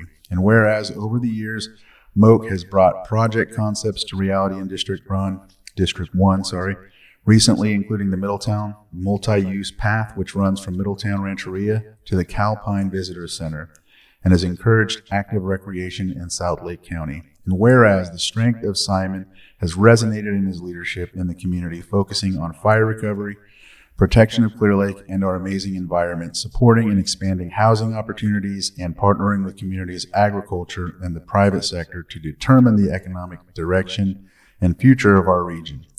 Whereas Moak is not a frills guy, but a Middletown guy, and he has spoken from the heart throughout his tenure, and all have known where he stood. And that has earned him the abiding respect of many in Lake County's communities and each member of this board. Now, therefore, be it proclaimed, the Board of Supervisors of the County of Lake does hereby commend Supervisor Moak Simon for his dedicated service to the people of Lake County and belief in the county's enormous potential, and we extend to our colleague and friend best wishes for good health, happiness, and great success in the years ahead. Passed and adopted the 17th day of December 2024. Signed, Chair of the Board of Supervisors, Michael Green.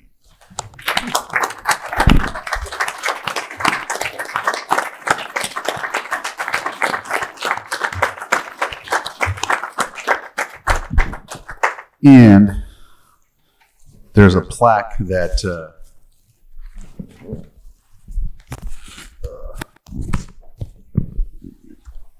it's a recognition of service presented to Moke Simon in recognition of 8 years of dedicated service to the citizens of Lake County as the District 1 Supervisor.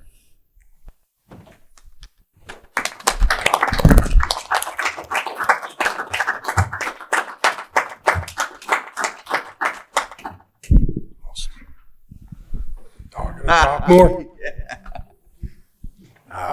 Well, thank you very much for this honor. It's been an honor to serve, but as EJ said, you don't do this stuff alone. My wife, Nancy, my son, Josh, my daughter, Teresa, all my family here, my cousin Ray, Gina, Hannah, John, my planning commissioner. Don't do this alone. You go into this stuff, you got to pick a planning commissioner. John's a staunch friend. And I thank you for the work you've done. We haven't always agreed. Heck, one project he denied and I overturned. So I still think we should have built that store in Middletown. So anyway, I just want to thank you all for always being here for me, and loving me for who I am. So thank you very much. The board, it's been an honor to serve. I didn't think I'd get emotional. I'm thinking of Lars right now, standing up here. I'm not going to be crying, Lars, but almost. Just thank you very much. The support of all the hard work. I sit up there, my face, but the people of this county, all of our employees, you guys do the hard work. Carol and Johanna, all you folk, the CAO, the administration office, our everyday road workers, everyone out there, you guys are the ones that deserve this proclamation. I appreciate it today, but I've always said that. Our employees are the most valuable asset this county has, and I want to thank them for supporting me on my projects when I'd come into your office or bug you, but I just want to say thank you. Thank you very much for the work for our community and our people, because they call, you guys send them over to us, but Carolyn, thank you very much for all your support and all the admin staff and our previous admin and our, county lawyers, keeping us out of trouble as much as possible. But it's about the workers of this community and the workers of this organization in Lake County and this government that really help the people thrive and do what they need to do every day. Like I said, we just get to be the faces up here, and I'd gladly get yelled at every day if one of our workers doesn't have to take on that type of brunt from a community member. So I want to thank you all. Thank you for being here. It's greatly appreciated. And a little advice to the board: never change who you are. No matter what pressures come at you, be an immovable object. Understand, listen, but don't change because it's not popular. So that's all my advice to you. And I think I've been able to show that over my 8 years. And I tell you, being chair isn't easy, huh, Mike? You can get behind really. No, because I got a sticky note. So to get on with it, I got to get looked up. Try a world pandemic coming in when you're the chair. So I appreciate it. Appreciate everyone being here. Anybody online, but my hat goes off to everybody that works hard every day at this county. I want to thank the employees. That's one of the biggest things, and the community members who voted me into office, and to take that first step to have the first Native American. And it's an honor to serve with you, EJ. And you're going to carry on the legacy of tribal people being on this board. So thank you very much. Greatly appreciated. Excellent.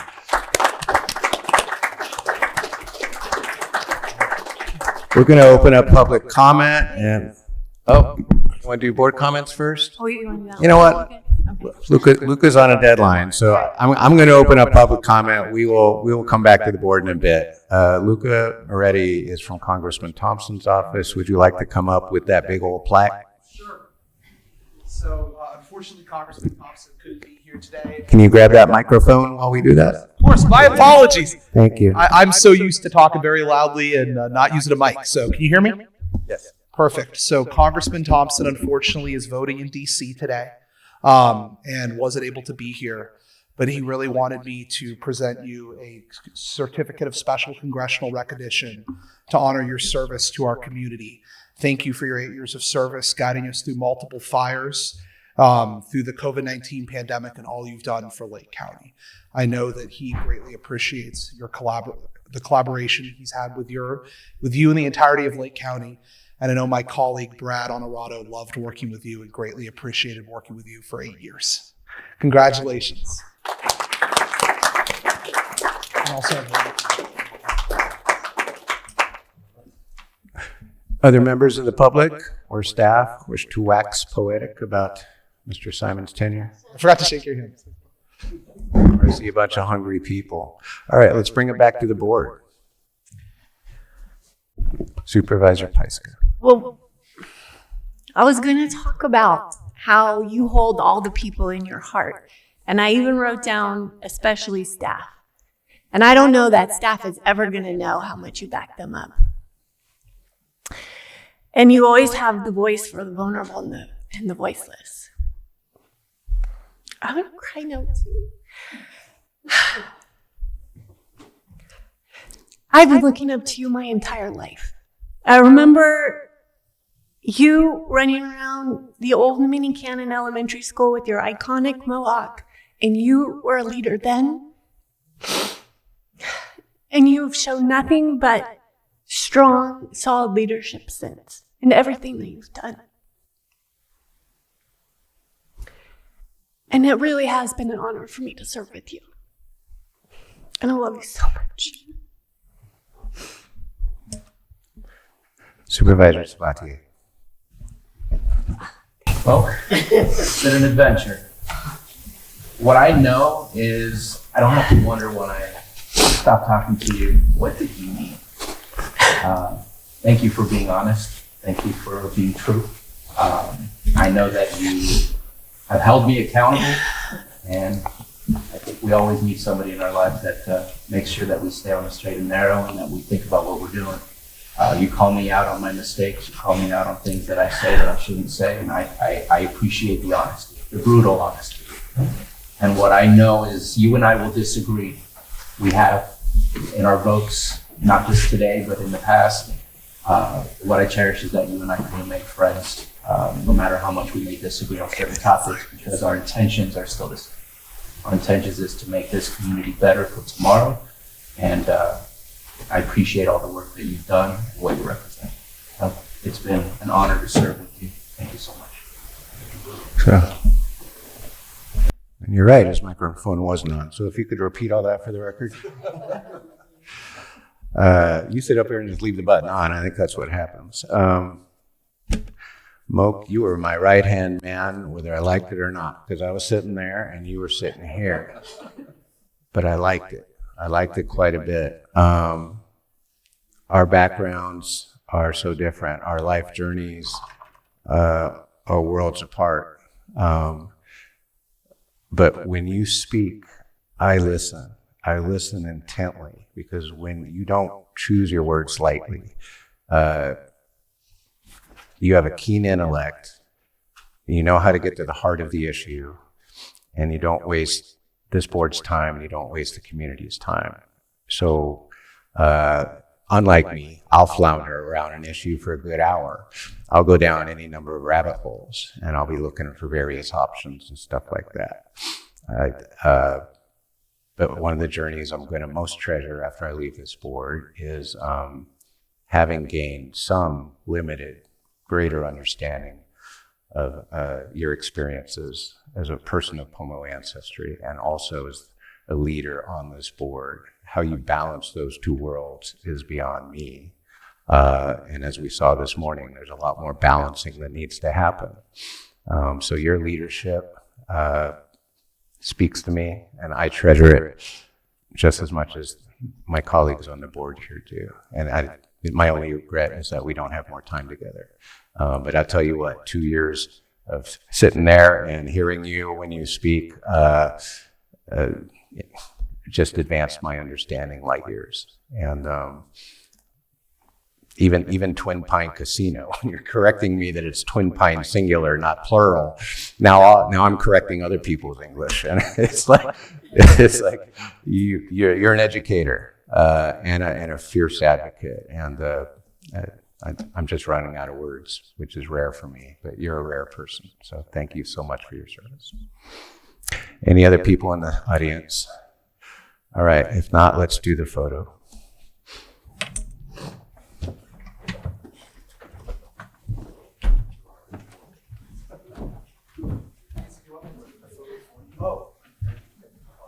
Nancy, do you want me to take the photo for you? Again, though, yeah. Just throughout the service that we've shared, one of the things that I remember the most too is during the COVID pandemic, your father and my mother passed around the same time, and that was very hard time frame. Family just passing here and there, and then taking this job on and having, ridicule, comments, things like that. When they say you take this job, you got to grow thick skin. Well, we know why. But just having that time frame, sharing that morning that we had to share together for our parents, very special. Always looking up to you as a tribal leader, as I was a tribal leader, of my tribe, watching you do it for years. Seeing your, decisive decisions. You stick to what you go with. You take accountability, and that's all anyone can ask for in a leader. And I always cherish the time I got to serve with you.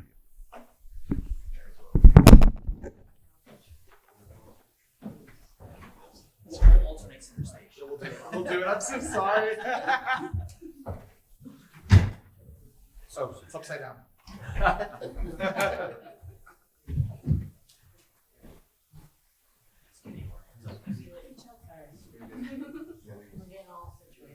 Where's Gina?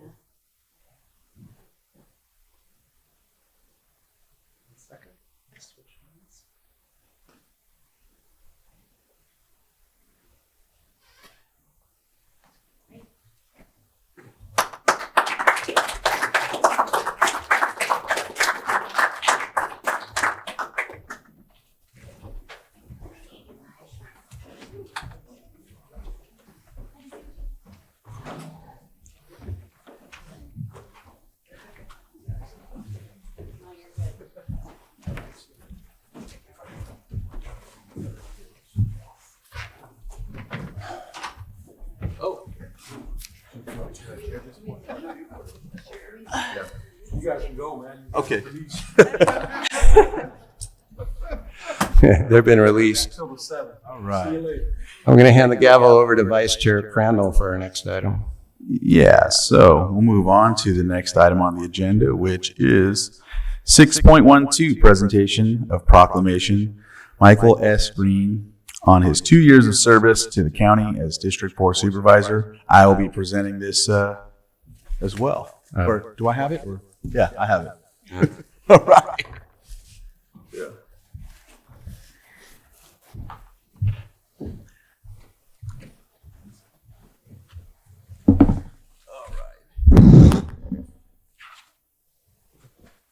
All right, I Michael. only got one page. Moke got two.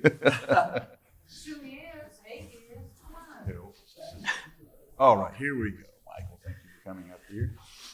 And we'll start off with this proclamation commending Michael S. Green on his 2 years of service to the county as District 4 Supervisor. Whereas, after 2 years of service and dedication as an appointed member of the Lake County Board of Supervisors, Michael S. Green is retiring from the board on January 7, 2025. And whereas Michael Green was appointed by Governor Gavin Newsom on October 21st, 2022, and subscribed to his oath of office on October 26, 2022, to represent District 4, which includes Lakeport, Scotts Valley, Highland Springs, Riviera Heights, together constituting the largest agricultural area in Lake County. And whereas he previously served the community as a Lakeport Planning Commissioner and Lakeport City Council member, where he was known for tough conversations to ensure local policies were effective and represented for all stakeholders. And whereas Green played a seminal role in securing declaration of a Clear Lake hitch emergency, which resulted in ongoing efforts to improve conditions for the endangered species, and funded additional staff positions in water resources, promoting healthier ecosystems for generations to come. And whereas he was additionally a valued contributor to the 2023's Honoring All Voices Community Visioning Forum series and the countywide committee that sponsored those events, which provided the opportunity to listen and learn from members of the public, promoting inclusion, community healing, and respect. And participants were heartened by Supervisor Green's courage and eagerness to learn the experiences of others. And whereas, as Supervisor Green has likewise been appointed to several boards and commissions, including First Five Commission, the Blue Ribbon Committee for the Rehabilitation of Clear Lake, the Emergency Medical Care Committee, Juvenile Justice Coordinating Council, Mental Health Advisory Board, North Coast Emergency Medical Service, and Scotts Valley Advisory Committee. And whereas Michael S. Green is known for his tremendous meeting preparation, digging into agenda items, researching laws and ordinances, and asking clarifying questions to encourage transparency and keep the public well informed and engaged in local government. And whereas his attention to detail and journalistic nose for finding the thread in a story have brought unique and rich contributions to board discussions, leaving an indelible mark. Now, therefore, be it proclaimed, the Board of Supervisors of the County of Lake does hereby commend Supervisor Michael S. Green for his service to the people of Lake County and relentless support of environmental and ecological protection, local businesses, and government accountability. And we extend to our colleague and friend best wishes for good health, happiness, and great success in the years ahead. Passed and adopted the 17th day of December 2024. Signed, Vice Chair of the Board, E.J. Crandall.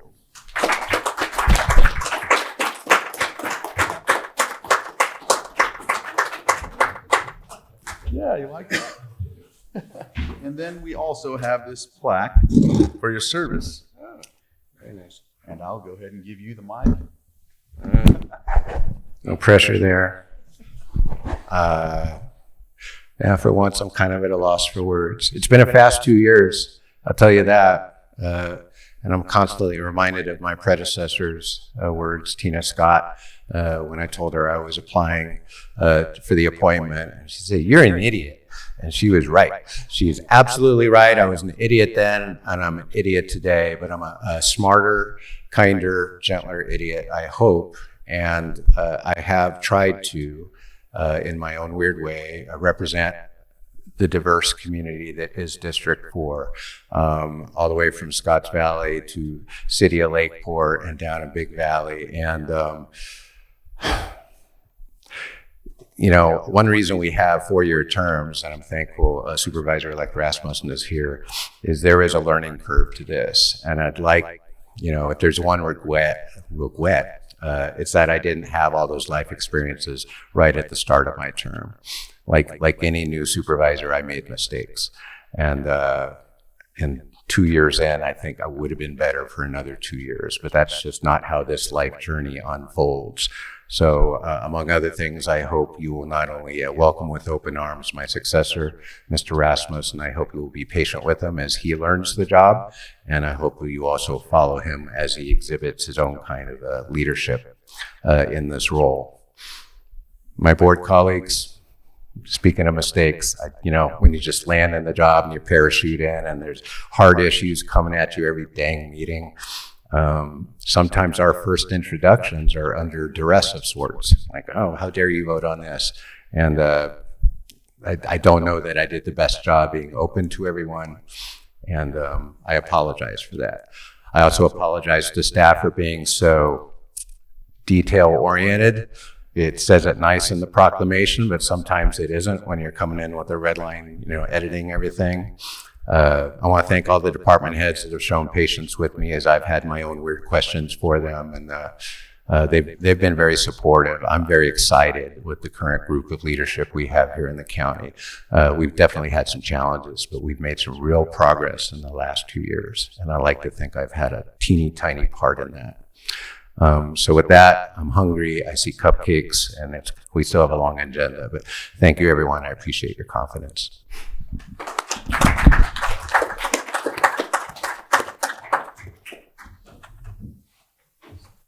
So I'll do like we did before. I'll allow public input, and then we'll get back to the board. So again, Congressman Thompson unfortunately couldn't be here today, but I have a special certificate of congressional recognition to honor your work, commitment to public service, and service to our county and community. Congratulations and thank you for working hard and being the best public servant you can be.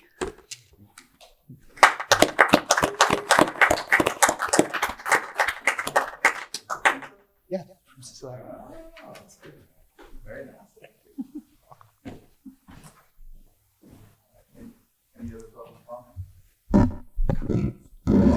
Bring it back to the board. I'll turn on my mic this time. Sorry, I forgot last time, but you heard me, and that was Yeah, I heard you. That's all that matters. Michael, thank you for taking the role. We need 5 up here, not 4. And I'm glad that somebody stepped up, and I'm glad that it was you. You brought a different perspective. And we always need that diversity of perspective if we're going to figure out what the right pathway is for Lake County to move forward. And I know I've given you some insight as to my thoughts on your tenure here, or your 2 years here. But I'm going to repeat them in a public way. You brought some topics that are difficult, but necessary for us to discuss, and I thank you for that. We may not have agreed on those topics, but I still thank you for that, because Lake County needs to figure out what to do with these things and not just keep them under the rug and move forward as if it's not there.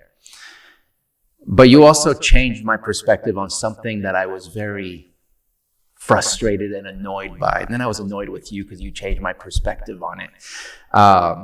But the simple things that we do sometimes are some of the most important things. It doesn't have to be the complicated topics or the complex conversations we have.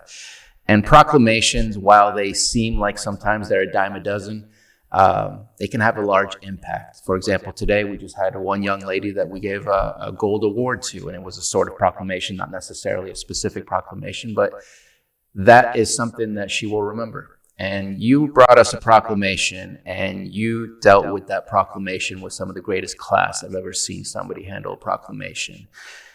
And I was upset because I forgot the importance of what we do. And thank you for giving me perspective. And I appreciate the work that we've done together, and I appreciate your time here on the board. Thank you.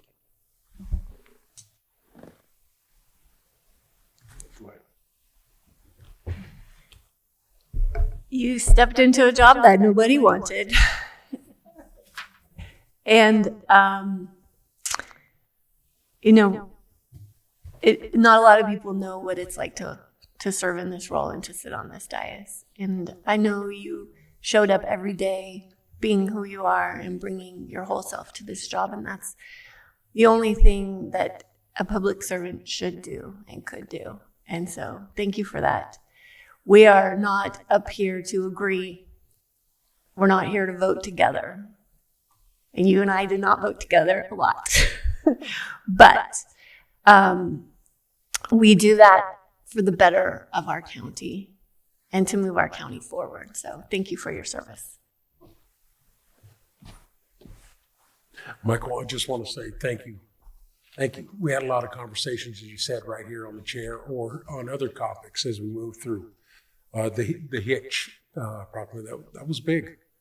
You went to one meeting and it hit you in the heart, and you brought it here. And I didn't know what was going to happen either, but I was happy to be involved with that. That's going to be something that lives with me forever in this county. I think it's something that need to be recognized for a long time. So I greatly appreciate that. As far as, I couldn't imagine coming in just out of the blue to be not, you know what I mean? To be appointed like you were and understand the dynamics. There is a learning curve to this job. There's no doubt about it. You come from a government side, even on the tribal side, you have a little bit of inkling, but there's a lot to learn as you move through this process. But I appreciated your effort, the work that you always did, and you always had something that just, I loved to hear when you sat at this diocese. I didn't agree with everything you always said either, and you never agreed with what I said all the time. But, I think we did a good job of listening to each other and coming with final decisions that help move the county forward. And I saw you before you were on this board, you worked in the County Register of Voters office. saw you working in there, and next thing you know, you're sitting next to me on the diocese. So your service to the public is greatly appreciated. And, like I said earlier with everybody, each one of you five are my friends. Doesn't change any politics or anything else. We'll see each other again in life. We'll do some more good work together sometime. So thank you very much for your service. Greatly appreciated.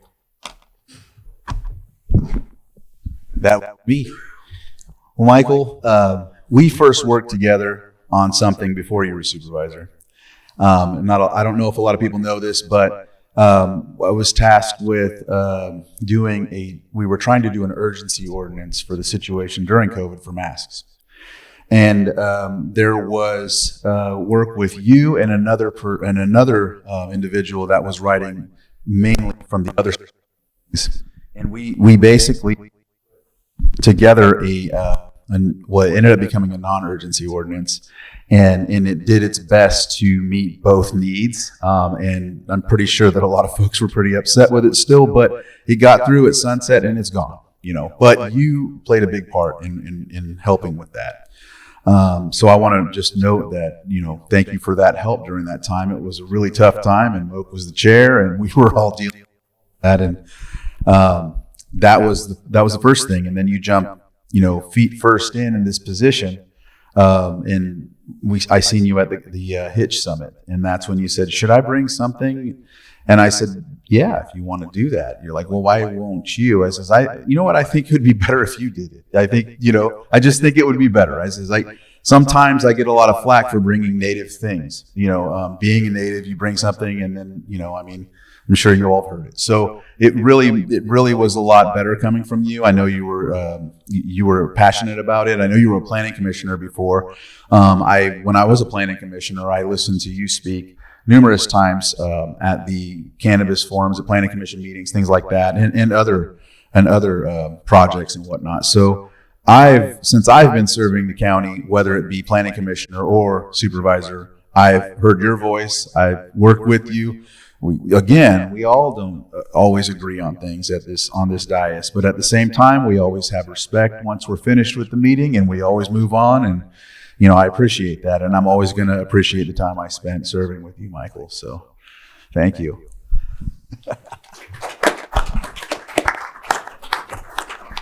Just the last couple words. I appreciate the words you said on the Blue Lake Hitch, but if you remember, we brought it together.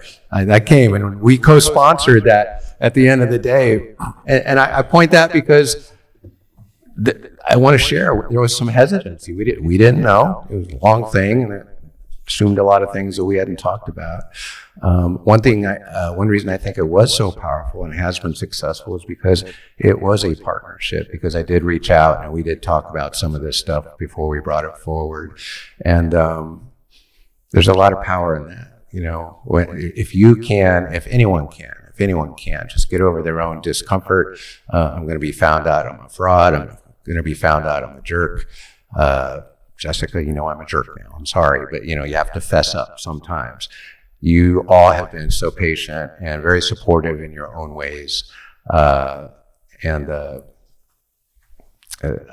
believe it or not, I'm going to miss my time here, but I'm also looking forward to, like you said, I want to see you out in the community again and hang out when we're not arguing or doing stuff like that. So it takes a village, and you guys all, if I have any measure of success, it's only because I stand on your shoulders. Thank you.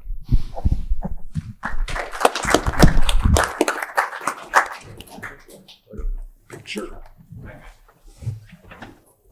Hold on. Can you hear me? Yeah. We have Nara Dalbaka in Zoom. God is speaking. She sure is. Hello, I'm hoping my dogs will stop barking long enough. I just wanted to, I can't be there in person, but I wanted to thank Supervisors Simon and Green for your service. This is a really hard job. It's hard to get yelled at constantly for the amount of homework and the amount of your lives that you put aside to do this service. It's an amazing gift that you've given to this community. I know that, 4 or 5 years that I've lived here. Supervisor Simon, you've been my supervisor. You've been through a lot personally, and you continue to show up for us, and to work every day for the betterment of this community, and we're so grateful to you. We're grateful to Supervisor Green in the cannabis community for normalizing, where what should be normalized. And I think you've both been thoughtful and brave, and just wish you the best, and get to take a break and enjoy your Tuesdays, and just appreciate your service, and thank you from District 1 here, from our family, and from the other hats that I wear here in Lake County. You'll be missed.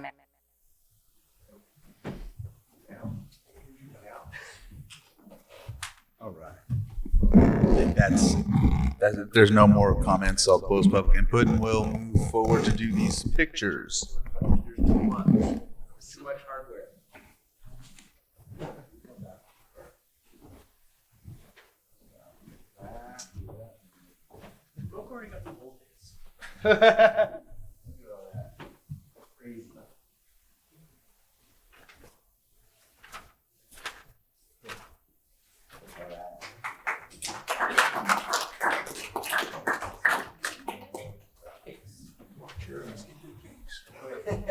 Do we have to break the meeting, right? Yes.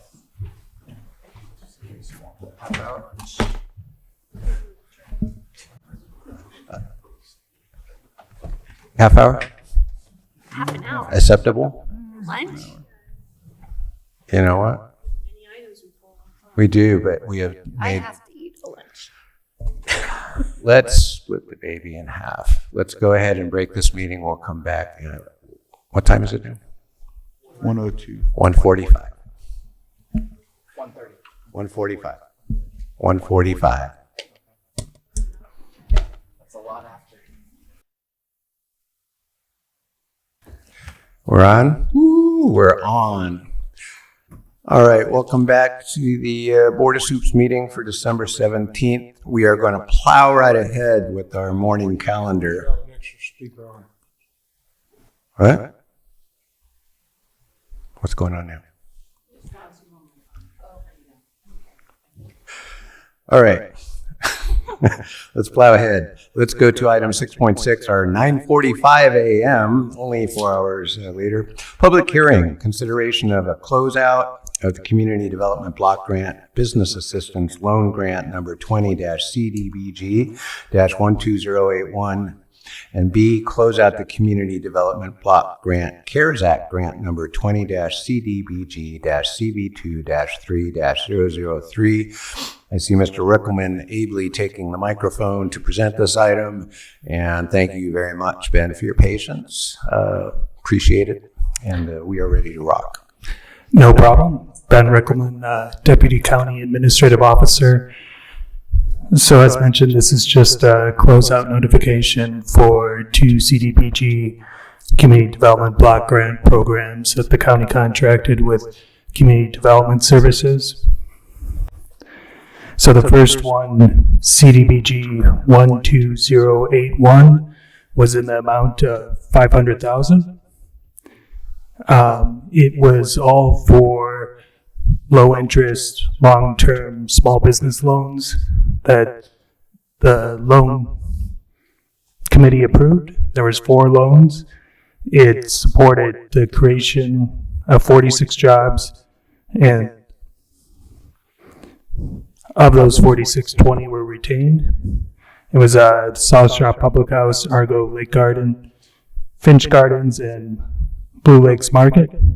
The program offers 1% interest rate, and the term is based on the type of use and the debt availability. And then the second program was the CDBG CB2300324. And so this was directly tied to the coronavirus pandemic. The loan committee approved 3 loans, but with this program, halfway through it, HGD, the State Department of Housing and Community Development that oversees the CDBG program, they changed the structure. So at that point, there was a discussion in CDS, after some outreach to the small business community, decided to disencumber the rest of the loans because it was no longer the original structure of the program, and they changed it where it had to be directly used for COVID mitigation supplies. So there wasn't a strong interest in the community at that point. So that's why with the closeout, there's the disencumbering of around $200,000. Okay. Thank you. Is that a complete presentation? That's it. Okay. Any questions from board members? Looking for those pens going up or down. Don't see anything. This does appear to be a public hearing though, so since we don't have any questions right now from the board, I'll open up the public hearing. We have 2 closeouts of CDBG grants on the agenda today. Anyone wish to comment in the chambers on this item? Anyone online? And who's my online monitor, I guess? No hands. Mr. Chair, no hands. No hands raised. Okay, seeing no questions from the board and we have received no public input at this point, we'll take one last second in Zoom. Form of the motion, can this be combined or you want 2 first? Your board could do 2 separate motions pertaining to each grant. What I would, the suggestion here would be under A, approve the closeout. A motion to approve the closeout of Community Development Block Grant Business Assistance Loan Grant number 20-CDBG-12081 and authorize the CAO to sign the closeout package because one of the documents in that packet had the CAO, Parker's signature field. So moved. Second. Here a motion and a second on the first proposed action. All in favor say aye. Aye. Aye. Any opposed? Motion carries. Want Thank to you. do that again for round 2?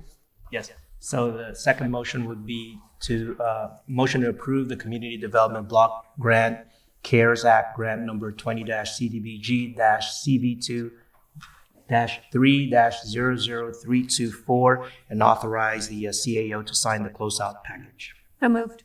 Second. I have a motion and a second. All in favor say aye. Aye. Any opposed? Motion carries. Thank you for that item. Thank you. It doesn't look like you're going anywhere though. Just long enough on 6.7. Our 10 a.m. item is consideration and discussion of the broadband implementation plan and update on broadband initiatives. I understand we are going to move this, but you want to present where we're moving it to, or do you know at this point? I'm still waiting on confirmation from the consultants for the January 7th date. Okay, and we don't need to do a date and time certain, so we can just pull this and you'll bring it back to our next board. I love it. Let's at least respect if anybody's here to comment on the broadband item. Is anyone in the chambers wish to comment on the broadband implementation plan? It will be coming back in January. I don't see anybody moving in the chambers. Anybody in the Zoom wish to comment on the broadband item? I can't see, so I'm going to count on somebody. No hands? All right, thank you for that verbal affirmation that I could not see. All right, it sounds like we'll bring it back. We don't need a motion to continue it, so thank you for that. And I think Terry's the next item, right? All right, thank you. Thank you, Bannon, again, appreciate your patience on that. Our next item is 6.8, our 10:20 a.m. item, consideration of a revised cover memo for submittal to the California Office of Emergency Services, Cal OES, seeking funding under the California Disaster Assistance Act, CDAA, to provide emergency tree mortality response and authorize the chair to sign. And B, consideration of hazard tree survey analysis requested by Cal OES to be attached with the cover memo. And I see not one but two smiling staff members here. So with that, please take it away. Thank you. Terry Logston, Chief Climate Resiliency Officer. As you will recall, your board proclaimed a local state of emergency due to pervasive tree mortality on May 3rd, 2022, and continued it again this morning, after decades of extreme drought and groundwater depletion that led to widespread tree mortality across the county. Since that declaration in 2022, per U.S. Forest Service aerial surveillance data, an additional 669,000 trees have died in Lake County, for a total of 1 million trees dead since 2021. Data is not yet available for this year. We initially submitted a request for assistance to the California Office of Emergency Services under the California Disaster Assistance Act to mitigate dead and dying trees along county right-of-way and infrastructure in July 25th, 2023, for the hardest hit areas of southern Lake County, from Cobb to Middletown over to Jerusalem Valley and Twin Lakes. We also requested a waiver of the required 25% match. County staff hosted a tour for Cal OES and staff, or for Cal OES staff on December 7th, 2023, after which Cal OES requested that the county perform an initial survey to determine the number of trees imperiling county infrastructure and to determine the cause of death or disease. Utilizing funds allocated to the county from Senate Pro Tem President Mike McGuire, we contracted with Tetra Tech in February of this year to perform those surveys. Before you today is an updated cover memo to the Director of Cal OES, Nancy Ward, requesting assistance as well as a waiver of the 25% local match, which is estimated to be over $6 million, as well as a report analyzing the results of the survey. We recommend approving the cover memo and the hazard tree analysis report and submit it to Cal OES. Representatives from Tetra Tech are online to discuss the report and answer any questions. All right, thank you, Terry. Good afternoon, everyone. I'm Mike Schaub. I'm a project manager for Tetra Tech, and I, along with Zach, have been working with Terry and Matthew and the entire county staff, as well as Cal Fire, for the past few months to build a couple of documents in close concert with state guidance in particular. Permission to share my screen? Yes. Okay. You should be seeing it right now. We see it. All right. So this is a 10-page memo. The important part to remember is there are 3 sections to it for the most part. One, introductory verbiage about the disasters, the back-to-back disasters, sometimes concurrent disasters that have occurred. The second part, probably the most important part, talks about the impact these disasters have had on the county and its regional partners, whether it's economic, communications, first responder abilities, county revenue, private citizenry, and the impact on them as well. And then the third and final part is the proposal, basically to talk about the hazardous tree survey, but then also about, from an operational perspective, what can be done. First, though, in 2015, then Governor Brown did proclaim a state of emergency for the dead and dying hazardous trees throughout California. 7 years later, your county proclaimed a local state of emergency.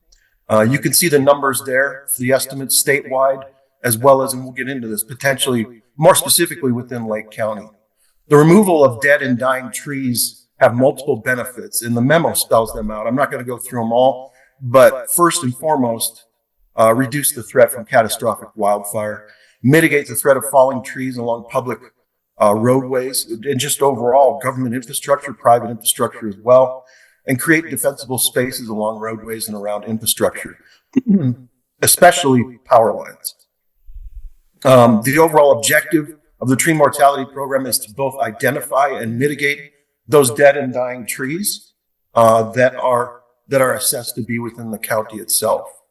So the next part of the memo really just shows some private citizen photos on social media, as well as submitted to county staff.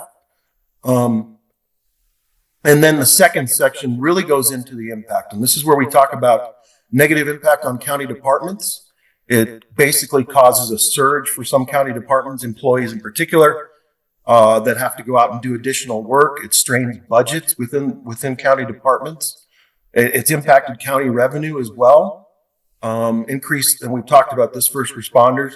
One downed tree can actually generate 100 calls after a storm. which floods the system, dispatch, with multiple calls. And then when you get another emergency, county officials are responding to that one downed tree that causes up over 100 calls sometimes.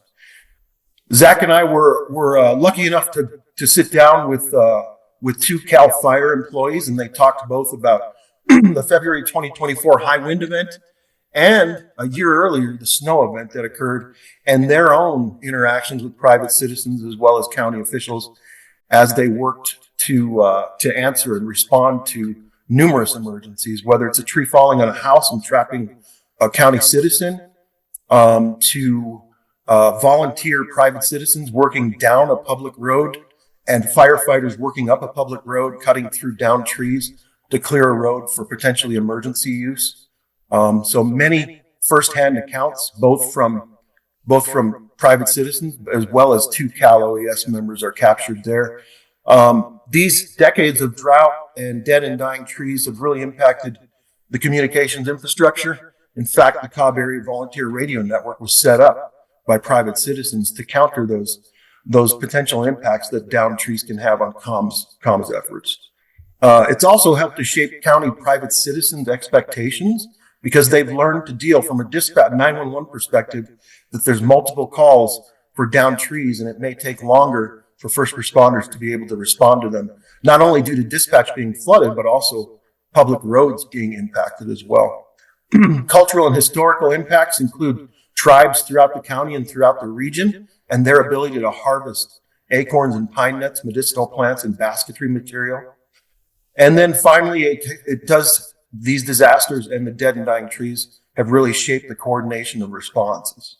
Leveraging and coordinating joint activities, county officials understand, and we tried to capture this on behalf of the entire county, that any effort such as this to remove dead and dying trees is going to have to be a regional effort with Sacramento's help as well. And then finally, I'll turn it over to my counterpart, Zach, here really quick, but I will talk about obtaining access to private properties. The plan would be to message those regions, those private properties that have known impacted dead or dying trees through not only county meetings, potentially public meetings, but also messaging them via flyers, et cetera, and just continually working with them to potentially get a right of entry form that holds harmless the county itself, which is, typically will follow federal and state guidance on the right of entry to private property. And now I'm going to turn it over to Zach to talk a little bit about the tree surveys. Thank you all. I'll keep it very brief for you, but I want to give you some high-level numbers.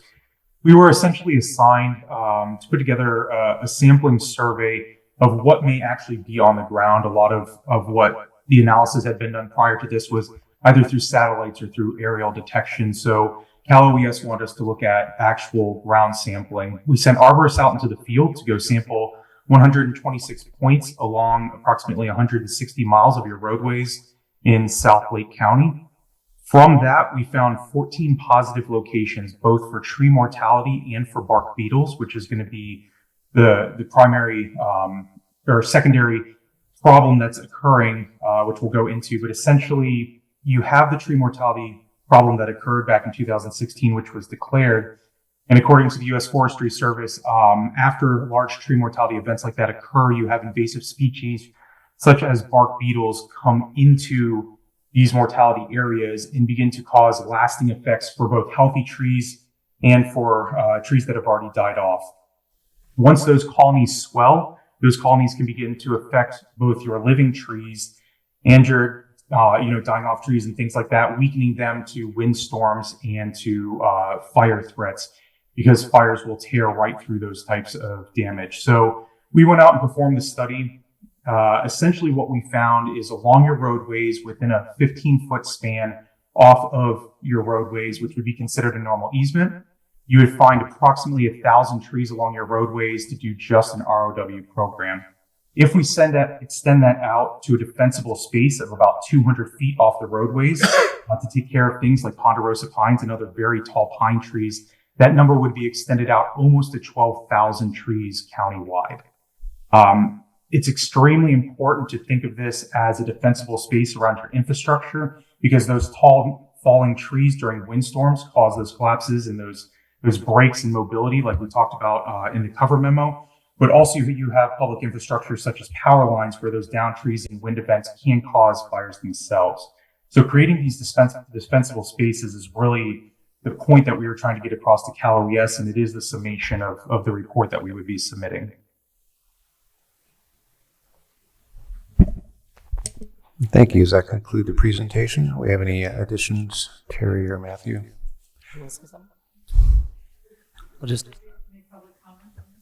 We'll get to that in a minute. I'll just conclude by just reiterating that this reassessment was required by Cal OES to both approve private property debris removal and for consideration of the county's request to waive the local match requirement. And so the submittal of this letter is a significant step, and we recommend that your board approve submittal.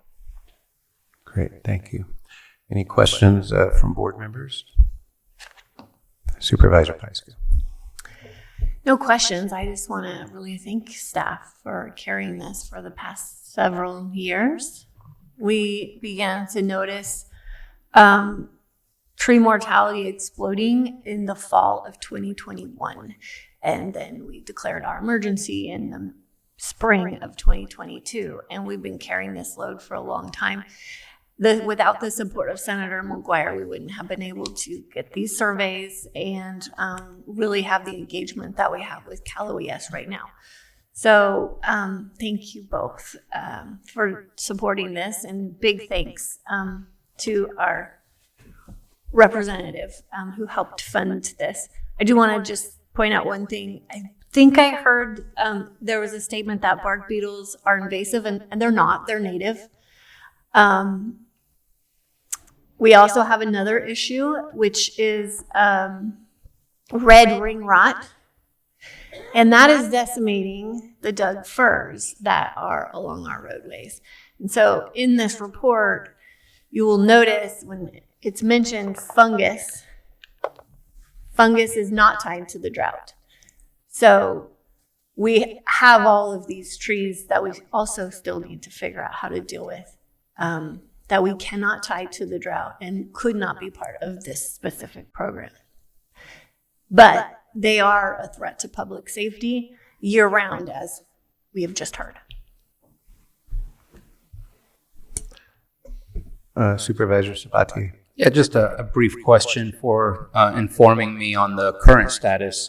I know when this was brought to us, there was some conversation of the length of the tree mortality going up into maybe the national forest, or at least going into further than just the South Shore area. Has that gotten worse? Has that maintained? Just kind of trying to understand, because we're really focused on the South Shore, and I'm guessing that's because of proximity to infrastructure and all those things. Do you want to share the maps and how we put the data together? It's in the package. Yes. Am I incorrect that the focus is on the South Shore area, Cobb and Middletown? I thought that's what we were discussing. Well, that's where the surveys happened, but we're looking countywide, and there's data that shows that it is countywide. The hot spots are in South County. The majority of the forest did burn. The Mendocino National Forest, there would be significant mortality if the trees hadn't died another way. Right. And I was just curious. This is the polygon that we focused on to begin with to survey. But there are some other maps that show the whole county and the impact.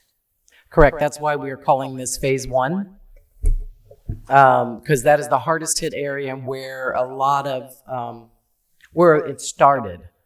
And so, yes, it's true that it has expanded throughout the county, but the more we can do to mitigate the beetles from and the trees that harbor them from this area, that's fewer that get to move further.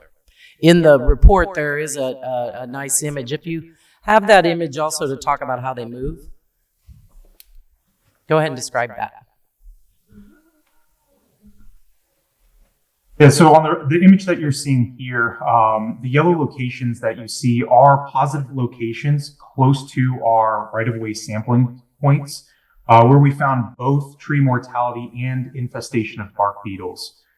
What this shows is not only have they been present likely for long periods of time because of the given mortality known back in 2016, but they're also along transfer corridors and throughout valleys in infrastructure areas and along roadways.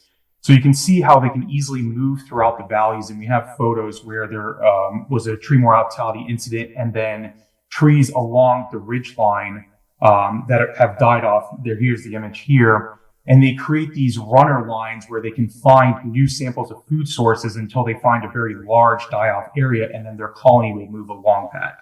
So what we're trying to do is create those defensible spaces to reduce that movement throughout the valley and invade new areas where there's tree mortality, but not necessarily these secondary incidences as well.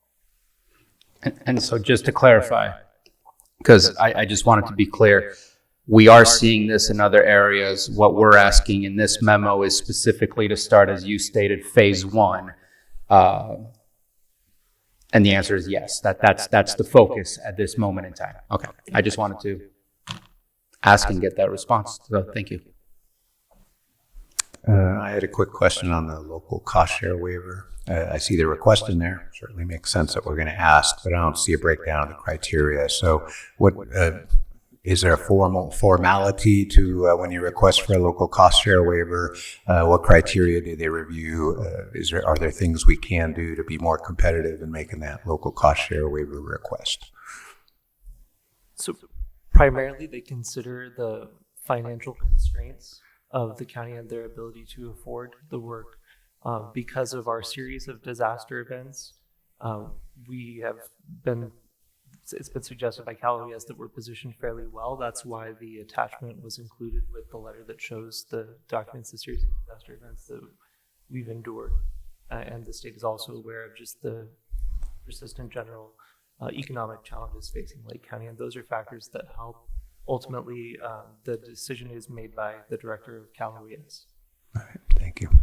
Any other questions from the board? Let's go ahead and open this up to public input. Anyone wish to speak on this item? And again, this is not the cannabis item. This is on the Cal OES application for funding on the trees. If you wish to speak on that item, please come up.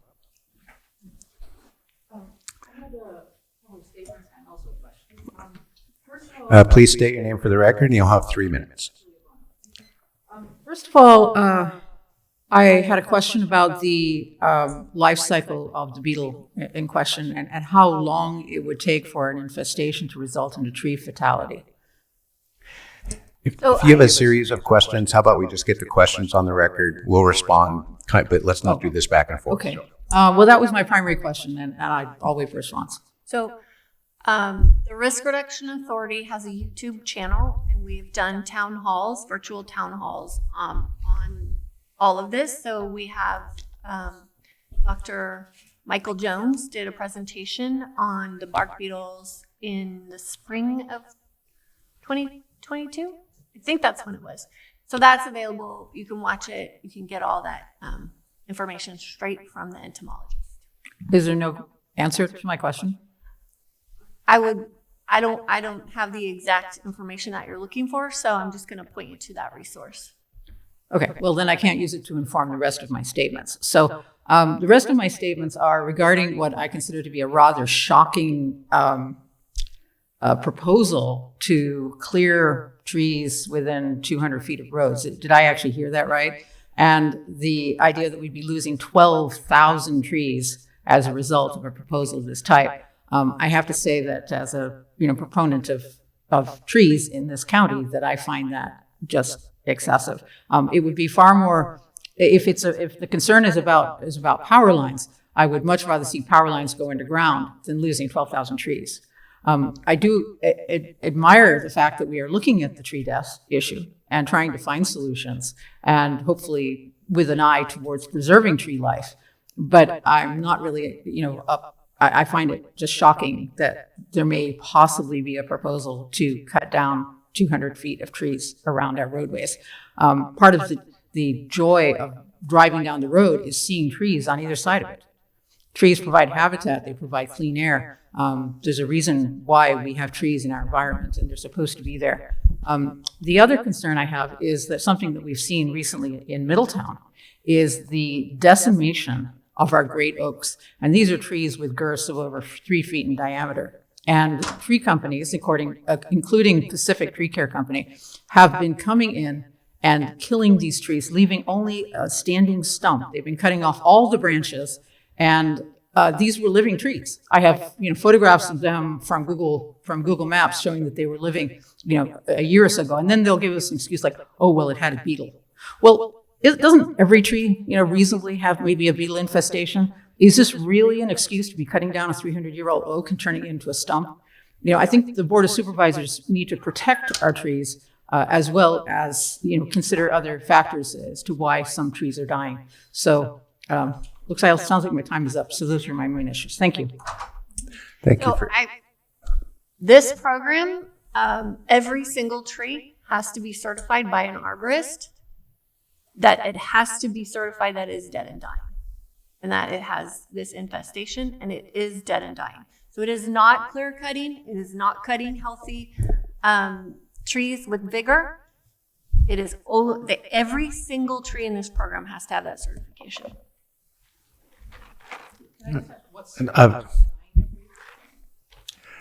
We've already received your public comment. We've already received an answer. And if we can, just bring any other public comments up here. Let's get them. If there's any follow-up discussion by the board, we'll do that. Anyone else in the chambers wish to comment on this item? And again, this item has to do with submission of a memo and doesn't necessarily solve every arborist practice in the county. You want to come up and say your name and start your 3 minutes? Yes, Carlos Bono. I would like to know what would define the dying tree. What would be the conditions that would define a dying tree? It has to be certified within this program with Cal OES. So it is their standard. And it has to meet the requirement for the tree mortality emergency that was designated in 2015. Is there a website I can look that up? I'm sure that admin staff could help you find something. Okay, thank you. Thank you. Anyone else in the chambers wish to comment on this issue? Anyone in the Zoom? All right. Betsy, if you can unmute yourself, you'll have 3 minutes. Thank you, Mr. Chair. I just wonder if you would ask the first member of the public to identify themselves. I did not hear that person's name. All right. She did. She did identify herself. Would you be so kind as to tell me what it is? I'm sorry. Julia Bono. Thank you so much. Thank you. Does that conclude your comment? I guess so. All right. Let's see. This is an action item. Any other discussion by the board? And if not, I'll entertain either a combo motion or a twofer. Mr. Chair, I move that we approve the cover memo and authorize the chair to sign. Second. I have a motion and a second. All those in favor, please say Aye. Any opposed? Motion carries. Mr. Chair, I move that we approve the hazard tree analysis for submittal to the California Office of Emergency Services with the cover memo. And do we need to authorize anybody to sign anything? No? Okay. I have a motion and a second. All those in favor say aye. Aye. Aye. Any opposed? Motion carries. Thank you. That concludes this item. Taking up item 6.9, our 10:30 a.m. item is a presentation of an update by the Middletown Area Town Hall. I understand there is a request to slide this, but I want to confirm that with Supervisor Simon. I think that was coordinated with the CAO's office. Okay. Thank you, Chair. Yes, we're going to move this with the collaboration with the math group to a date and time to be determined in January. She also, Ms. Rosendahl, asked me to convey to the community that we share math's appreciation to Supervisor Simon for his years of service and dedication to the community. Excellent. And doesn't sound like we need an action to slide that. So we'll be seeing that, or the next board will be seeing that at a meeting near you coming up. So that takes care of 6.9. Item 6.10, 11:15 a.m. item. I have a public hearing for. What comment for 6.9? On sliding it? Okay. Anyone wish to comment on whether we should slide Middletown Area Town Hall to a future meeting? Anyone in the Zoom? We were here to hear it. The Middletown Area Town Hall? Okay. Well, there's been a request to continue it, and the person who would present is not here to present. So,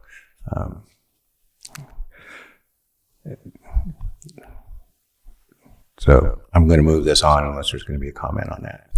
All right, our 6.10 item is an 11:15 a.m. public hearing, consideration of a revised County of Lake ambulance ordinance. I understand there's a request to move this to a date and time certain of February 11th, 2025 at 9:15 a.m. Am I correct in that representation? Yes, sir. And do I need to have any discussion from my colleagues on the board about this? Do I need to open it up for public input on that? Okay. The current plan at the request of Health Services is to continue this, actually move it to another date and time certain. That would be February 11th in the morning at 9:15. The draft ordinance, though, has been posted with the agenda, and now would be a good time to read it if you have an interest in that subject. Anyone wish to speak on whether we should continue this item? In the chambers, in the Zoom? Seeing none, I don't see any action needed to do that, or do I need to do an action? Yes? Mr. Chair, I move to continue this public hearing to February 11th at 9:15 a.m. Second. Motion and a second. All in favor, please say aye. Aye. Any opposed? Motion carries. 6.1. Catching up. Go in order. 6:13. Yes, ma'am. Our next item is item 6.13, our 1 p.m. item. We're catching up. Presentation of National Flood Insurance Program. This is community development. Director Turner is walking up here as we speak and looking forward to the presentation. Actually, staff is requesting a continuance on this item, please, to some meeting in February.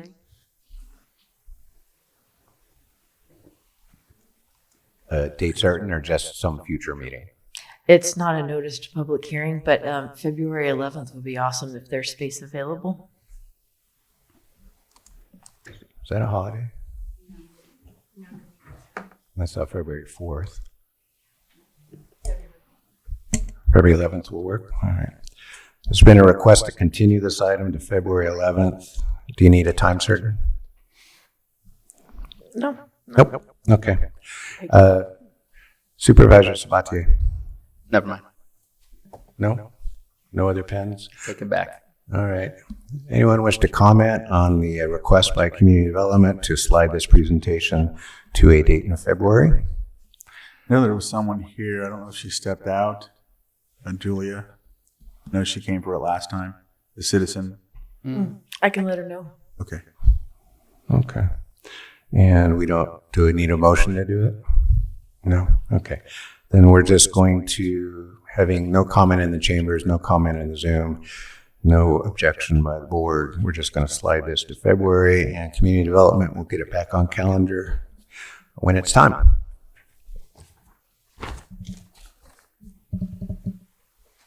All right, here we are. Our 6.14 item, 1:30 p.m., an informational update on the Cannabis Ordinance Task Force recommendations. I understand this also may be requested to slide to January or thereafter. Director Turner. Thank you. Staff requests a continuance on this item to January, please. Whenever in January is convenient. What are you saying, January 14th, or is that the one stacked up? Would it be, could it be done on the 7th? Sure. Date and time certain would be helpful here since we do anticipate public interest. All right. Can we jabber that? 11 a.m.? Thank you. All right. The proposal is to continue this item to 11 a.m. on January 7th. There are some recommendations that have been posted. I know some people are here to comment on this item. But when we do comment, the only thing we're really commenting on now is the proposal to slide. You can share your comments on the recommendations and all that, but this board's not going to dive into that today. So if you want to comment on sliding it to January, please come up. I would ask to enter my comments into the record prior to the sliding, please, sir. Okay. And I believe she did share a comment letter with the clerk of the board, and that has been received, and that will be accepted as comment. Of course, since it is sliding, you'll have another opportunity to comment when this item is heard. Anyone else in the chambers wish to comment on this item? Anyone on the Zoom? Do I need a motion, or are we just doing it? I think we need a motion because we're going to a time certain. Move to continue item 6.14 to January 7th at 11 a.m. Second. I have a motion and a second to continue this item. All those in favor? Aye. Aye. Any opposed? Motion carries. Are we doing good? We're doing good. And I see Ms. Dillman here. Okay, our 1:45 p.m. item is 6.15, consideration of child welfare services, social workers to exceed 1,500 map distance miles round trip or travel to or around the Las Vegas, Nevada area due to client contact. Right, so currently the policy requires approval from your board to exceed that distance. But circumstances often, well, not often, occasionally arise where child welfare services workers need to exceed that, but we don't have an appropriate amount of time to get your approval in advance. So we are asking you to consider giving us standing approval for that kind of travel. It typically occurs 1 to 3 times a year, not frequently. I've had one occurrence in the last 6 months. It's typically when a child is removed from their parents here locally and they need to be reunited with with parents who are very far away, the other parent, or the child is a runaway and they need to be reunited with their family who again is very far away. And the timelines with that just don't work with bringing it before the board before we need to reunite the child with their family. If you wanted a report of some kind, I'd be happy to prepare a report. I would recommend not including the destination city just to protect the identity of those children, keep them safe. But we could include distance, date of travel, reason of travel. So thank you for your consideration. Thank you for that. And for the record, speaking was Rachel Tillman Parsons, our Social Services Director. Supervisor Sabatier. Thank you very much. I did make that request, if that would be out of the ordinary, to ask for a report of some kind, like an annual report, nothing much more than that. I think that for clients, this needs efficiency in the process. But I will also say that I guess a part of me is questioning, I've never seen this board say no to travel, and in a sense, that would be really micromanaging how our departments run their departments, and I think that should be run through a budget. And if they have travel time and they have the ability to send their staff to what they believe is important, then I think we should give them that leniency to make those decisions on their own. But getting an annual report just to at least be up to date as to what is happening and where we are sending people, I think would be useful for us to know. So if I'm going to have that discussion with admin and others just to see if maybe in the near future we can bring back an update to this, because I just think putting it on the agenda takes time and money, and it also takes away the privilege of being a director and making your own decision within the department. But reporting, I think, would be great if we could make a request today for this approval. Not seeing any other pens. I have a question. So of course we have to do what we can to do this regionally and not identify certain cities. That said, depending on different clients and different needs in future cases, it's not going to be Las Vegas. It's going to be some other thing, right? So it's very unlikely it would be Las Vegas. The child we just transported was like East Coast. It was about 3,000 miles round trip. And by the time I knew it was happening, they were at the airport ready to take the child to their parents, which is what needed to happen. Which is what brought this issue before me, to make sure we have the appropriate approvals for that kind of travel. I guess I'm just a little confused, like the need to do real-time travel based on CWS very real needs. But I don't know why we would limit this request to Las Vegas, because there is going to be a future Oh, request. no, not limited. This is the language in the policy. It says anything in excess of 1,500 miles round trip or in or around the Las Vegas area requires approval of your board before we're able to permit staff to travel there. Why is Las Vegas baked into the policy? Micromanaging in the past. Because we can't go have a party in Las Vegas. Huh? I didn't write it. So that's legacy language from the policy? It is. So hypothetical, say we needed to send a social worker more than 1,500 map distance miles round trip to another community. This policy wouldn't apply? This policy does apply, and that is why I'm bringing it before your board, because I needed to send a social worker with child like to the East Coast, and it was more than 1,500 miles round trip. Well, I don't know. If it's in the policy, it's in the policy, but it sounds like you didn't. I didn't, because it was an emergency, and here I am. Sorry. Well, I don't know. If it's in the policy, to me, it doesn't make sense to have the city in there if we're just basically authorizing the travel over X amount of miles because you need to, and it's in excess of the normal travel allowance. But why does the policy spell out a specific city? For the obvious reason. Yeah. It's where people like to have fun, and it gives an image that if we're sending people there, are they really going to a training or are they there to have fun? And so I think it's been identified so that if we do send people there, we can talk about it publicly so that it's more transparent, likely that it's for the right reasons and not for the wrong reasons. All right. So I'm sorry. So there's two clauses in there, and I'm reading this too closely. Yes. The general policy is if you exceed the 1,500 map miles, come to the board, or if that same, or if you're traveling to Las Vegas, period, come to the board. Okay. Interesting policy. Thank you for that clarification. You're welcome. Any other questions from the board? I'll open to the public. Seeing none, we'll open this item up for public input. Anyone in chambers? Anyone on the Zoom? Looks like we have a form of the motion on the staff report. Mr. Chair, I move to approve the waiving of the policy for child welfare services social workers to exceed 1,500 map distance miles round trip or travel to around Las Vegas due to client contact. And I will say with the request of an annual report to the Board of Supervisors. Second. Is that a good form? Yes, I made it up. Thank you. I know. I have a motion and a second. All those in favor, please say aye. Aye. Any opposed? Motion carries. Thank you. Thank you. Thank you.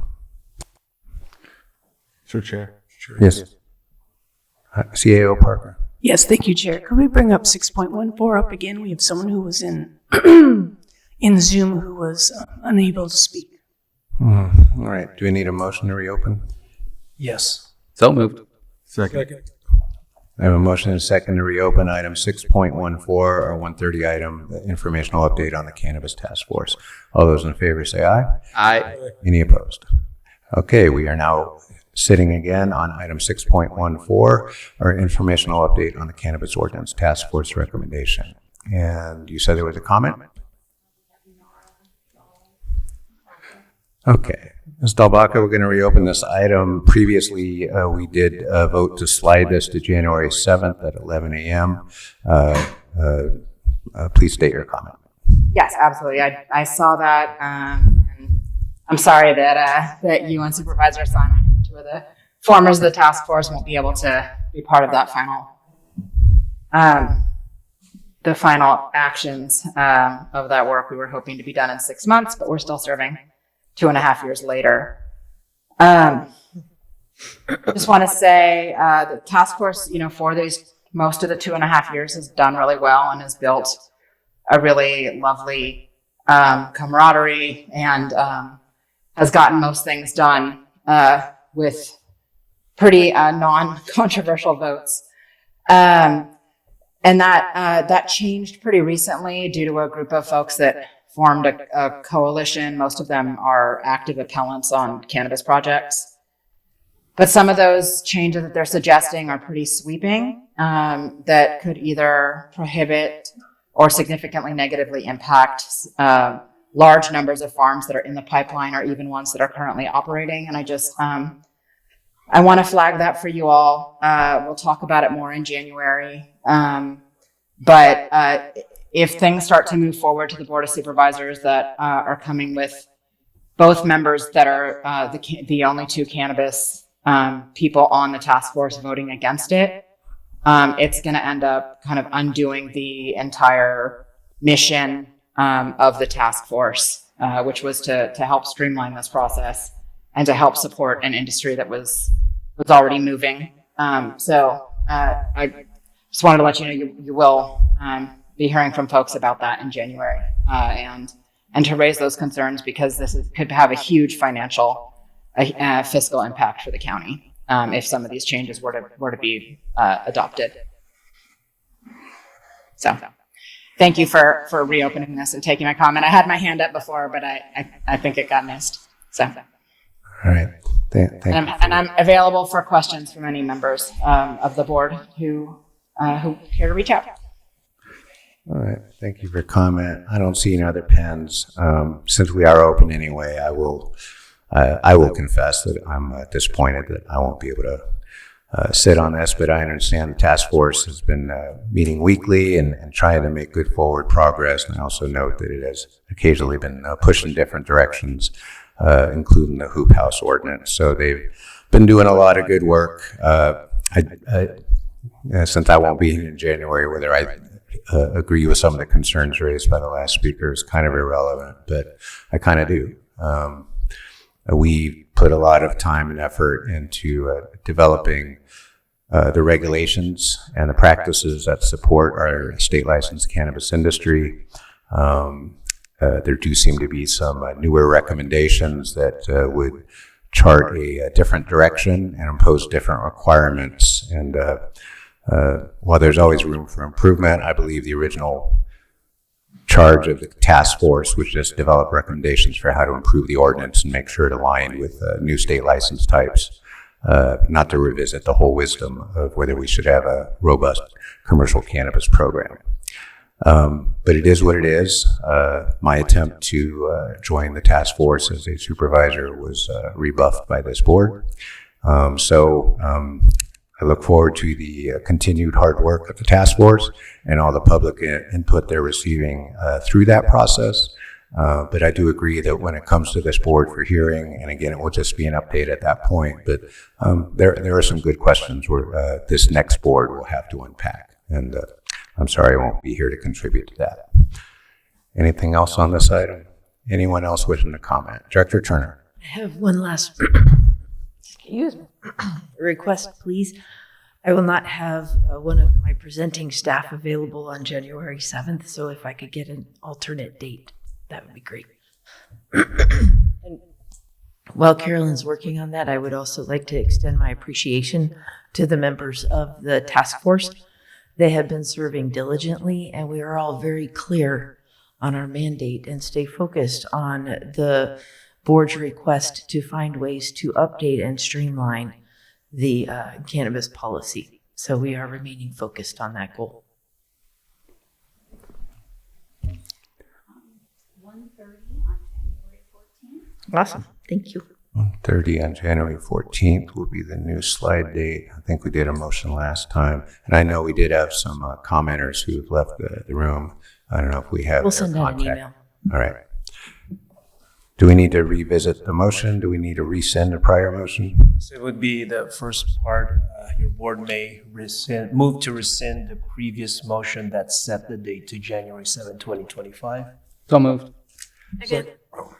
Oh, don't fight over that. I have a motion and a second to rescind the prior setting of the date for January 7th. All those in favor say aye. Aye. Aye. Any opposed? I move to approve to continue this agenda item to January 14th at 1:30 p.m. Thank you. Second. I have a motion and a second. All in favor? Aye. Any opposed? That motion carries, and now we are done again with item 6.14. Director Turner, don't go anywhere. We're going to slide to, looks like 6.17, Or is it time in? It's got to be time. Oh, yeah, it's way past time. Nope. 6-1. 616? I skipped one? You guys have never done that, have you? All right. Our 2 p.m. item, and it's well after 2, 6.16, presentation of code enforcement, illegal dumping abatement grant activities, CDD. But, hi, Director Turner. Howdy. Staff requests a continuance on this item to sometime in January. Or maybe February. Okay, January 7th is great. We have an opening. What was that, January 7th at 11? Does that work for staff? That's great. I'll just stand here for the next item. All right, let's do that. Any pens up on that request? Anyone in the chambers wish to comment on that request? To slide the 2 p.m. item, the update on the illegal dumping abatement. No hands up in Zoom? One hand up in Zoom. All right. And this is on our code enforcement item 6.16. Ms. Rosenthal.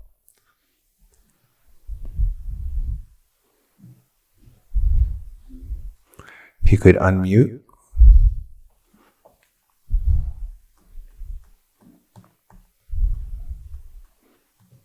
Is that a leftover hand up? No. Ms. Rosenthal, there we go. Yes. You've already, hi, this is Monica Rosenthal, and you've already closed comment again on the Cannabis Task Force issue. My hand was raised during that time. So just to make a quick comment, so I would like to say that the speaker, I believe it was Nara. Okay. Cannabis. Ms. Rosenthal, since we're not sitting on that item right now, I don't want to accept a comment on that. Okay, again, my hand was raised during that time, and I was not called on until after you had closed it. So again, just to say there are different perspectives on that particular issue. And I'm going to add that the Cannabis Task Force has been in operation for well over 2.5 years. Okay, ma'am, if you're going to continue your comments, I'm going to have to bring it back to the board and ask to reopen this item if they desire. Does anyone wish to reopen item 6.14 for the sole purpose of accepting public input? Oh, she's left us? All right. Your board may want to continue the discussions on 6.16 since that's pending before your board before reopening the by motion the 6.14 item. All right, let's do that. And I think we agreed to continue the current item to January 7th at 11 a.m. Did we get so far as a motion? No, I'll make a motion, but I only skipped Pet of the Week twice. But I'm glad that was memorable. I'm sure it was more than that. I make a motion to move this item of code enforcement legal dumping abatement to January 7th at 11 a.m. Just, Mr. Chair, if I may, just to make sure that no one in Zoom or anywhere else in the chambers would like to comment on 6.16, that was it. I take it the hand up for Monica Rosenthal is not for this item. It's for 6.14. And no one in the chambers wishes to comment on the continuation of the code enforcement item to January 7th. Seeing no movement in the chambers, I'll entertain a motion. Second. Was there a motion already? Yeah, Bruno motion. Okay, I have a motion and a second. All in favor, please say aye. Aye. Any opposed? That motion carries. All right. We have received at least intent to comment on item 6.14, and the speaker stated she was not recognized during that item. If someone wishes to make a motion to reopen the item, I'll entertain the motion. And if nobody wants to, I'll entertain that non-motion as well. I'll move. Second. I have a motion and a second to reopen or rescind? It would be reopen item 6.14. Just to reopen. All right. I have a motion and a second to reopen item 6.14, informational update on cannabis ordinance task force recommendations. All those in favor? Aye. Opposed? Nay. All right. We're back on 6.14, 1:30 p.m. Informational update on cannabis ordinance task force recommendations. There was a prior action to continue this but I've scribbled over my notes. But who wishes to comment on this item?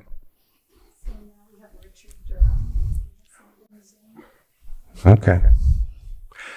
And what was just for my own information, what did we decide on this date? 14th at 1:30. Jan 14 at 1:30. All right. All right, this item has been reopened. We previously opened this item and the board voted to continue this item to January 14th at 1:30 p.m. I see a hand raised in Zoom. Really, only comments we have are whether the continuation should happen. Anything? Mr. Dira, please unmute.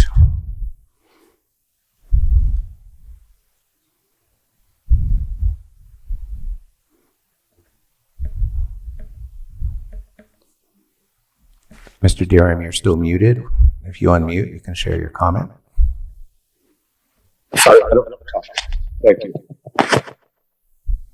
What? Okay. We have a hand up from Ms. Rothenstall. Go ahead and unmute and please state your comment. Good afternoon. This is Monica Rosenthal.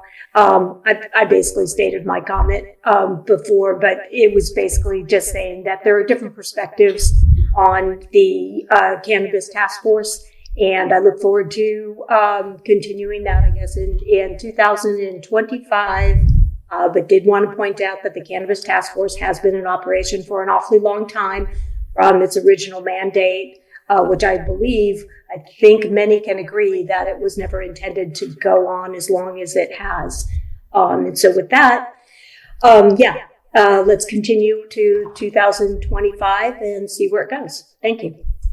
Yeah. And by the way, the Zoom thing is not the hand, or at least from my point, and maybe it's just slow from South Lake County with the broadband and stuff, but I indicate my hands up and then I get no response, and then you're talking to me when I've already lowered my hand. So there seems to be a lapse in the process here from the Zoom. Thank you. Have a great day. All right. Thank you for your comment. Anyone else wish to comment on this item? And I don't think we need to revisit the action itself. So if there's no further comment, we'll close item 6.14 again and move on. Director Turner. Item 6.17, our 2:15 p.m. presentation of code enforcement final draft drone usage policies. So staff requests a continuance on this item to hopefully January. Could we go after the 11 o'clock? That'd be awesome. Thank you. All right. We have a Sorry. Supervisor Sabati. At 11, the code enforcement illegal dumping abatement. Okay, yeah. I was just confused because if it was the cannabis, 15 minutes is not close to enough. Just wanted to make sure. Thank you. Any other pens up? Okay, on this item, we have a request from staff to continue this to a date and time certain. That would be January 7th at 11:15 a.m. Anyone in the chambers wish to comment on that request? Anyone on the Zoom? Let's take a real careful look for those hands up. No hands on Zoom. Seeing none, will this be a motion? If so, I'll entertain a motion. Move to approve, moving the item 6.17, presentation of code enforcement final draft drone usage to January 7th at 11:15 a.m. Second. I have a motion and a second. All in favor, say aye. Aye. Any opposed? Motion carries. Thank you. Thank you, Director Turner. And thank you. Oh, wait.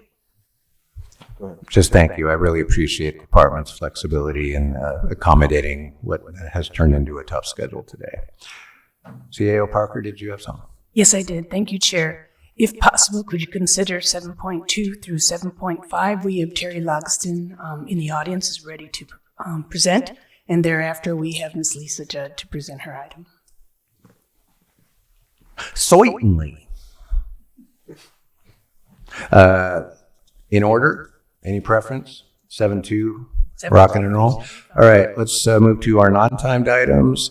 7.2, consideration of the Lake County Community Risk Reduction Authority Tree Mortality and Forest Health Task Force Subcommittee to be transferred to the Lake County Board of Supervisors as the acting authority.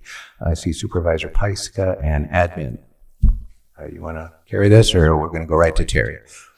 We can go right to me, Terry Logson, Chief Climate Resiliency Officer. The directors of the Risk Reduction Authority thought that they had done this. They had discussed it, they had approved it, but it never came before your board.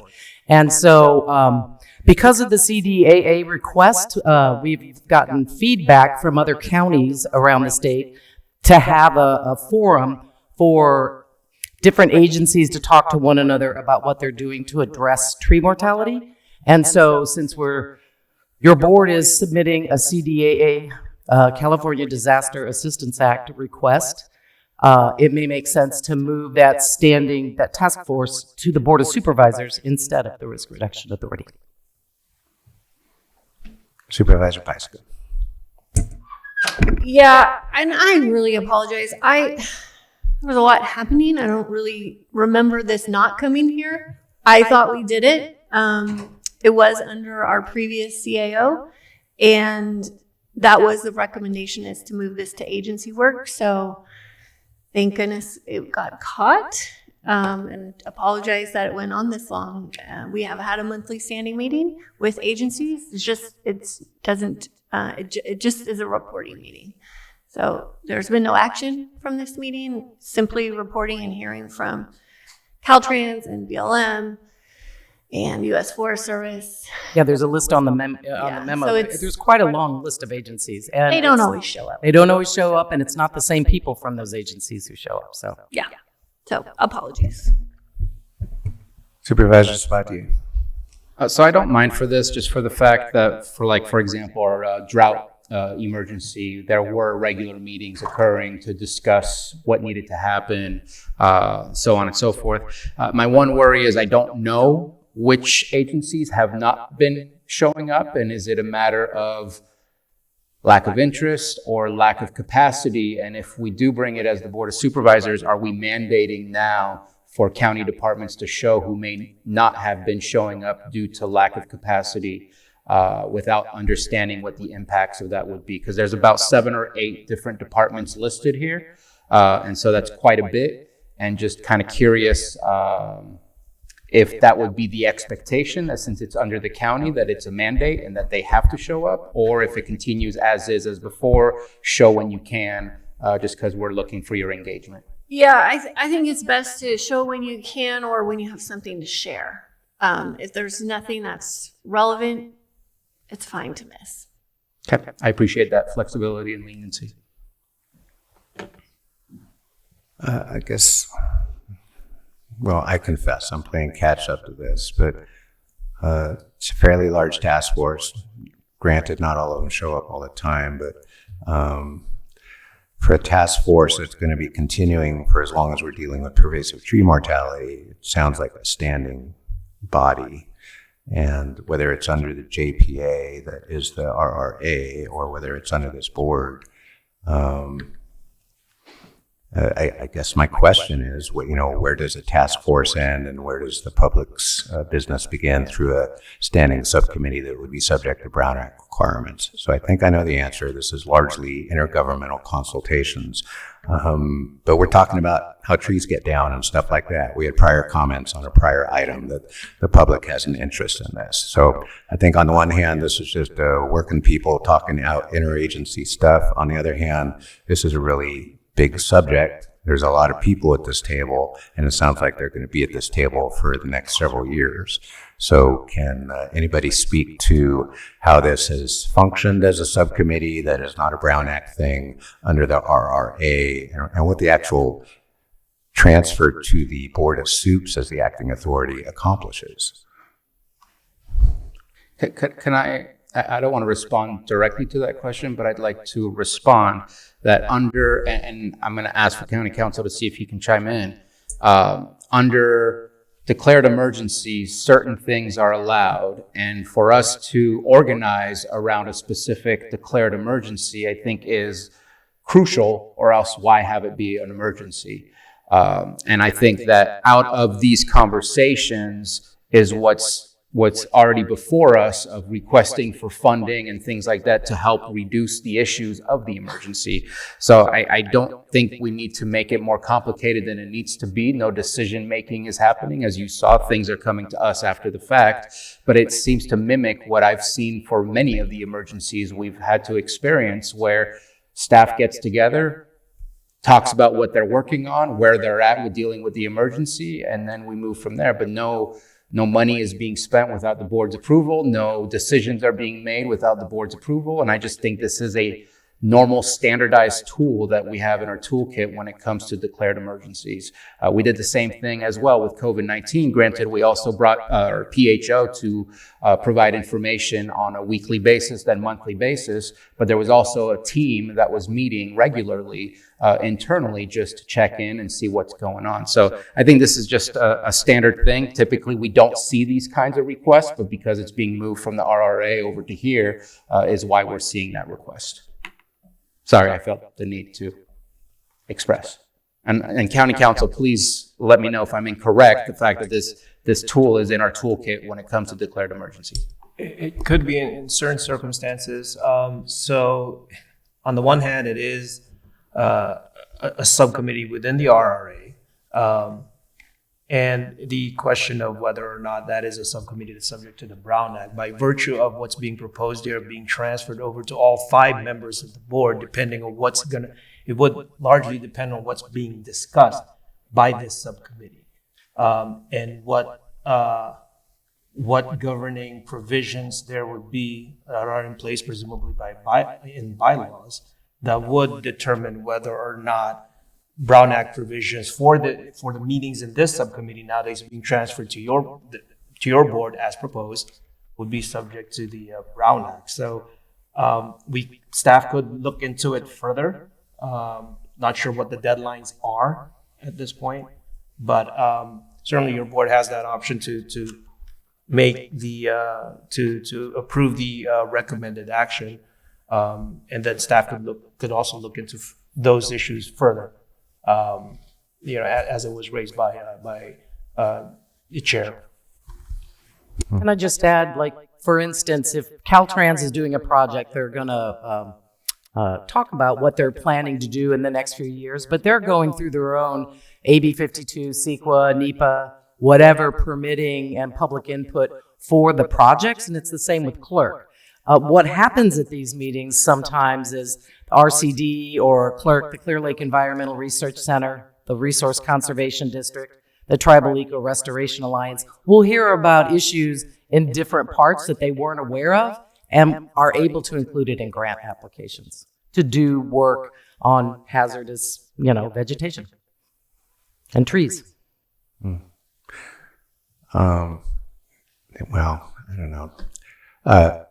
I'll just share my own thoughts, and I'm going to use the Clear Lake as the example. One reason I brought that emergency back in the day is we had a pretty robust task force going on. It was intergovernmental consultations. There was a big summit and all that, and at the end of the day, it was not a public meeting. And so they were complicated issues. We do want to foster intergovernmental consultations, collaboration between agencies, state, federal, local, tribes, what have you.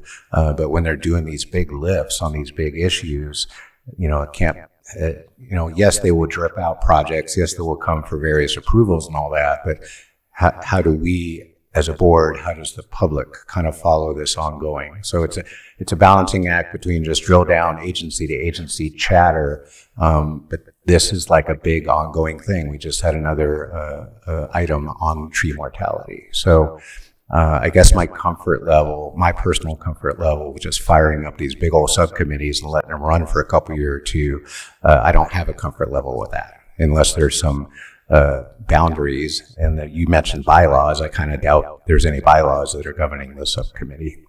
So again, I won't be here, so I'm not going to make a big stink about it. But if it's going to come to the board, I think it deserves at least the courtesy of some examination about if it's going to be a standing subcommittee and it's only intergovernmental consultations. Everyone's on the same page about that. But if we need to split the baby in half and say, here's where you can just have your little Zooms and have at it, but here's when you have to bring items out to the board for further discussion.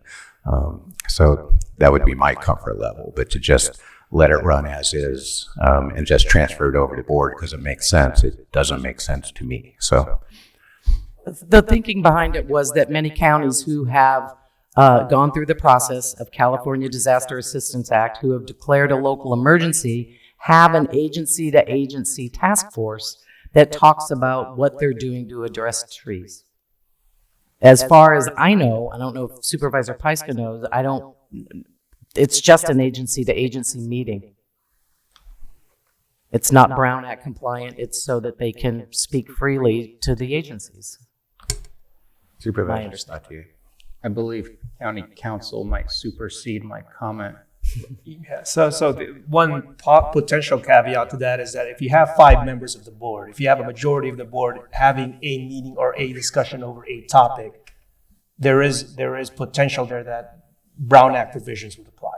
So that's what staff needs to look into if what's being proposed here is for a full transfer of this subcommittee to all 5 members of the board. In the alternative, we have committees here where there is 2 members of the board, which would be less than a majority, if that's amenable. If that's, but as it reads right now on the recommended action, it's a request to approve the Lake County Community Risk RRA, Tree Mortality and Forest Health Task Force Subcommittee to be transferred to the Lake County Board of Supervisors. It reads as a whole, as the acting authority. And that would seems to imply all 5 members. Yeah, the thought was just to have it under committee assignments. I don't know the wording. But even committee assignments, sorry, apologize. Supervisor Sabatier. What was the mechanism under which our drought declaration, a task force, was able to be created without the board's approval? We have a tree mortality declaration. What is that? What process can we utilize that mimics what we use for the drought task force to help create this? Now, I say that, but also I'm looking at the list and I do see we have some nonprofits in there, and maybe that is a problem, maybe it's not a problem, but the rest are all governmental agencies. So I don't know if we need to look at individuals on the list and see which ones can fit, but we have a mechanism that has been utilized in the past.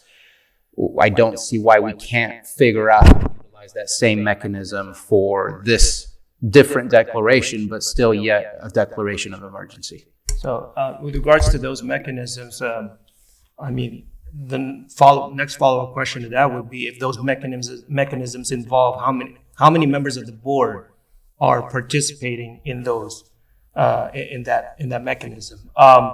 If it's the more cautious approach would be to have less than a majority, much like in a lot of the county's ad hoc committees, to have just 2 members of the board participate in it. If that's what's being contemplated, then it avoids these potential questions of whether or not the Brown Act provisions would apply as to your board.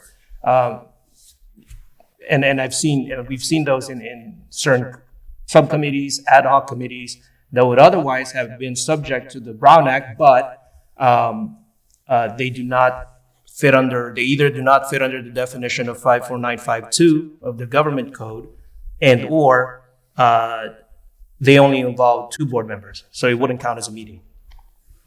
And would we be able to create such a committee here, or do we need to maybe alter the tree mortality declaration so that it states in there that there will be this task force? Just because I feel like we're almost at an impasse with our conversation today. So staff would need to review the declaration itself. It really hinges on what staff is looking to recommend as the composition of this subcommittee in terms of who it's being transferred to. At this point, if the recommendation is to just have to be transferred to essentially a committee that's similar to an ad hoc committee with 2 board members and some other members of other agencies, then certainly that's before your board for consideration, and it would not be such a transfer to this new subcommittee would not be subject to the provisions of the Brown Act on its face. It's like a long-term ad hoc. Okay. Supervisor Simon. Yeah. Just trying to figure out a way to get it completed here. Maybe the 2 appointees to the Risk Reduction Authority of the board, Watershed Protection District, and the county representative are the folks that are added to the list. Just a suggestion, maybe that could work for county council. And I think it accomplishes what needs to be done. Mm-hmm. I feel that was the original goal. Yeah. What?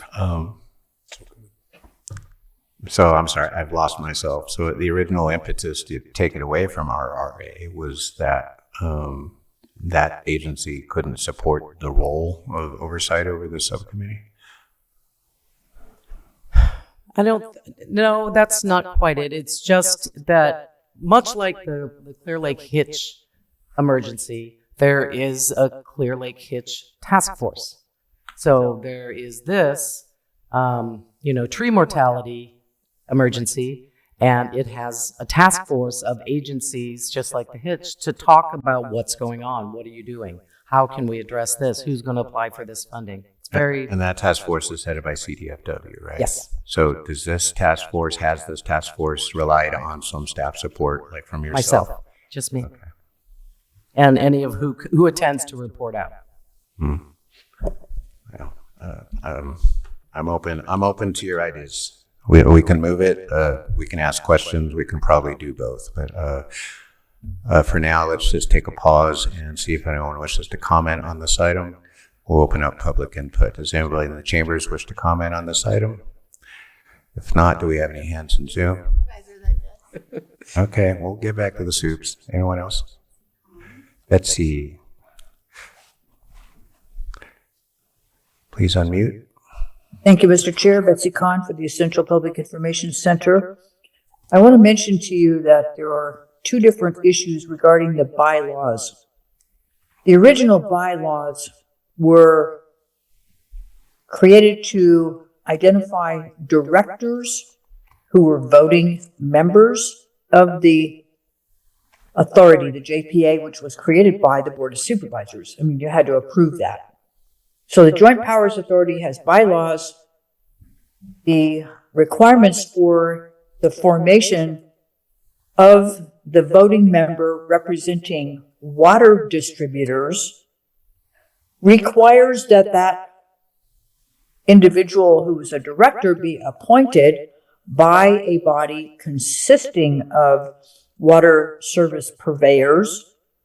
And the way the Risk Reduction Authority narrowed that down was by deciding that that could only be a member of the public water systems, meaning county public water systems. However, there are other entities that require input, and they're not involved in appointing whoever it is that's the voting member. So that issue I raised to Anita Grant probably 4 or 5 years ago, so I don't know how long ago, and that's never been answered. In the meantime, the Risk Reduction Authority decided to create a fiscal body that would be able to work with the biomass program. I'm sure Terry has all the knowledge of this.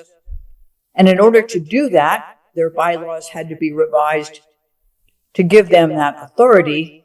And I think both of those issues need to be considered by the board, by your board, in addition to whether those decisions are made by an ad hoc or a standing committee.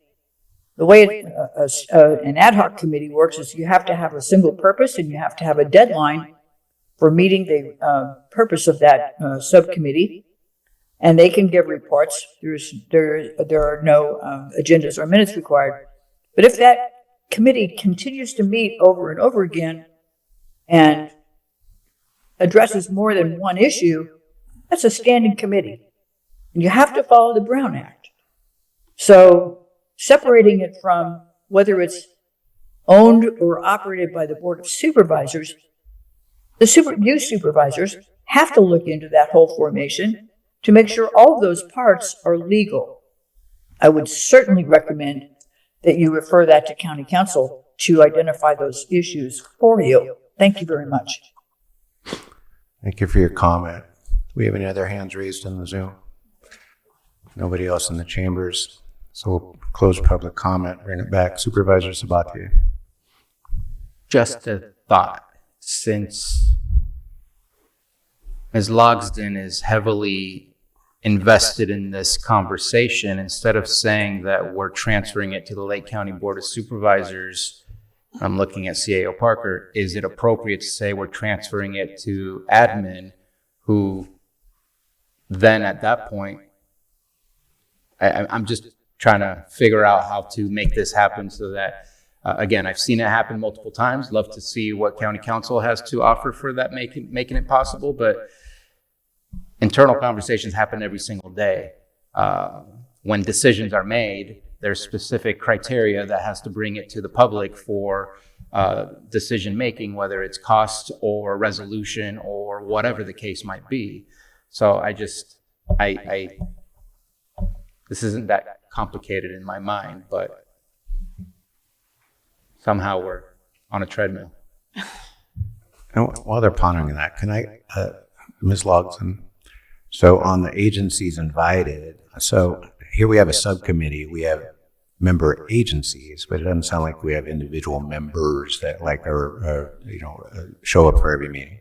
Right. So even to the extent we even have a standing subcommittee, we don't have standing subcommittee members. Correct. Right. So if it's going to be this revolving door of not just agencies, but agency representatives, again, my caution sign goes off. I want to be sensitive of the time. I would like to either get some consensus from the board to plow ahead and let them work it out later, or possibly entertain a motion to refer this to County Council for further discussion.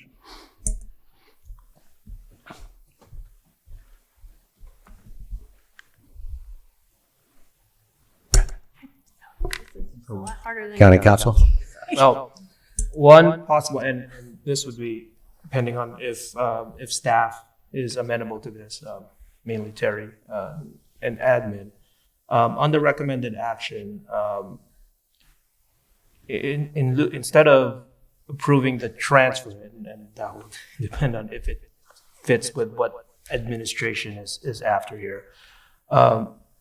Since we are talking about the task force being moved under, quote unquote, the purview of the Board of Supervisors, if staff is amenable, if admin staff is amenable to just approving the appointment of, say, no more than 2 board members in this task force, so that they would be included in the list of agencies invited to attend the task force. Task force would remain the same, and essentially it would be an appointment for the designated board members, no more than 2, to then participate in this task force.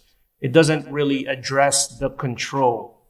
That's why I'm running it by admin staff. But if admin is amenable to that, then it would be just an appointment of 2 board members within this task force that takes care of any potential Brown Act concerns, because it would not involve the majority of your board. Correct. It seems to me that the 2 board members would be the 2 representatives to the Risk Reduction Authority. So it would be the director who represents the Watershed Protection District and the director who represents the county. That's who has been attending. So what would be the recommended action? So one form, and again, if admin staff is amenable, the motion would be to approve to appoint those designated board members that Ms. Logsden mentioned, to appoint them specifically to the Tree Mortality and Forest Health Task Force Subcommittee of the Lake County Risk Reduction Authority. That's the task force. It's not of the Risk Reduction Authority. That's what they're trying to get away. Yeah. Okay. We want it to be a county committee. It needs to be a county committee. Well, in that case, because one option is to have a full transfer. If it's going to be the county as a whole, as represented by the Board of Supervisors, then it would potentially trigger provisions of the Brown Act, because that may count as a meeting, and then that would be one way to go. The other alternative here is to give direction to staff to look into this issue further, to bring it back to the board for next year, to see what other possible options there are. Okay, let's just give that direction to staff. We need a motion. And we have consensus. Consensus. All right, there's consensus to refer this to staff. And just last comments on this. So we don't even treat all our various subcommittees and task forces the same. 2 on this one, 0 on cannabis. So whatever we're going to do, if we can find a consistent approach to how we appoint task forces and whether or not they have sitting soups on them. If we're inheriting this one from RRA, again, their bylaws may have governed, but this task force, if it's going to fall under the board, then it will fall to the board to give this task force direction in the future. And so we won't just inherit whatever came over from RRA. So it sounds like we have consensus, no motion required. Thank you for item 7.2. We'll conclude that. Moving on to item 7.3, consideration of a letter of support for Chief CAO Parker. Thank you, Chair. I didn't realize this item would take so long. I was hoping to get these short items done. But Ms. Judd does have a meeting with the city of Lakeport. I'd like to get her out of here, and we'll just have to bring Ms. Logston back. Would that be 7.5? 6.18, please. Right. Timed item. Thank you. And we're at 3:16. So we're going to take up item 6.18, 3 p.m. Consideration of a resolution and MOU to create the Lake County Regional Housing Trust Fund, and B, consideration of direction to staff regarding the allocation of remaining permanent local housing allocation, PLHA, program funds for the Lake County Regional Housing Trust Fund for years 2021, 2022, and 2023. This is all you. Good afternoon, Board. Lisa Judd, Deputy County Administrative Officer, Housing. Today's staff would like to request the Board approve the creation of the Lake County Regional Housing Trust Fund via the resolution and memorandum of understanding between the County of Lake, Lakeport, and Clear Lake. The Housing Action and Implementation Plan and the Regional Housing Needs Assessment are both regional approaches to addressing housing needs in Lake County. Therefore, it follows that the Housing Trust Fund should also be at a regional level to promote greater collaboration and pooling of resources to address critical housing needs that encompass the entirety of Lake County. The Lake County Regional Housing Trust Fund is funded with $1 million of general funds and $1 million of ARPA funds, Fund 417, with direction from the board, the permanent local housing allocation funds in the amount of $847,981 for years 2021, 2022, and 2023 will be allocated to the Lake County Regional Housing Trust Fund pending HCD approval. Does that conclude your presentation? Yes. All right. I understand this is on agenda with the city tonight, Lakeport? That is correct. All right, any questions of supervisors? I'm seeing none. That's exciting. Let's go ahead and open it up for public comment. Anyone in the chambers wish to comment on this item? Seeing none, do we have any hands raised in the Zoom? I see a passionate level of disinterest. Please don't take it as disinterest. It just means we're excited about moving this forward. If there are no further discussion or questions, I'll entertain a motion. I offer the resolution. The resolution has been offered, Madam Clerk.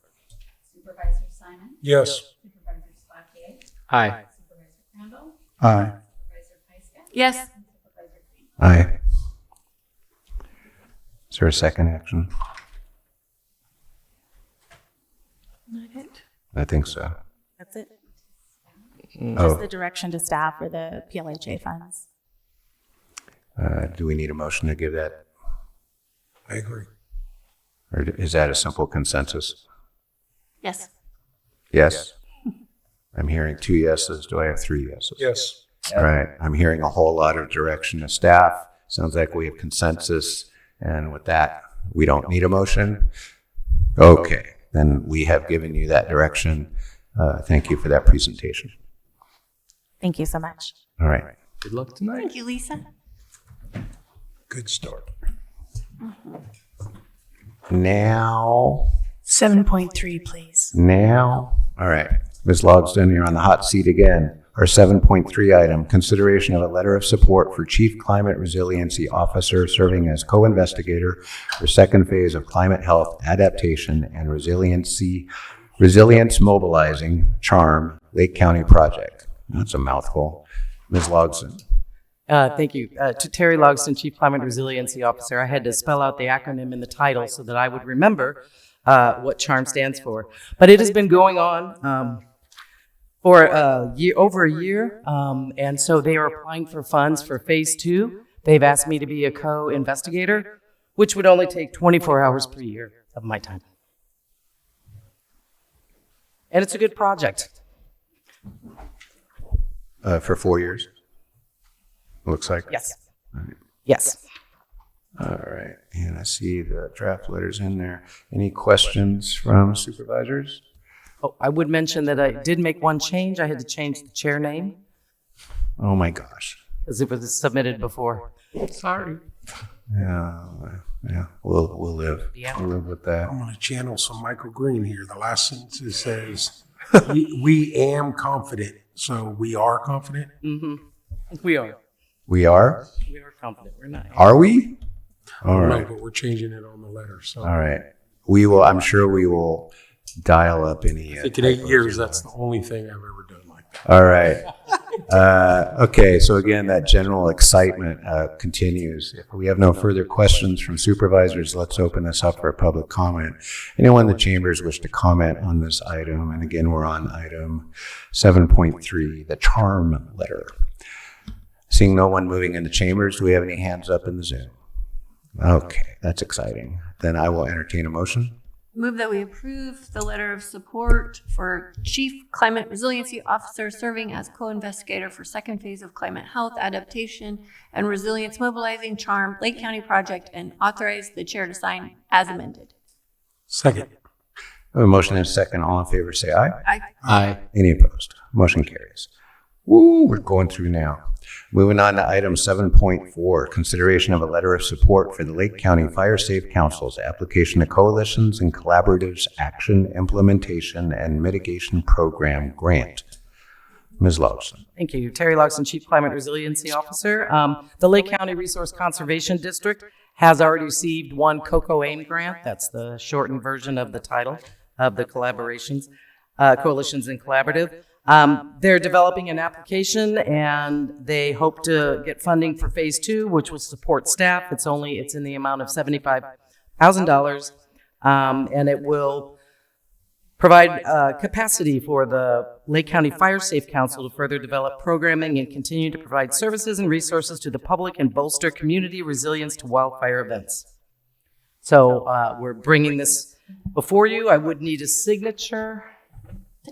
Today, I have a hard copy. If you do so, approve it. That's his favorite. All right. Any questions from the board? Seeing none. Anyone in the chambers wish to comment on this item? Please don't rush. Any hands raised in the Zoom? I'm hearing a no. No? Carolyn, is that a no? All right, thank you. I'll entertain a motion. I just want to state that the Risk Reduction Authority also signed a letter of support yesterday, and I move that we support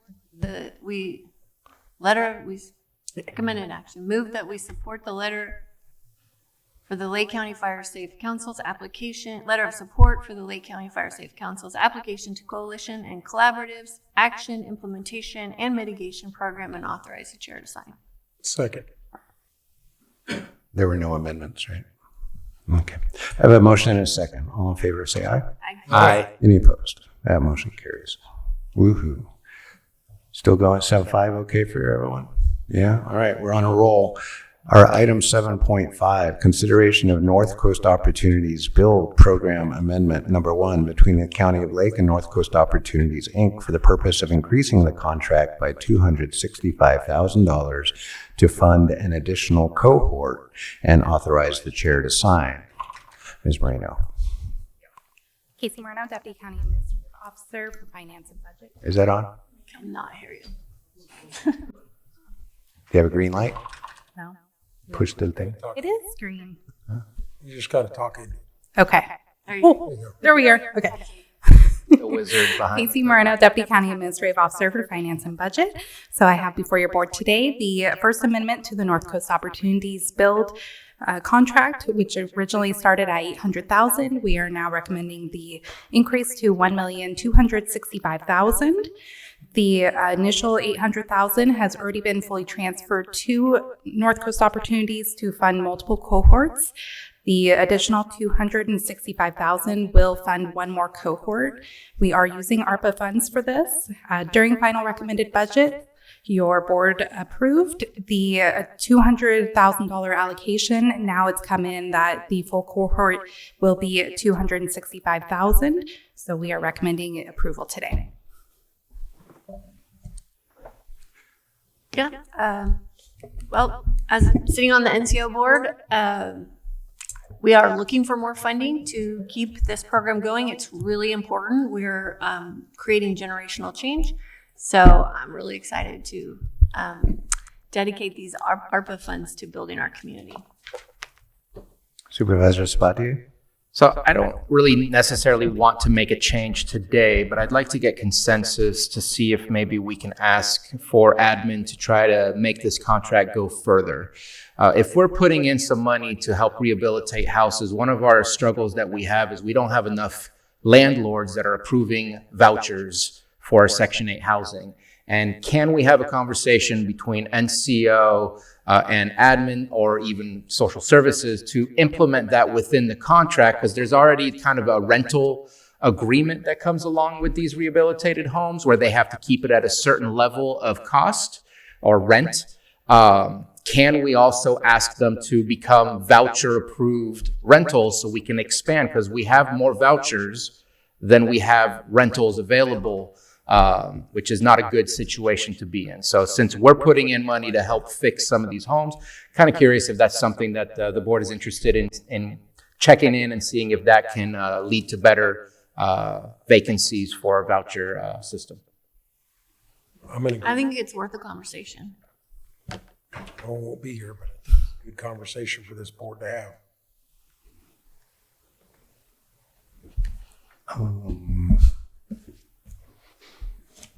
I just wonder if we're outside the scope of the item. I don't disagree with you. But it's a contract. To me, they're It would be apples. within the contract.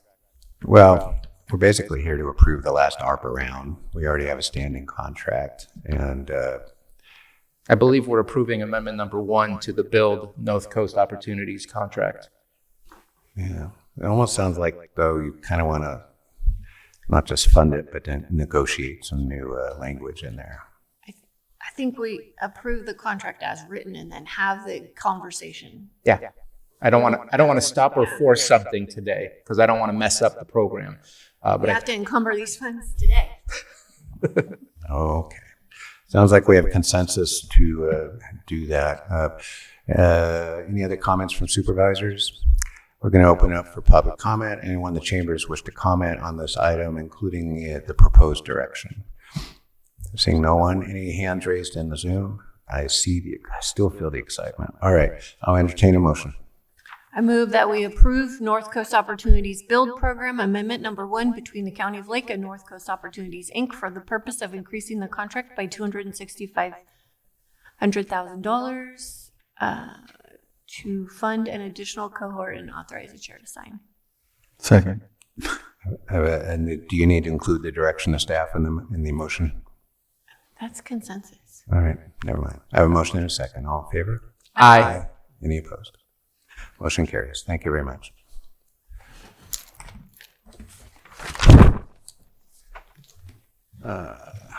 We're just going to go down.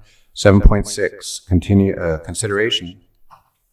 Put the glasses on. Consideration of a request for use of counties. CAO. Hi. Sorry, I apologize. Thank you, Chair. You do have a 3:30 time certain item regarding 6.19, and it is 3:29.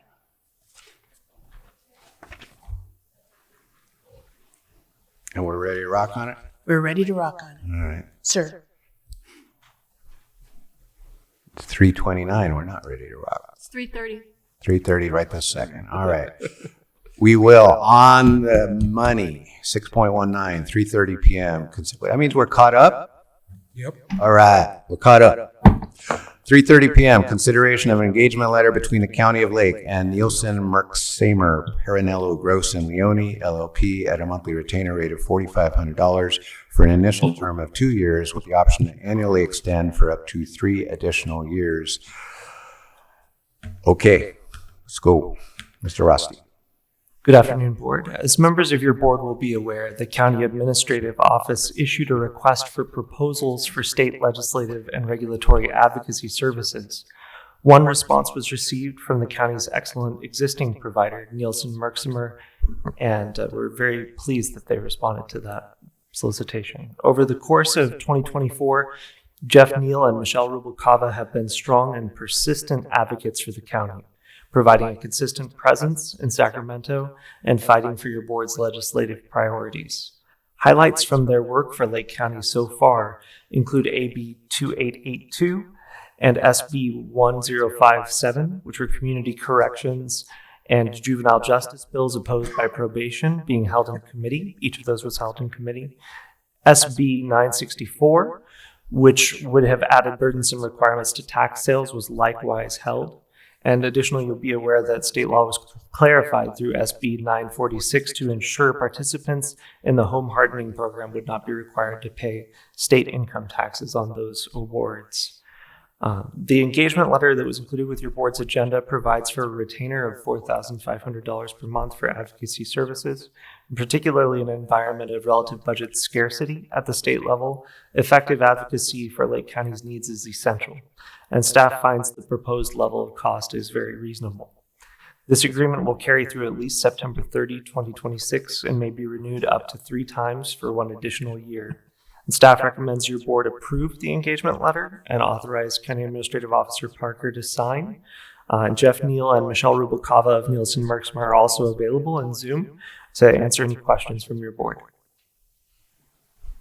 Thank you for the presentation. Do we have any questions from board members?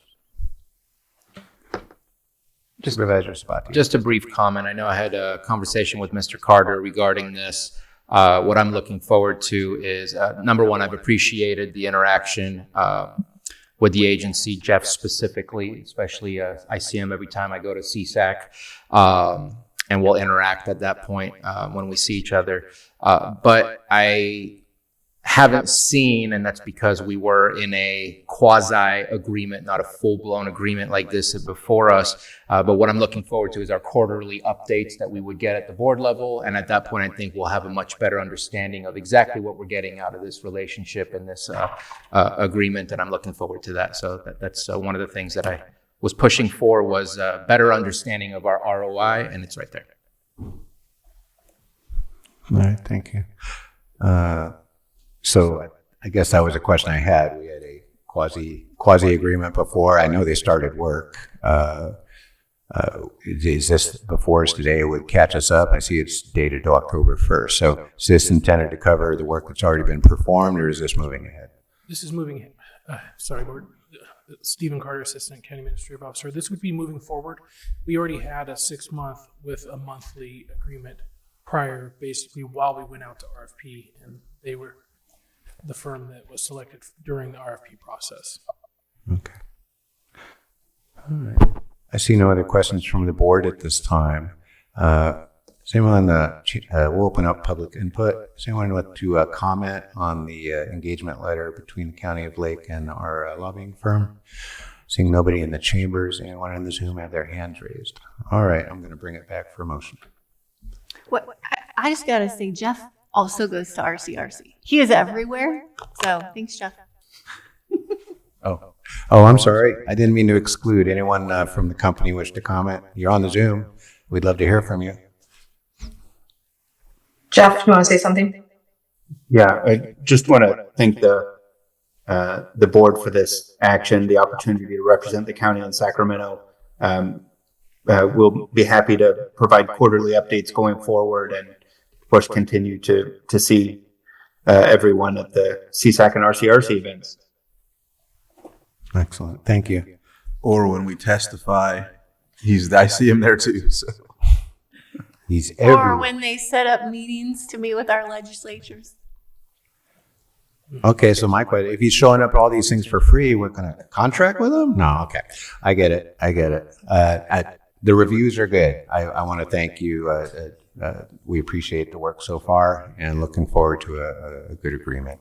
With that, I'll entertain a motion.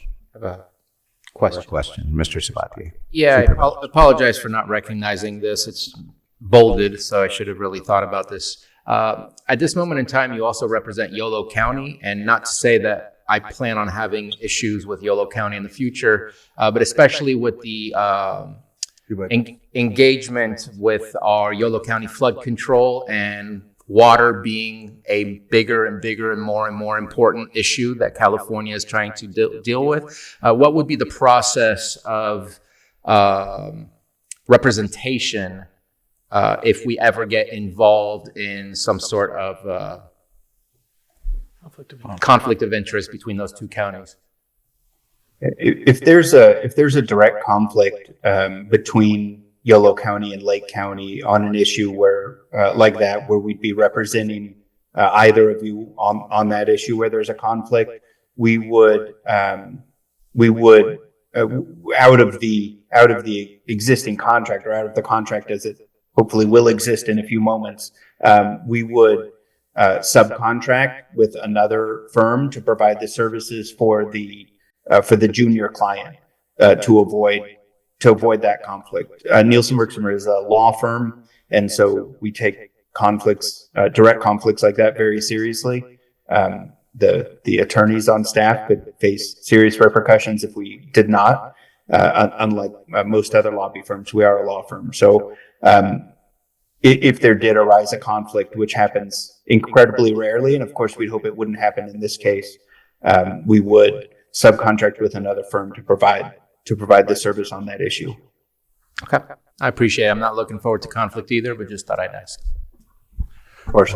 Thank you. Question. Real quick follow-up question. So in our first iteration, did the board give marching orders about which subjects they wanted to talk at? I'm looking at the quote-unquote subject matter in the first page of the contract. So has this board already decided subject matter, and we'll come back and give them further guidance on subject matter as this contract unfolds?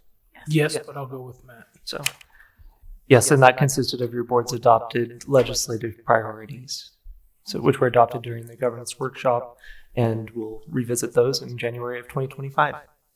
Okay, so the lead priorities are the subject matter, basically, that will be executed in this contract. Okay, great. We already did public input? Yes. Yeah, I think we did. Then I'll entertain a motion if there's no further comments. I move that we approve the engagement letter between the County of Lake and Nielsen Werksamer, Perinello, Gross, and Leone LLP at a monthly retainer rate of $4,500 for an initial term of 2 years, with the option to annually extend for up to 3 additional years, and authorize the county administrative officer, Susan Parker, to sign. And I'm going to second it with the comment. Glad to see the county taking this step forward.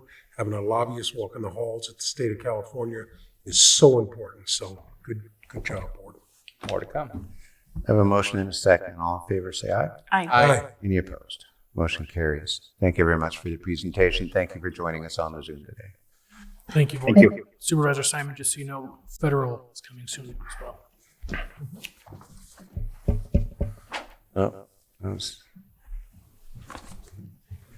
Any other? I see the hand again. So I'm learning. I'm not going to make any moves till I see the hand.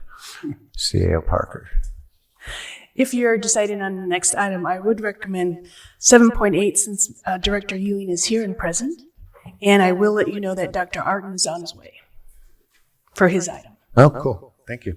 Let's do that. We're going to move to non-timed item 7.8. That will be consideration of a resolution creating revenues and appropriations in budget unit 1785, public safety facilities, and B, consideration of the award of bid number 250816 for the Lake County Sheriff Administration Facility Renovation Project in the amount of $11,965,000 to Wright Contracting General Builders. Mr. Ewing. All right. Good afternoon, Lars Ewing, Public Services Director. As you just read, another item for the Armory. As your board will recall, 2 weeks ago, you approved the issuance of lease revenue bonds for the project. While that was occurring, there were kind of two sides of this project. There was the financing side, and then there was the development side. Public Services has overseen the development, the design, essentially, of the project. This fall, we put out the construction project for bid. In November, we received bids, and so this item has two parts, obviously an A and a B. And so I'm just giving you the full picture here. That we will be considering a resolution to appropriate funds, and B, the award of the construction project. So for item A, Stephen, I'll defer to you for any details, but the long and the short of it is that 2 weeks ago, your board did approve the issuance of lease revenue bonds.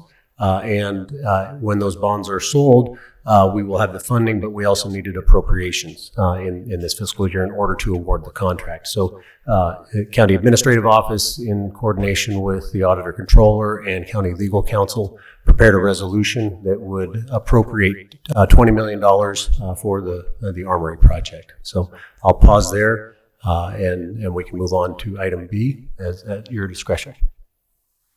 I just want to clarify a little bit on A. We do need to have action on A before, because otherwise B doesn't matter.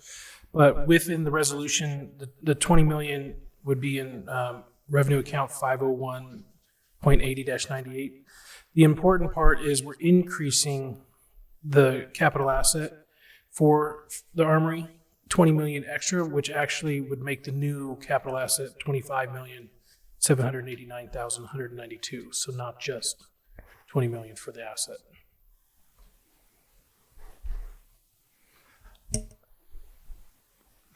Okay, so 20 million, the second action is 11.9. Am I missing a second funding round in there?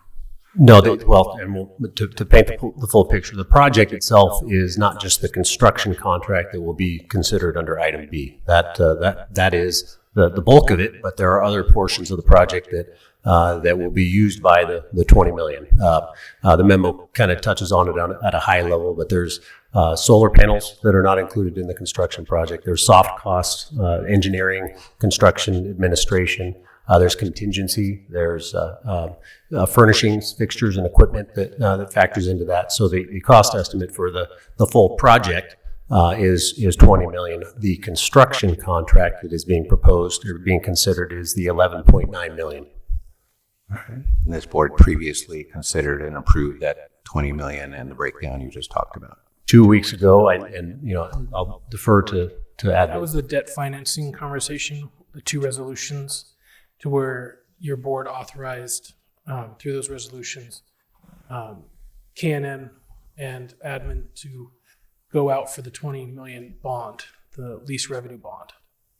And this, you can't deposit that lease revenue bond unless this resolution goes through. So what the resolution is adjust a lot of this.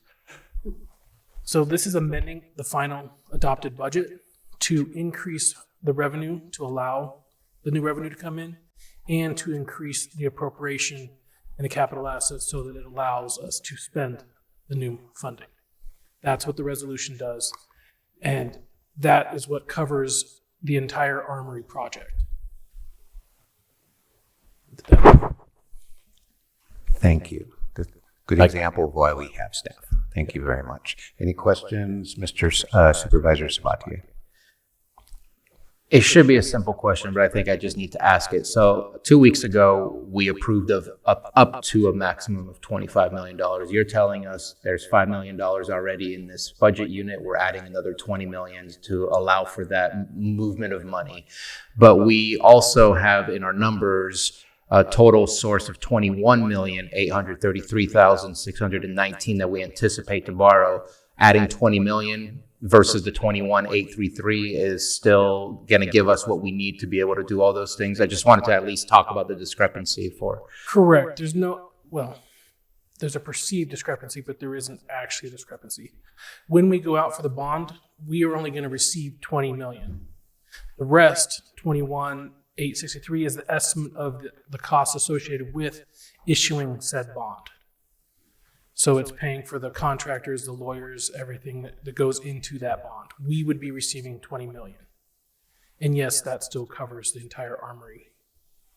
So are we going to see, 'cause, again, I'm looking at what we approved, and I agree, the project fund, the uses say it's 20 million. Are we going to see another appropriation for the reserve fund of 1.458 million or no? Yes, but that will probably be either at mid-year if the bond has gone out. If we haven't, it should by then. But if it has not, it would be either at mid-year or recommended. Okay. Yeah. And I appreciate it. It's not a discrepancy. It's just an explanation that we're still talking about the same thing, but we're talking about different numbers and just trying to bring everything back together so that it sounds more familiar to what we talked about 2 weeks ago. So then that might also help that the 5,789,192 is what was already in the final recommended budget, which included 3 million from ARPA, 2 million from the local sheriff fund, and some remaining general fund that was in budget unit 1785. Yep. Didn't we get some money from Congressman Thompson? That is for the EOC piece, which is not going into the armory building. Sorry. It's going to the actual EOC over on the same property. Sorry. Yep. But yes, it was meant for this. Any other questions from the board? Seeing none, I'll open this up for public input. Does anybody in the chambers wish to comment on either of these items? One is a reso to adjust the revenues and appropriations, and the other is a bid award to Wright Contracting. What? Just stay right now, please. Well, there's not going to be any public input. So, all right. You want me to just do A? All right.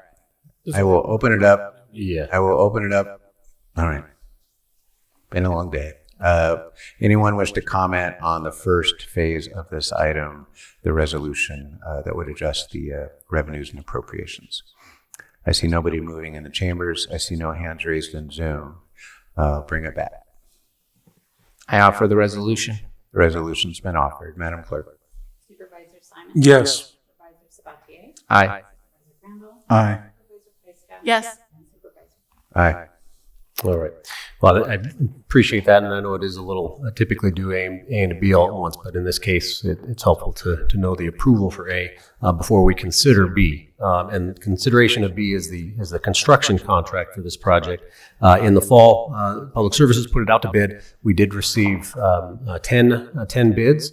The bid tabulation was not originally included with the agenda. It was added today. And so if we can put it up, it might be helpful to show that. But in absence of that, or while that's going up, I'll just summarize that the 10 bids that were received, their low bid was Wright Contracting and of $11,965,000.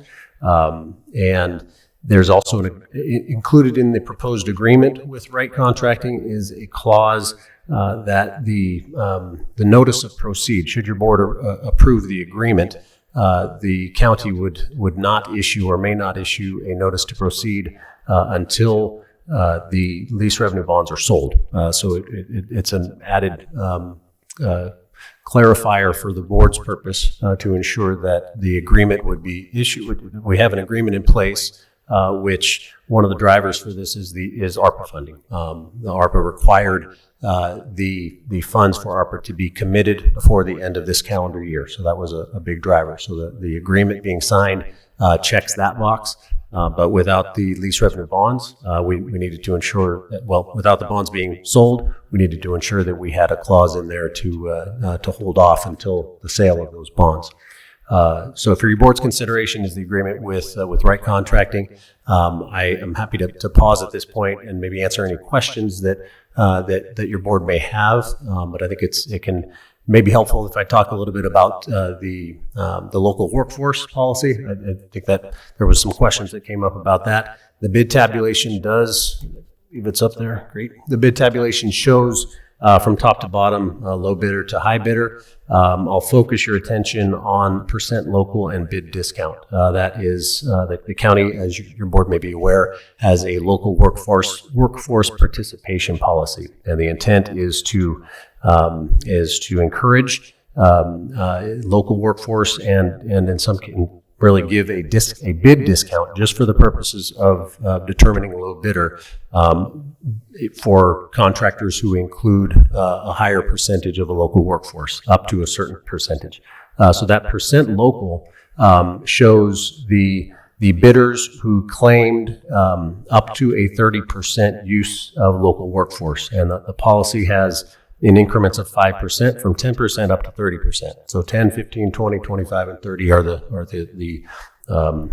tiers, and each of those has a certain percentage of a discount. In this case, though, we're getting into the weeds a bit, but I think there was a question asked, and I think it's useful. The bid discount for any contractor who claimed a local workforce, the bid discount was $50,000, and that was because of the quantity, the size of this project. So the low bidder, while they did not include a local workforce participation percentage, they were still the low bidder. There was discounts with other bidders, but even considering the local workforce participation discount from others, Wright Contracting was the low bidder. So with that said, I recommend approval of the contract, but I am happy to answer any questions that might come from that local workforce policy. Supervisor Sabatier. So I appreciate all the information on the tabulation so that we can get an idea of what all proposals were received and the cost. And I know when I received this yesterday, I do plan on having conversations with staff to see if this local bid discount is still appropriate, especially when it comes to $10 million projects or more. But I just want to look to see if there needs to be some updating of some of these policies that we have. It's very specific in our Muni code about the number of construction agents, businesses we have here, the average amount of workers, the maximum, and that's from 2000 something. And so maybe an update is required, but if it's not required and it's a waste of staff time, then nothing will happen. But I do want to look into it a little further. So, and not looking to change who won the bid or not. I just want to speak for the fact that when we did the debt service, I was against how we are getting the money. How the money is being appropriated, though, is a different concept in itself, because I don't want the money sitting around, and I don't want to look at any pet projects or anything like that. This was the intention. So today I will be voting to approve for the Wright Contracting agreement that we have before us. Thank you. Any other supervisors at this point? Well, I agree with my colleague that the idea that a $50K discount is of any meaning or import on a $12 million contract kind of begs the question of whether any of this local preference is more than just lip service. And the question, though, I see the bid discount is capped at $50K, and that's regardless of whether they have 10, 20, or 30% local workforce? No, the cap is $50,000, and in this case, a 10% local workforce was higher for the bids that we received. A 10% local workforce equals a 1% reduction in the bid discount. A 30% local workforce equals a 5% reduction in their bids. And so based on these bids all being higher than 10 million, even 1%, it's 50,000 or the percentage that you apply, whichever one is lower. And in this case, 50,000 is lower than any of the bid discounts that might be applicable based on a percentage.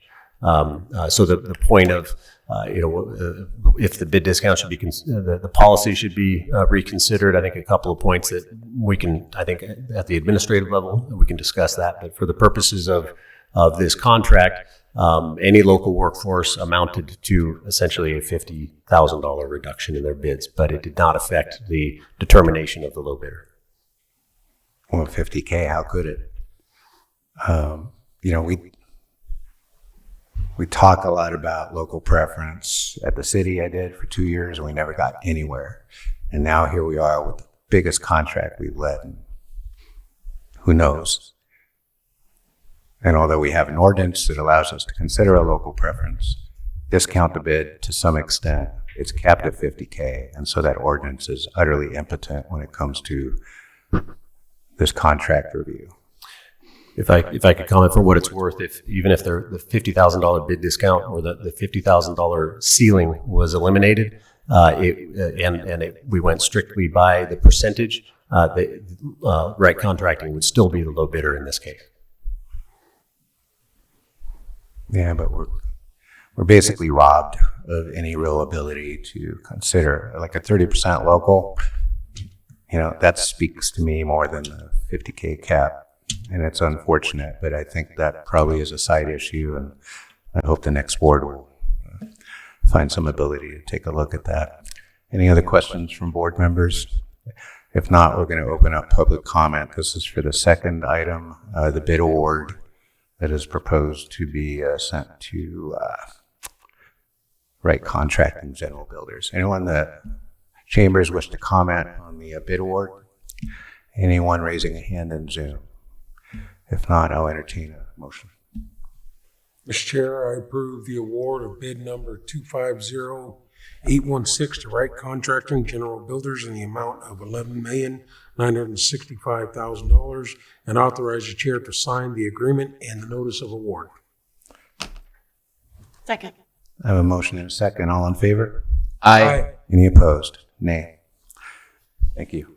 Thank you, board. Thank you. Been a request for a 5-minute break. We'll reconvene in 5 minutes. There we go. All right, we're back in session. We're going to move on to item 7.7, consideration of revised emergency medical care committee bylaws. I see Director Artin in the back, accompanied by Mr. Eichelman. So we're going to get the A-team up here and get this thing done.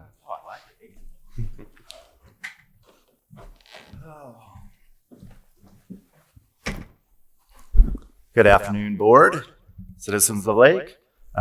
So as you guys recall, back in March, you guys did a quick revision of the EMCC bylaws so that we could get quorum more often, with the hope of going ahead and presenting what we have before you today.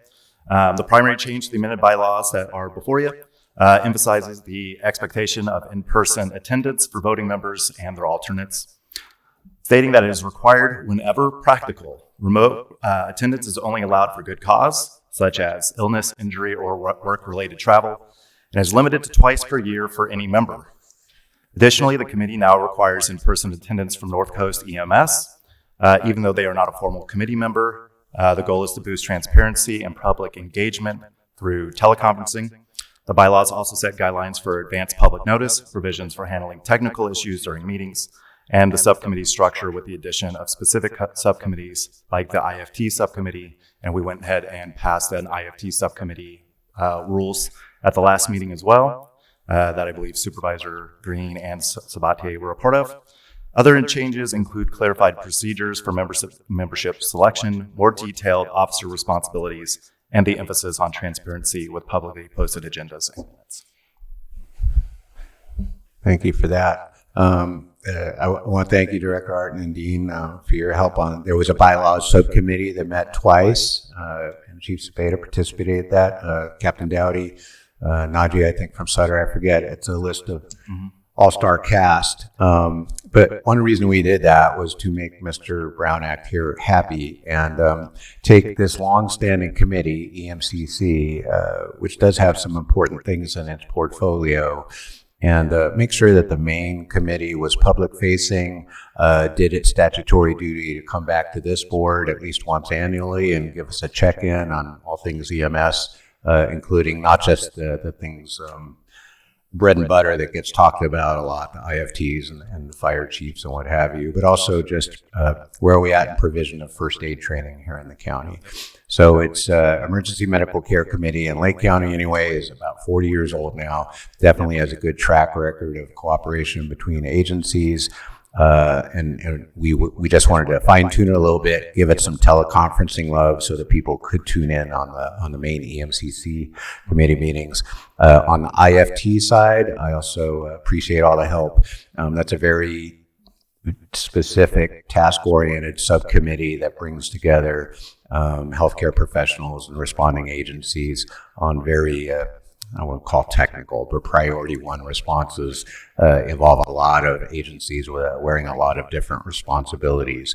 And that IFT subcommittee has been an important part of this committee's work for several years now. So we did add some things in these bylaws to clarify that those are more confidential because of patient issues and all that. So that's definitely a standing subcommittee, but is given some latitude under the state statutes that allow for appointment of these committees. So, and then last thing, on the teleconferencing on the main committee, we did have good cause. I did want to mention, I don't know if I already did, I don't know if I CC'd you, but I did speak with Dr. Doohan, our public health officer, and she has a remote work assignment.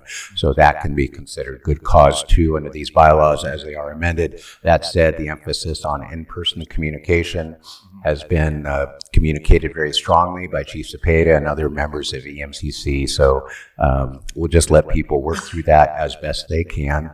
And I'm very not only proud of the effort that has been made here, but I'm very thankful for everyone's patience as I plowed through tough issues with transparency and stuff like that that may not be on everyone's to-do list when they come to an EMCC meeting.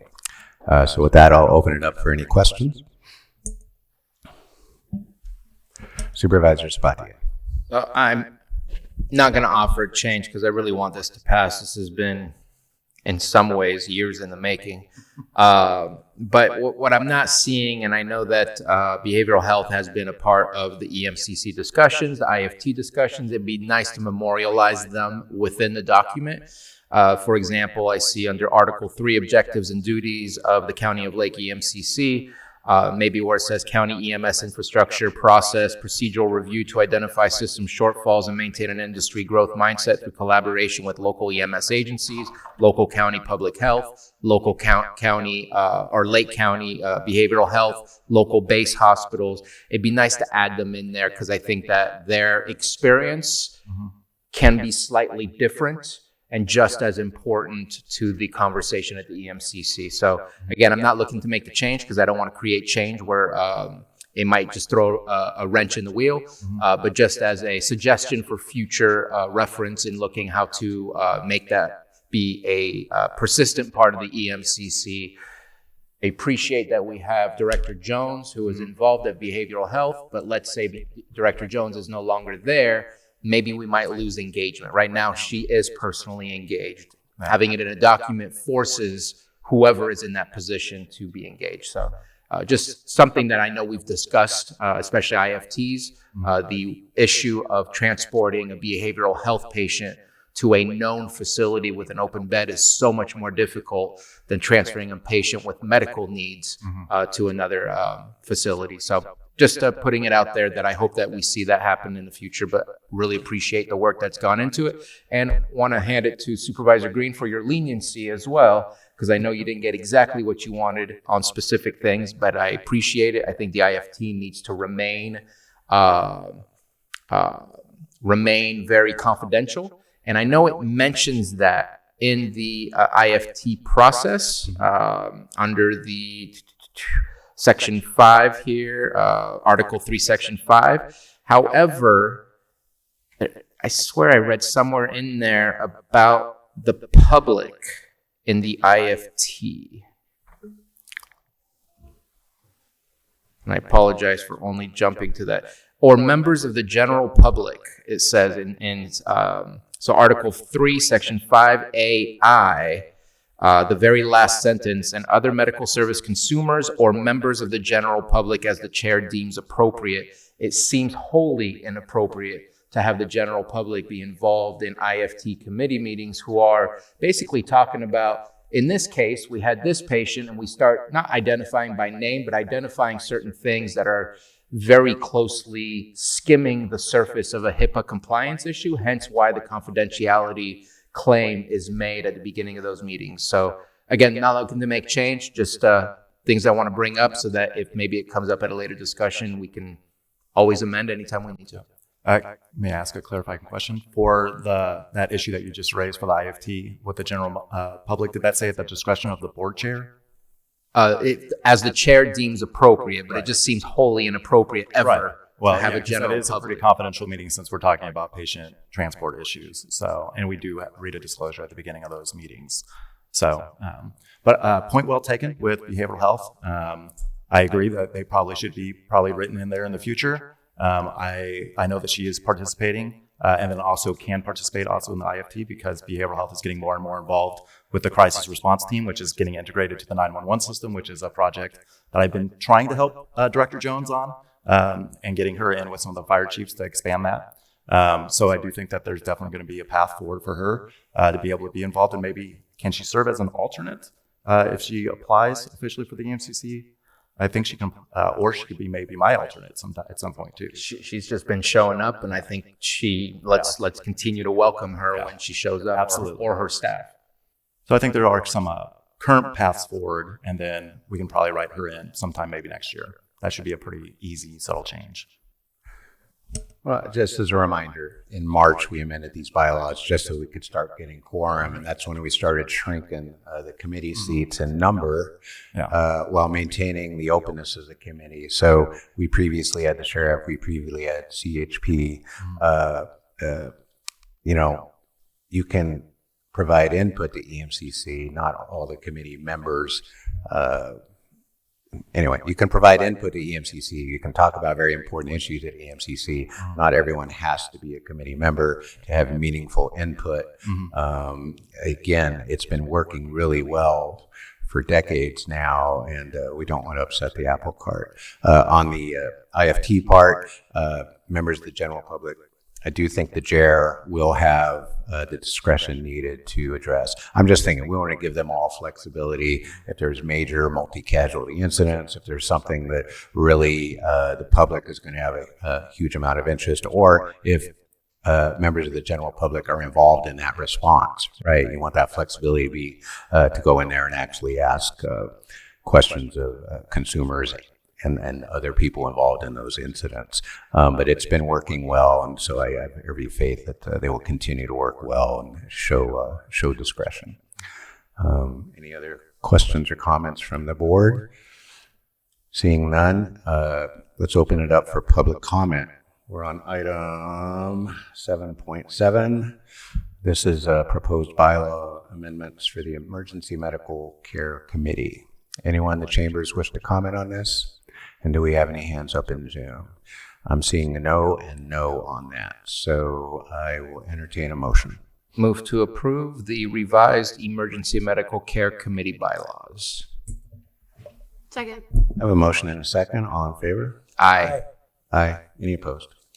Motion carries. Thank you very much. Thank you, supervisors. And then again, big shout out to Supervisor Green and Supervisor Sabatier for your help on this. Appreciate it. No, I'm putting it all on the fire chiefs and the medical providers. They were so patient with me. Forget about them. Thank you, fire chiefs. Thank you.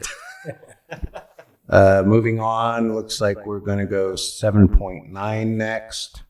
That will be consideration of contract change order number 4 to the construction contract between Lake County and Argonaut Constructors, Inc. for the construction of the Middletown Multi-Use Path Project, state project number ATPL-5914, (102), in the amount of $8,032.66 increasing the contract amount from $1,408,959.29 to a new contract amount of $1,416,991.95, and B, resolution accepting the work of the Middletown Multi-Use Project, State Project Number ATPL 5914-102, and C, direction to the Director of Public Works to file the notice of completion with the County of Lake Recorder's Office.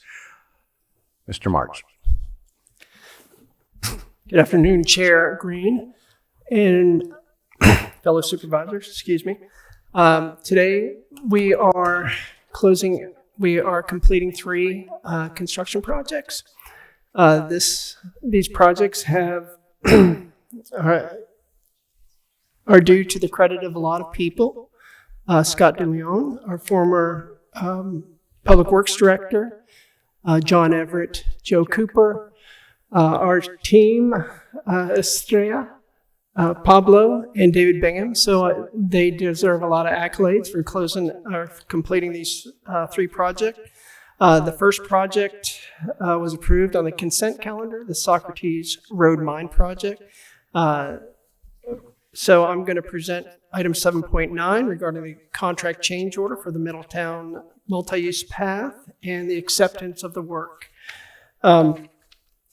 So during the process of the Caltrans walkthrough on the project, it resulted in a change order.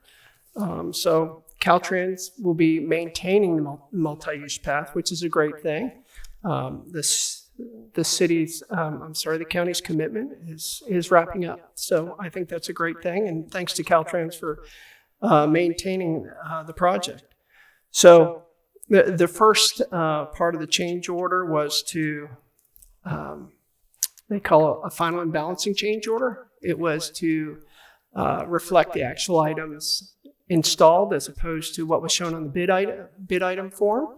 So and the second thing was taking our bollards and making them lockable so they can't be removed by the public. So that change order resulted in an $8,000 increase, and that will complete the work, and we're ready to accept the project. So the project was done to the satisfaction of the Public Works Director, so I think we're ready to finish the project. Thank you for that presentation. Real quick question on the third item. Do we need to add to the motion, authorize the CAO to sign? The notice of completion? They're just attesting to I-sign, so I do not believe we need. Okay, all right. Questions from board members? All right. This is a 3-headed action. Anyone in the chambers wish to comment on any of these proposed actions? Seeing none, are there any hands up in the Zoom? All right. Looks pretty basic to me. Supervisor Simon. Mr. Chair, if you're ready, I move to approve contract change order to number 4 to the construction contract between Lake County and the Argonaut Construction, it says Constructors, Inc., for the construction of the Middletown Multi-Use Path Project, State Project Number ATPL-6914-102, in the amount of $8,032.66, increasing the contract amount from $1,408,969.59, getting later and later, to a new contract amount of $1,416,991.95, and authorize the chair to sign the change order. Second. I have a motion and a second. All in favor, say aye. Aye. Aye. Any opposed? Motion carries. And B, I will offer the resolution. The resolution has been offered. Madam Clerk. Supervisor Simon? Yes. Supervisor Crandall? Yes. Supervisor Pesca? Yes. Supervisor Green? Aye. Sorry, Supervisor Sabatier? Aye. I'm still here. And I have one more action. Direct, is that a motion? Should be. Since it involves, if I may, Says direct. members of the board, since it involves it does involve signatures that need to be signed. Your board may move to direct the Public Works Director to file the notice of completion with the County of Lake Recorder's Office and authorize both the Public Works Director and the CAO to sign. So moved. Second. A motion and a second. All in favor, say aye. Aye. Any opposed? Motion carries. That's a 3-pack. Thank you very much. And that concludes 7.9. And we're going to move right into 7.10, consideration of A, contract change order number 1 to the construction contract between Lake County and Lehman Construction Company, Inc. for the construction of the Nice Lucerne Cutoff Asphalt Rehabilitation Project, state project number CRARPL-5914, and the amount of $266.41, increasing the contract amount from $210,215.20 to a new contract amount of $210,481.61. Item B, resolution accepting the work of the Nice Lucerne Cutoff Asphalt Rehabilitation Project, the same state project that was cited previously. And C, direction of the Public Works Director to file the notice of completion with the County of Lake Recorder's Office. And we'll probably add authority to sign to that motion when it comes to it. Mr. March. Director. I'd like to turn it over to Estrella. All right. Please introduce yourself and present. I'm Estrella Munoz. Good afternoon, Chair and the board. I'll be presenting change order number 1 for the Nice Lucerne Cutoff project. It serves to remove some unnecessary funding signs as well as balance the amount of asphalt that was needed to reflect what was actually put into place, as well as requesting the adoption of the resolution accepting the work of the Nice Lucerne Cutoff Asphalt Rehabilitation Project and direct the Public Works Director to sign. Thank you. Any questions?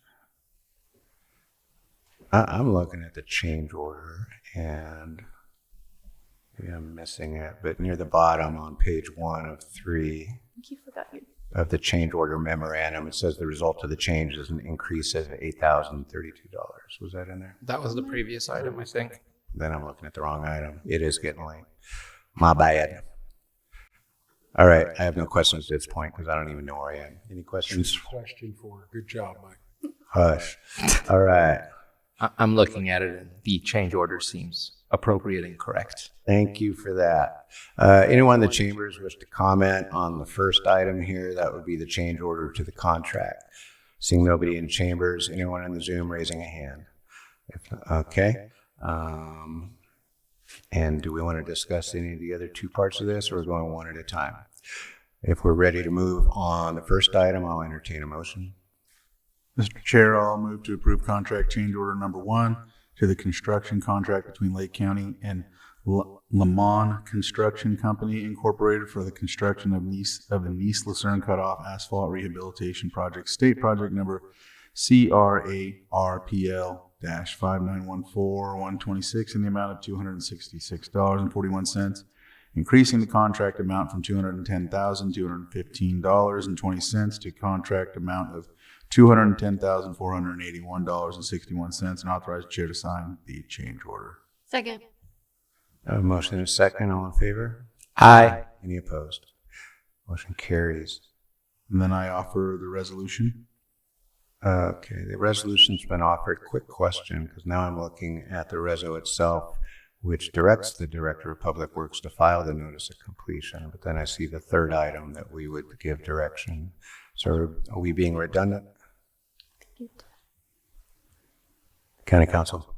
Well, your board, since the your board could treat these items separately because the resolution speaks to the filing of it, and the notice of completion document does have signature fields that need to be that your board needs to authorize the Director, Public Works Director, and CAO to sign. All right. Well, the reso gives that direction. It doesn't address the CAO. It looks like. Okay. Fair enough. Any questions on the reso from colleagues? I see none.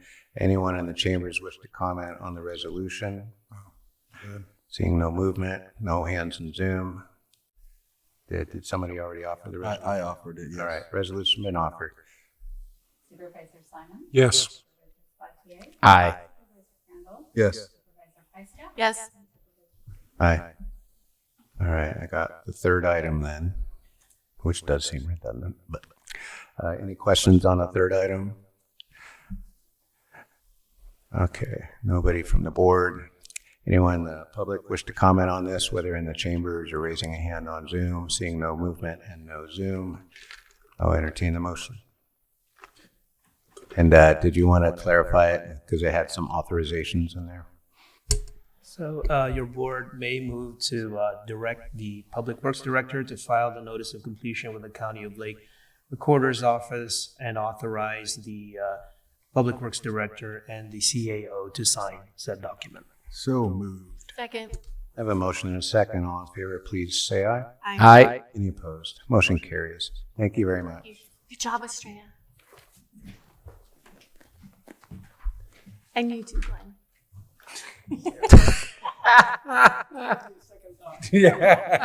Wow. Love it. I'm on track with my to-do list from CAO Parker. Item 7.6, consideration of a request for use of county staff time in excess of 8 hours in support of duties associated with the National Association of Counties Intergovernmental Disaster Reform Task Force. Because task forces is what we do. Who's presenting on this? I am. Okay, Supervisor Pyska. Yep. So I was appointed to this task force. The intent is to reform FEMA and aspects of FEMA that just really don't work for rural counties like ourselves. There are counties all over the country that are dealing with disasters and running up against kind of some archaic systems. So what I would like to see our county do is prepare a white paper of our own, and I'd like to do this early in the winter. Reflect on the last 10 years of disasters, which ones were FEMA approved, which of those we had issues with, like money being clawed back,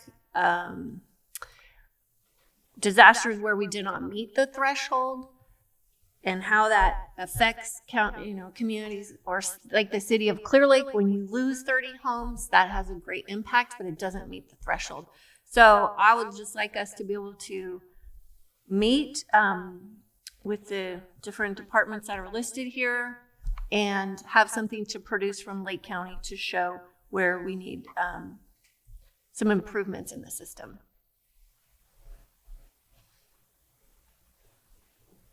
And okay, and the staff that was going to contribute in It's in the memo. Okay. Auditor Controller's Office, Disaster Finance, Lake County Sheriff's Office, Emergency Services, County Administration. And of course, I'd like to also reach out to the cities for their input as well. Thank you for that, Supervisor Sabatier. Well, I think 2 out of the 4, if we add the cities to it, can make their own decision to take part in that. We can't tell their departments to staff that. And at this moment in time, I would like to not see county administration added into this without knowing exactly the amount of hours. That sounds like a lot of time for looking over 10 years.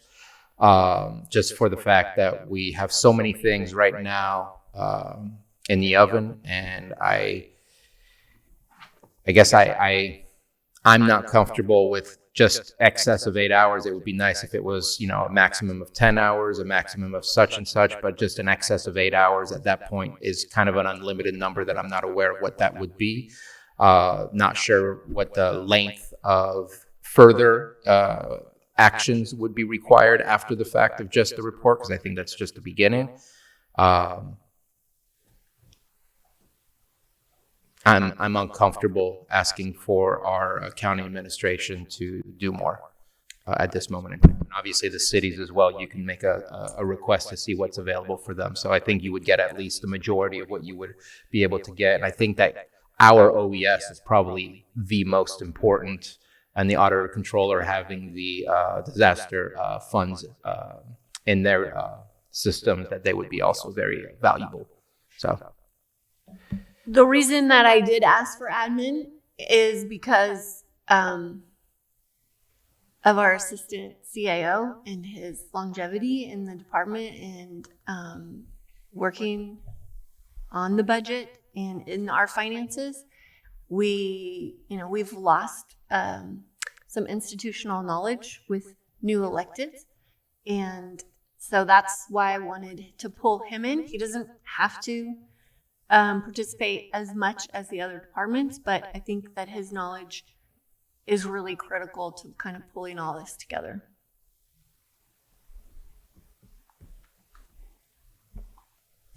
Okay. I think the bulk of it would be with OES and with the auditor controller's office, but I think we also need to rely on Stephen Carter Jr. as well. We get one shot at this. Let's remember that. No, I hear both of you mainly because I'm sitting between you. To your point, I wonder if Supervisor Pyska, if there's a not to exceed number that would give some comfort, because the way it's worded, it's not a blank check. That's not the right way to put it. There isn't any definition about how much time it might make, and if it's going to be a multi-year effort. And it sounds like it's a heavy lift. So other than over 8 hours, is there a not to exceed number that you would have comfort with, or just a ballpark figure that would give us some ability to find that middle ground? Well, this task force is for 1 year, but I want to be able to deliver Lake County's piece of this. I think the March meeting is when we will be meeting in DC at the NACO conference. So I would hope that we would be finished by then. I don't know if we will. That's my hope. But maybe CAO Parker has an idea of the time requirement. Well, until we develop the framework, it's going to be difficult. But in March, we have mid-year, we have the governance workshop. It's going to be quite the challenge for us to participate. Maybe the auditor's office or OES can take the lead and we can provide support. We'll be more available after March, but it's going to be a challenge. Yeah, I understand. I just want, I was chosen for this task force because our county's experienced so much, and I want our voice to be heard at this national level in this national conversation. So I can put that deadline on this, but I want to be able to give this input that's really important early in the year as we go through this work, because it is a 1-year project.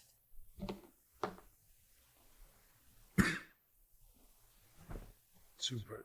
Oh, sorry. Scribbling. Supervisor Sabate. I'm going to assume that at this moment in time, you have not used any hours for this specific purpose. So, I would say, granted, it's up to CAO Parker on what she feels the capacity is for her team, but you potentially have up to 8 hours that if she agrees to provide staff for this purpose and then come back to us after the 8 hours has been utilized to maybe have a better understanding of what else is needed to accomplish the goal that you have. So at least that gives you some time to be able to work with the auditor controller, with our county OES, the cities, and anyone else that you feel can contribute to this report, and speak with CAO Parker about up to the 8 hours. And then if there's still a need and a better understanding, then I think I would be more comfortable with what is the finite ask. I don't know that 8 hours is enough to get the ball rolling, because we've got to set up some meetings. We've got to kind of do some strategy work. I don't know. I don't think that that's going to be adequate. I think there needs to be more, but we can bring it back. And I don't know when, the end of January, February. I don't know. We can give a status update, but I don't want to limit myself when we're just getting into this work. So I do see we have someone from the auditors. So nope. I think he's here for the consent. That looked like a hard no. Mr. Chair. Yes. My pen, I left it in the office. Supervisor Crandall. So I'm thinking, you're mentioning a time frame of March to be the first report. Is that what you said? Something like that, or? You know, I would just like to have something, like an outline or something, so that I'm showing up with a piece of our story. So would it help to more than 8 hours for the month of January, determine the amount that was used in January and go from there? And that way we know how much more, because I do understand as well that, there's a statement made about 8 hours, but that's also including the things that you have to do internally for your own business as usual type of work.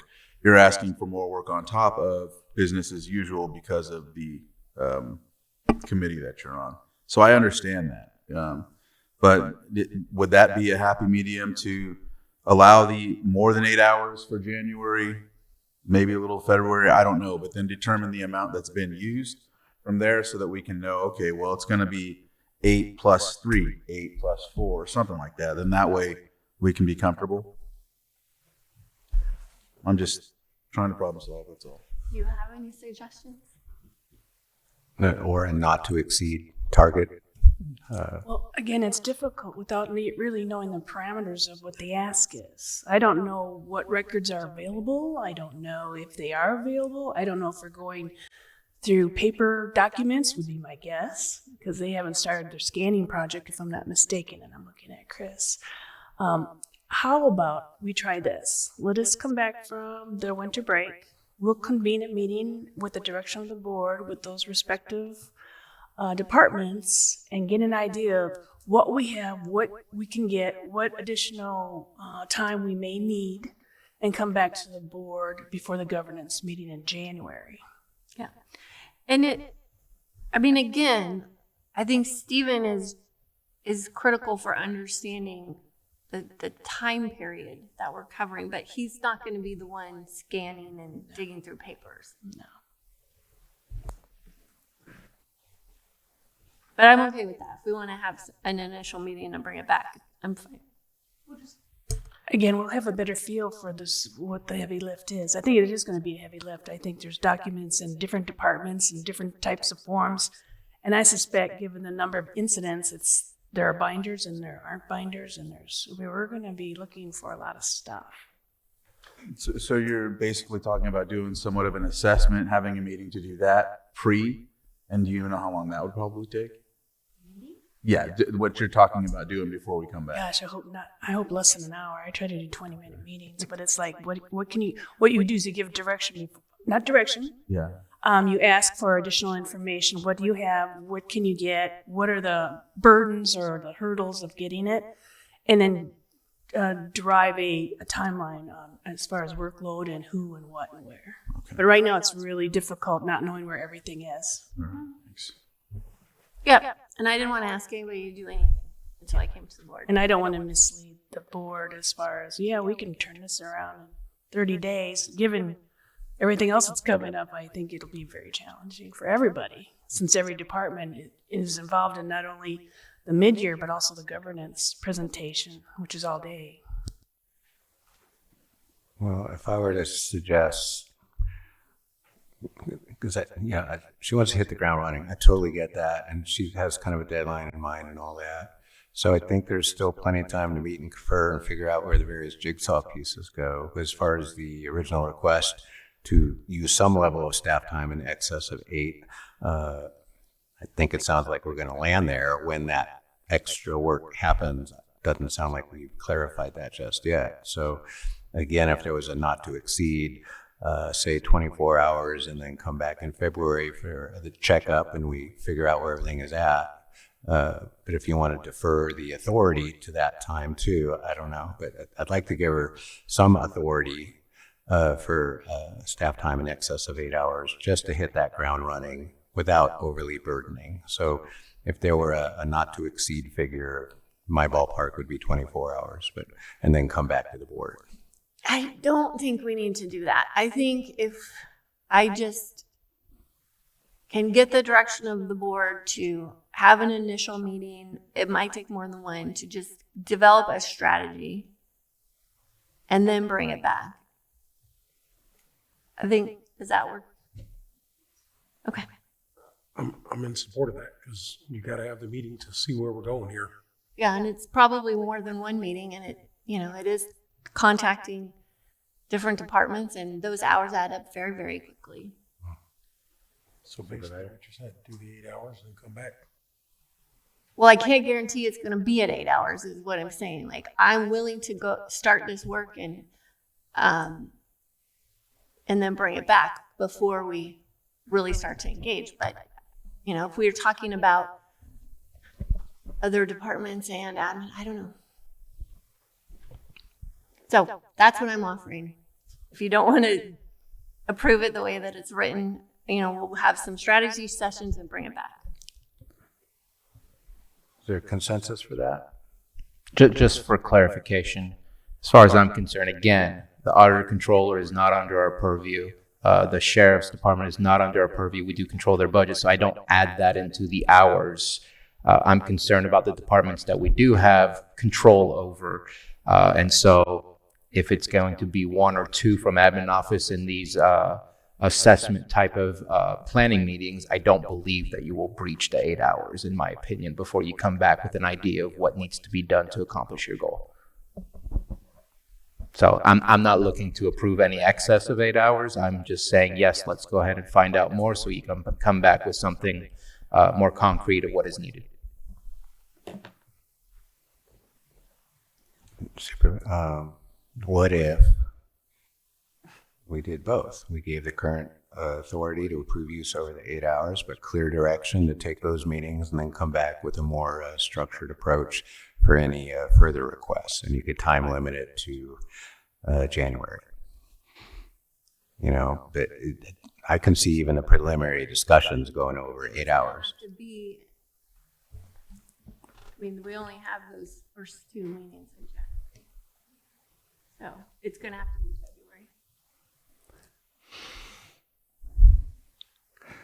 February. Okay, well, we've kicked the tires on some ideas. Let's go to the public.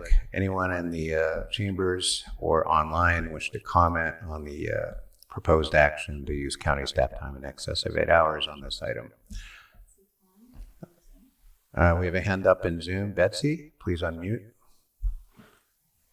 Thank you, Mr. Chair. I want to say that Supervisor Pyska has done this magnificent job over the years of bringing in more and more resources. And I certainly agree that there are lots of issues related to FEMA and how they have responded to various incidents. Certainly lots of questions I would have of them, but it just is not clear to me what exactly is being proposed here. Come up with a white paper to do what? And I guess you're talking about having the NACO subcommittee do this, right? Am I correct there? There's some other agency task force that you're assigned to that's going to address some of the FEMA problems. We want to be able to identify those in Lake County. There's certainly plenty of them. I don't get the feeling that it would be involving the public, at least for the purpose of defining this information gathering process. I certainly agree it should be done. And it will be complicated because there are lots of different forms and different agency requirements and different documentation sets. I wonder if that couldn't be identified by asking department heads to provide a list of what they have or they use and have somebody in the administration kind of organize that material or identify what it's going to take rather than having a whole bunch of meetings, because boy, meetings just go on and on and on.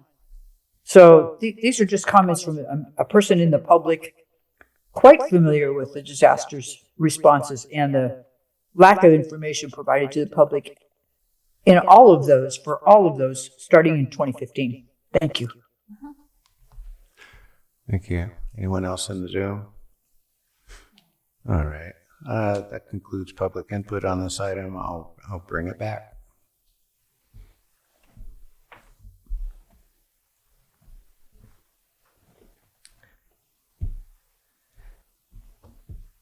You know, it's not just, I mean, we have to talk to Public Works, probably Public Services. I mean, it's not just the auditor and the sheriff's office within our department heads. It is admin and it is the other departments that have had to submit these grants. I mean, we just closed out Socrates Meyer Road. You know, we need to look at how difficult that project was. That took years and years and years. And that is exactly one of the issues that we need to highlight. We had a road washout. We've had people driving on that hazardous road with one lane for too many years. The roads in Cobb had money from FEMA, got clawed back. Like, these are the instances that we're highlighting. We've had issues where we didn't make thresholds. There's a lot of, information with the sheriff's office and with the auditor's office that can help us understand that. So, I mean, I want to set this up and put us on the map and have Blake County be heard in this work to make FEMA work better for counties like ours. So, if you want to hinder that work, I maybe it's the end of the day, but I'm getting really frustrated here because I want to set this up. I want to meet with the department heads and I want to be able to bring something back strategically, but I cannot promise that that's going to be in 8 hours. I could bring that back in February and we can line out what we need to do. That's what I can offer.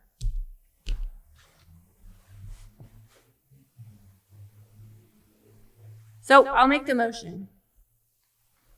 Approve the use of county staff time in excess of 8 hours in support of duties associated with the National Association of Counties Intergovernmental Disaster Reform Task Force. And I will bring an update back with an update to be given to the board on February 11th. Do we have time for that? Just say February. In February, with an update. We can reflect on the hours that have been used and the next steps. Second. I have a motion in a second. County council, all that stuff sound right? All right. I have a motion in a second. Any discussion on the motion? If not, I'll call for the vote. All those in favor say aye. Aye. Any opposed? Nay. Motion carries. Okay, I think, don't jinx it, I think that concludes our regular agenda items, except for the sticky notes. I got sticky notes. And calendars. These sticky notes have been haunting me for several hours now. We did not do consent just perfect when we did it. We inadvertently approved an item that should have been pulled. I believe it's item 5.15 from behavioral health. To remedy that error, I have a 3-step sticky note process with motions to reopen, motions to rescind, and then motions to approve. We've been down that road before. Thankfully, I'm not the first chair to have gone through that. So I don't know if we need him. I think I can just report that that was a requested action of BH. That contract should not have been approved today in its present form. It needs to be revised. I don't want to speak on behalf of BH, but that was a request. All I had was the email, so I don't really know the full purpose, but anyone want to speak to that? Well, Mr. Chair, in order to, because it is currently located in the consent agenda, I don't even get talk before we move to reopen. All right. There appears to be a request that to accommodate would require us to reopen the consent agenda. Would any supervisor care to make that motion? So moved. Second. I have a motion to reopen the consent agenda and a second. All in favor say aye. Aye. Any opposed? All right. probably before we take up the item, the second motion, if one person wants to make it, would be to rescind the previous motion that approved the consent agenda way earlier today. And if there's a form of that motion, County Council. Yes, so the requested action would be to rescind the previous motion related to the approval of the consent agenda, and your board may want to take a public comment for that prior to making the motion. All right, there's a possibility that there will be a motion to rescind the previous approval of the consent agenda. Does anyone in the board chambers or online wish to comment on that potential motion to rescind? Seeing no movement in the chambers and no hands online, I'll entertain such a motion. So moved. And that would be the motion to rescind the prior approval of the consent agenda earlier today. Second. Second. I have a motion and a second. All in favor? Aye. Aye. Any opposed? All right. Now, if I understand right, we did have a request from Behavioral Health to pull 5.15 to a later date, not certain. And in our previous action, if I read it right, we had previously pulled 5.4, 5.13, 5.14, and 5.16. I see a hand up. 5.12. I said 5.12. Warning. Didn't I? Anyway, so this would be, if we did it right, 1, 2, 3, 4, 6 items total would be pulled.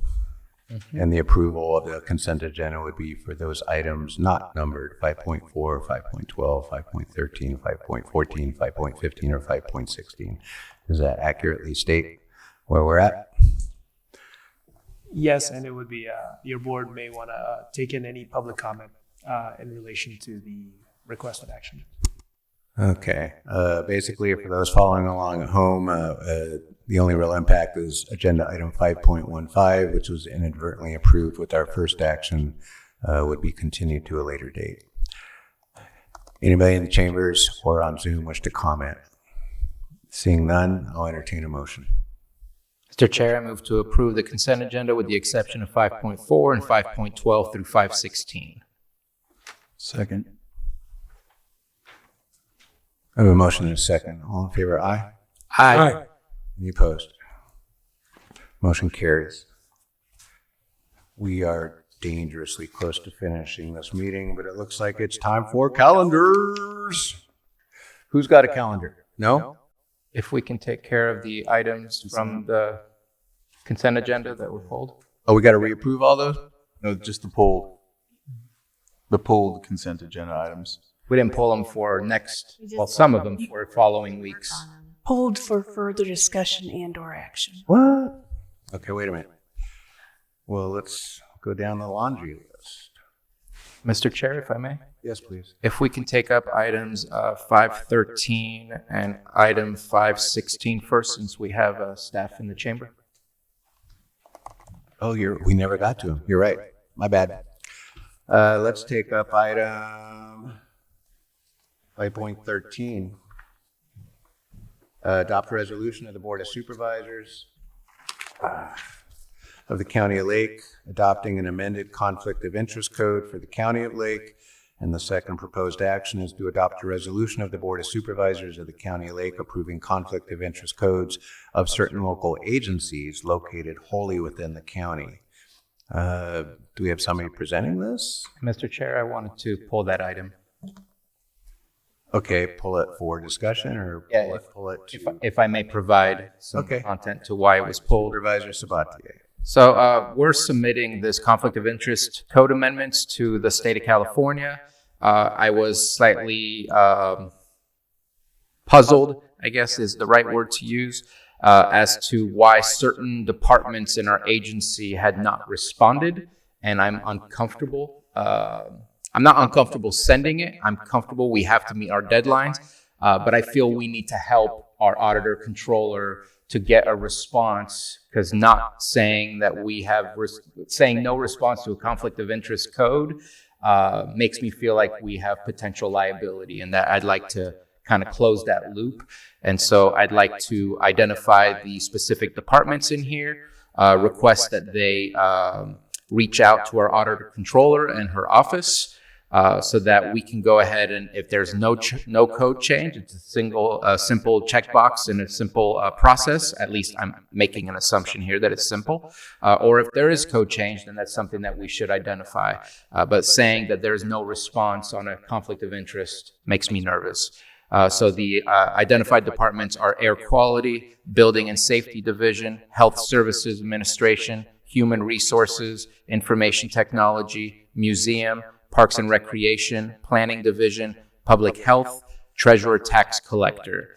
Maybe there was some confusion on the process. Maybe some emails got intermixed with other stuff. But I just wanted to make sure that we provided guidance and board push to get those submitted.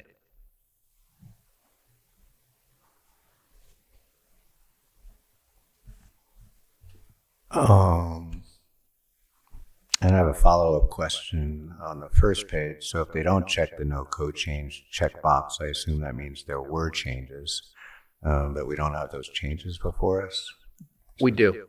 Okay. It's in Exhibit A and B, County Departments Exhibit A and B. All right. And there are other local agencies who have not submitted, but I don't feel I have the power to coerce any outside agencies to submit their information and documents, nor does that create a liability, in my opinion, on the County of Lake.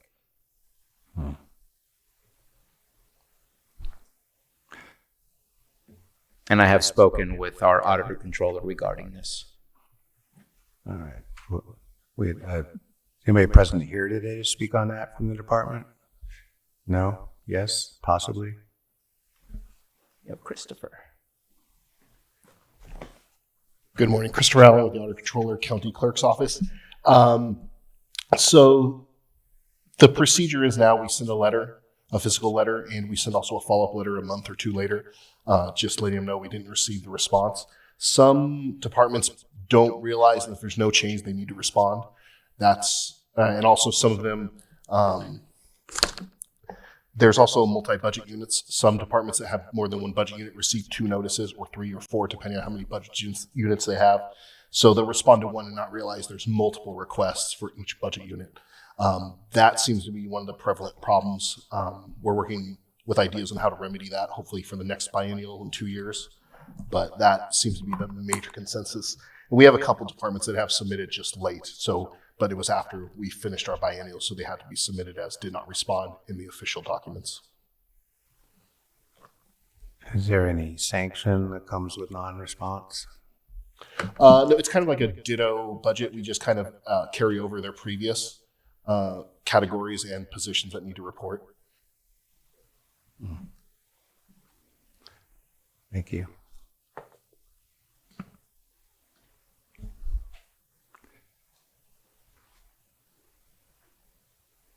Anything else, Supervisor Spatier? No, like I said, I'm ready to approve as is. I just wanted to see if we can get board consensus to request those departments to submit their paperwork. Well, sounds like they're already doing the best they can with what they have. So I don't know, doubling down on that direction accomplishes a whole lot. Let's open it up for public comment. Anyone wish to comment on this item, whether in the chambers or in the Zoom? No hands up. I'll take a motion. Offer a resolution. I see 2. But yeah, the first one, A, County Council.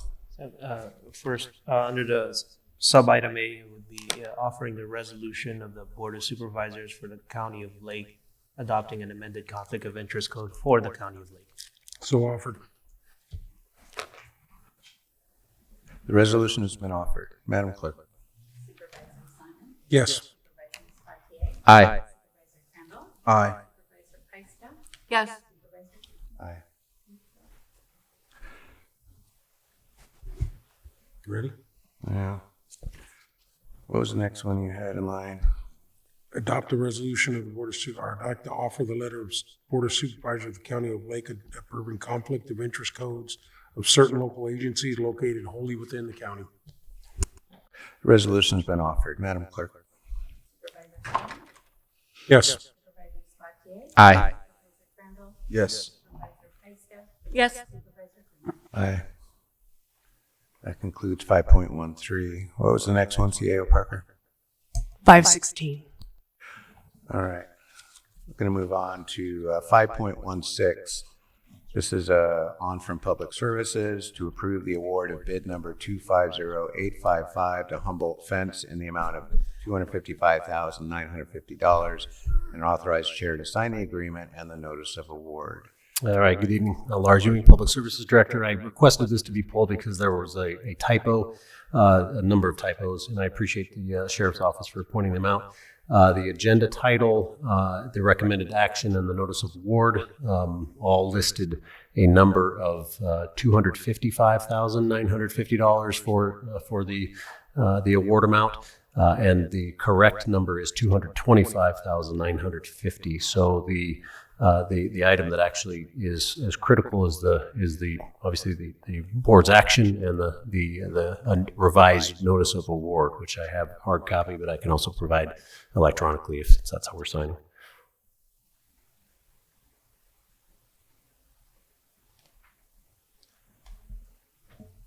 So you're saying we need to tweak the amounts. You have correct documents. They were not previously posted, but they're available now and can be posted in Granicus after the fact and can be shared other than the dollar amount, no change. The revised recommended action would be to approve the award of bid number 250855 to Humboldt Fence in the amount of $225,950 and authorize the chair to sign the agreement and the revised notice of award. And County Council, such a motion can be entertained even though it was captioned in the agenda for the other amount. Yeah, so it appears that, as Director Ewing stated, the approval of the notice of award specifically would be as amended. I think that's the only one that needed to be corrected out of Correct. the documents. And after public comment, your board may entertain that motion as stated by Director Ewing. Okay, any questions? If not, we're going to open up for public comment. Anyone in the chambers or in Zoom, please raise your hand if you're online. Seeing no movement in the chambers and no hands up online, I'll bring it back for action. I move to award the bid of number 250855 to Humboldt Fence in the amount of $225,950 and authorize the chair to sign the agreement and the notice of award as amended. Second. I have a motion and a second. All in favor? Aye. Any opposed? Motion carries. Thank you. Thank you. Any particular order? We're running out of staff. We're running out of supervisors. Who pulled 5.4? I did. Okay. I'll read it. 5.4, motion to approve early activation of email for District 1 Supervisor-elect Helen Owen, entitled the email address of Supervisor-elect, pulled by Supervisor Pyska. Yeah, I'm pulling this to have another we didn't have a conversation about this last time. I think for Supervisor-elect Rasmussen, this was also on consent. But to be honest, I wasn't super comfortable then, and now that I've thought more about it, I'm a lot more uncomfortable with this, but we've already done it. I did not have an early access email address. But what I'm really concerned about is they are not employees. They have not taken an oath. I believe that we've got some liability exposure by letting people have these addresses. They should not be doing work of the county. They should not be, there should not be a perception that they can be communicating with constituents through these email addresses or, any work of the county that's contacting agencies, doing anything. And we have no control over that. We have no assurances that that's not happening. I'm not making any assumptions that that's happening. But I do have an issue with this. We gave this one email address with the intent to network at an event. And we're going to do it again. And I'm not going to vote inconsistently with what I voted last time. But every supervisor elect that I've been working with over the last year had their own email addresses and their own cards. None of them have this. So I just want to hear from you, County Council, what our liability and our exposure is to have people out there with these addresses that are very powerful. I think we all recognize how powerful our email addresses are, without any assurances that they're not doing work on the county's behalf. So that in large part would hinge on or depend on, what those email addresses would be used for. In the staff memo, it did indicate that it appears that the email addresses, at least for that period of time, would be used primarily for networking, and the email itself or email account itself will have no other connections to Lake County servers or networks. There is that consideration or factor of the appearance of, by virtue of the email addresses itself, being perceived in a certain way, despite the what was stated in the staff memo for your board's consideration. One possible option for your board is to provide, after discussions with my office and administration staff, is to look into ways to possibly improve on that process or implement certain protocols or procedures when it comes to setting up these types of email accounts for these narrow set of circumstances, so that the person who would utilize such an email for these narrow purposes would sign off or attest to certain obligations that he or she would then he or she would comply with, and direction. Certainly, your board can provide direction to staff to look into that issue further, so that we can, perhaps staff can bring it back to the board at a later point in time. It could come in the form of just an attestation clause or some type of acknowledgement or consent that the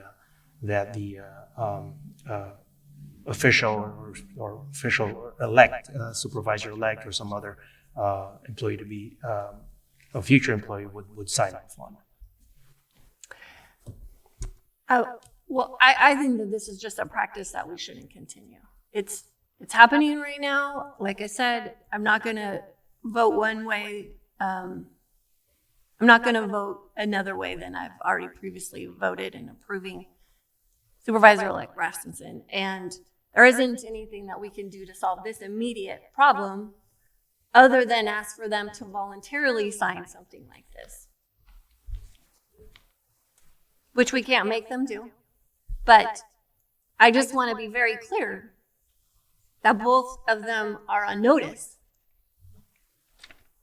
that the intent is only for networking, and that they're, like I said before, they're not employees, they have not taken the oath, and this does put us in a situation where we could be liable for things that are not covered by our insurance. Okay. So, like I said, I'm going to go ahead and vote yes on this. I would hope that both of them could come in and just attest to how they're using it. And if anything's happened in the past, just let us know. Just be very transparent about how it's been used so that we feel better about it, or at least I feel better about it. But I really had to bring this forward. I don't remember having one that early. I was on the planning commission though, so I know it says my name here that I had one, but I know I was on the planning commission. So yeah, I don't know. You said you didn't get one? Nope. Do you remember? I didn't get one. No. Until I was sworn. You remember? I brought in my iPad and that's when they did it. Supervisor Sabatier. So I checked in with Shane French, and I apologize. I completely forgot about the Planning Commission. So you already had yours, but I checked in with our IT director, Shane French. Mine was activated November 4th of 2018. I know Carol Hutchinson at the time had spoken to me to set that up in order for me to go to CSAC. And I don't disagree with the potential liability, but we're not even thinking about the other things we're doing. We just bought a plane ticket, a hotel room, and a conference to go to for somebody who's not an employee at the same time. But as a supervisor-elect, you're already part of the Brown Act. You're already elected. You're just not sitting in the decision-making body. So I think that I would like for us to discuss how to best prepare somebody to come into office, because the last thing I also want to do is them using an email that puts them in jeopardy, where now their email is accessible to the public because of the fact that they are a supervisor-elect. So I like to look at better options, but I also don't want to stop sending people to training before they start. But is that a gift of public funds? I don't think so, but that is a liability as well. So I think it can create a bigger conversation of how to make sure that we protect ourselves to the most possible for the future. But I just know that that's the treatment that I received, and I thought it was very useful to not have to switch my emails and to switch my connections with the people that I made during those conferences, and that's what we're attempting to do as well. Both are involved in training at this very moment in time. Both have been paid for by the county to do this training, and so I do hope that we can review the process to make sure that we mitigate as much of our liability as possible. And there are a lot, I mean, it's this new Supervisor Institute. All the counties send them. None of them have the email addresses that I spoke to. I have contacts with all of them. They all gave me their temporary, I mean, you can set up a temporary Gmail account. There's lots of ways to handle this, and everyone's been handling it. I've been working with Rebecca, the new supervisor-elect in Sonoma County, all year. She gave me her temporary business card last year. So there's a lot of ways to do this, but I just want to be very clear where I stand on this. I do not think it's appropriate.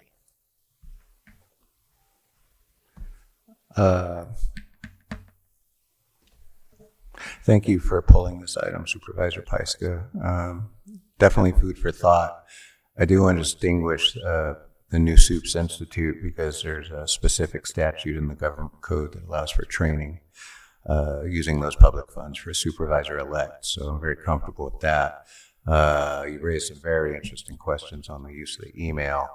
And in particular, once that email goes live, even if the intent of the email owner is to only do networking, it's open for business. And I can think of at least one issue where the use of the email prematurely would be conducting county business. So both from a Brown Act perspective and a liability perspective, I think there's something to look at here.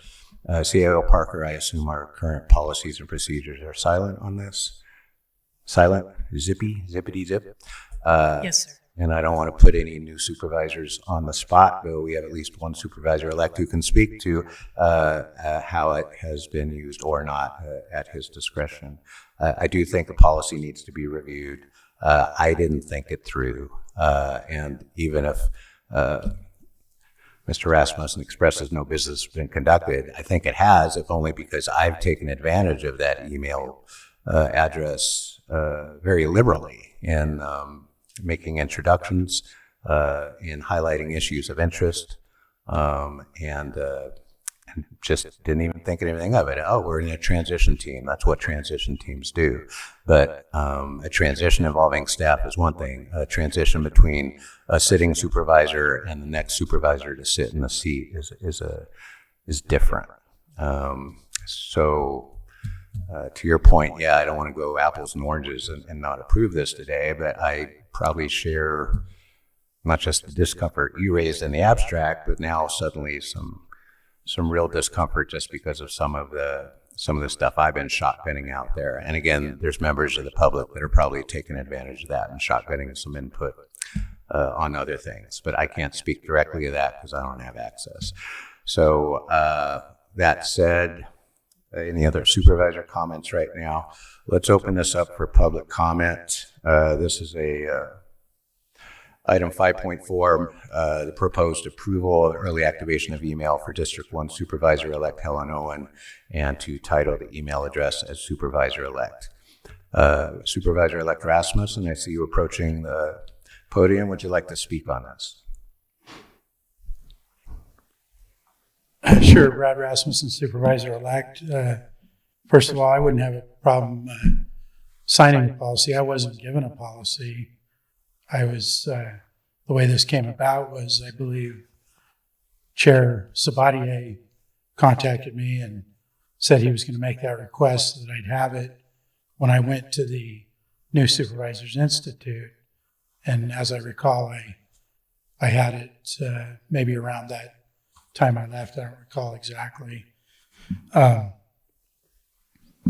I have given it to folks that I am trying to meet with prior to taking the seat, you know, because I'm trying to connect with people in the community that I need to be connected with when I'm a board member. So that people do have it.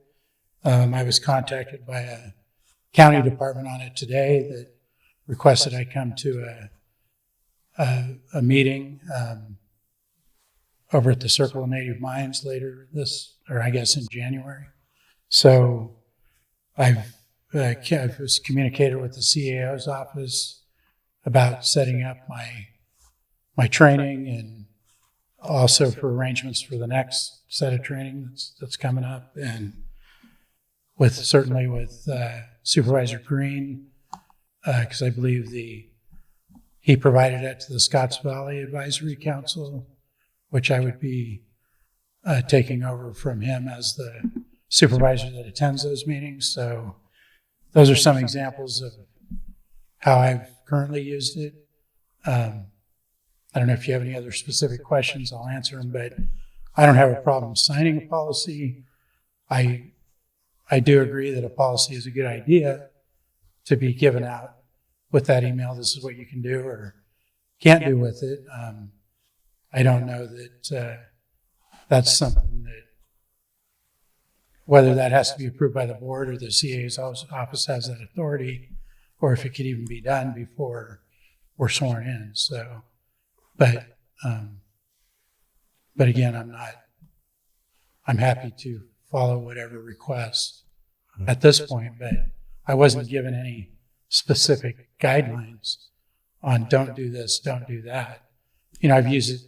Well, one example was tours that I did at the geysers and over at Reynolds Systems. So those are other examples. So people have it. Anybody in the county, I'm assuming, can find it because it's in the system. But I can only access the email, no other county systems at this point. So unless there's any other one follow-up question would be, about just interactions with staff and all that. Have you received, and you don't have to say what or how much, but have you received constituent communications on any issues that were pending before this board? Not that I recall specifically. I don't have a problem looking through it to see, but I'm trying to open it up right now. Well, I can't say that I recall anything specific from a constituent about a concern that they had on something that's been pending on the agenda since November, or since when I got it in November. Cool. I don't believe there's anything in there on that. There's been some other stuff now I'm recalling with the COC, which is another reason, because Supervisor Chair reached out to me to see if I would be willing to serve as the coordinator for one of the sites in Lakeport. So that was another reason so those folks, the COC has my county email to communicate with me about the training and what's going on with the point in time count.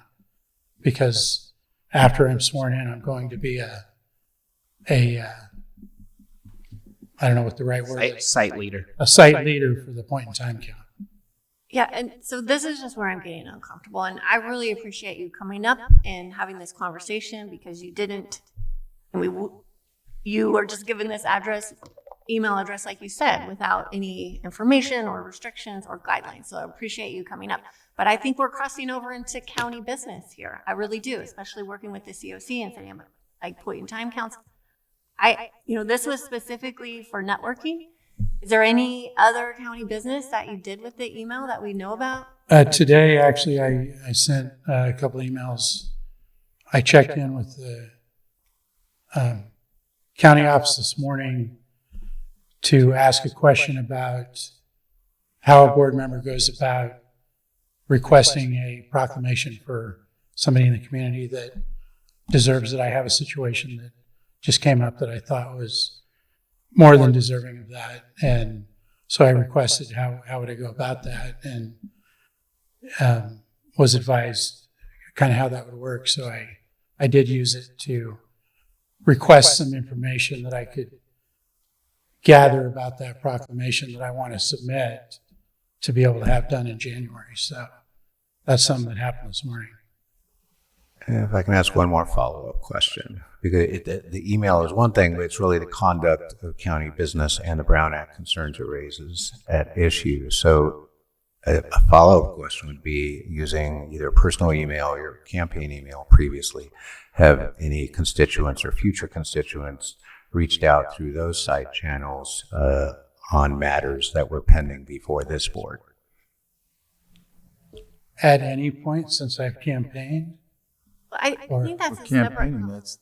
Yeah, we're just talking about his county email being used for business. Well, we're talking about the conduct of county business using email. Well, yeah, but if he's using a personal email, that's not what I'm concerned about. I'm only concerned about the county email and the weight that carries, and doing business. Because if you're using a county email to do county business, and you're not an employee, and we have to be very, very careful there. I think that there's a perception that if you have a county email, that you can do that work. And so, I can't stop you we can't stop you from doing anything. I would just really request that be very careful and keep it within the scope of what we approved it for. And I would hope that we could pass that along also to Supervisor-elect Owen. Be very cognizant.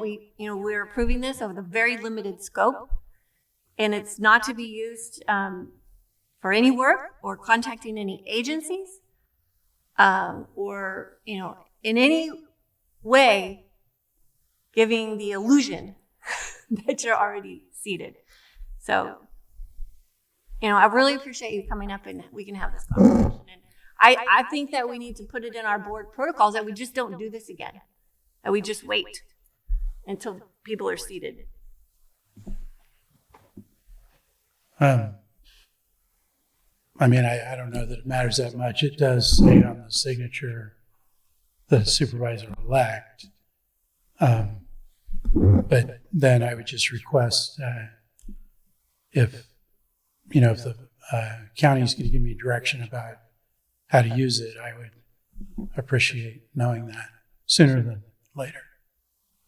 Well, and we can give that direction, but absent a formal policy that has been formally adopted by this board, all we can do is ask, pretty please, don't do county work with your brand new county email. That's,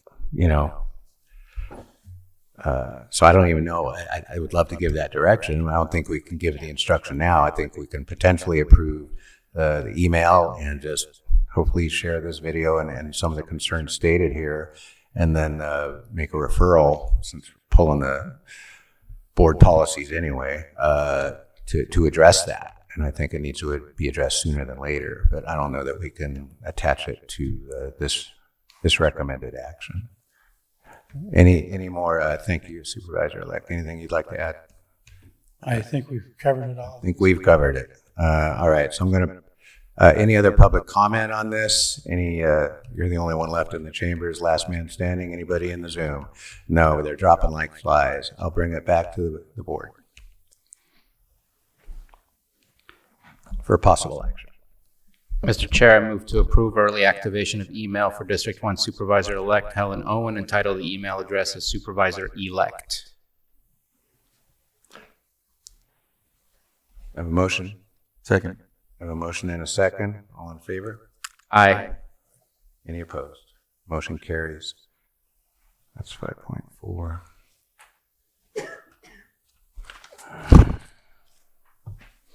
Speaking of which, let's move to item 5.12.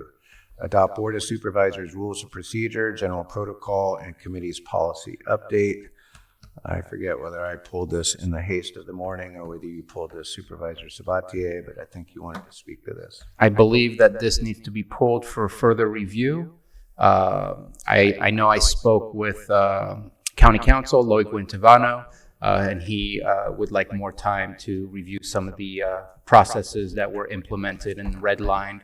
And maybe at the same time, bringing the previous conversation in, either having a protocol of no early email address or a protocol of if early email address added in, based on professional attorney direction.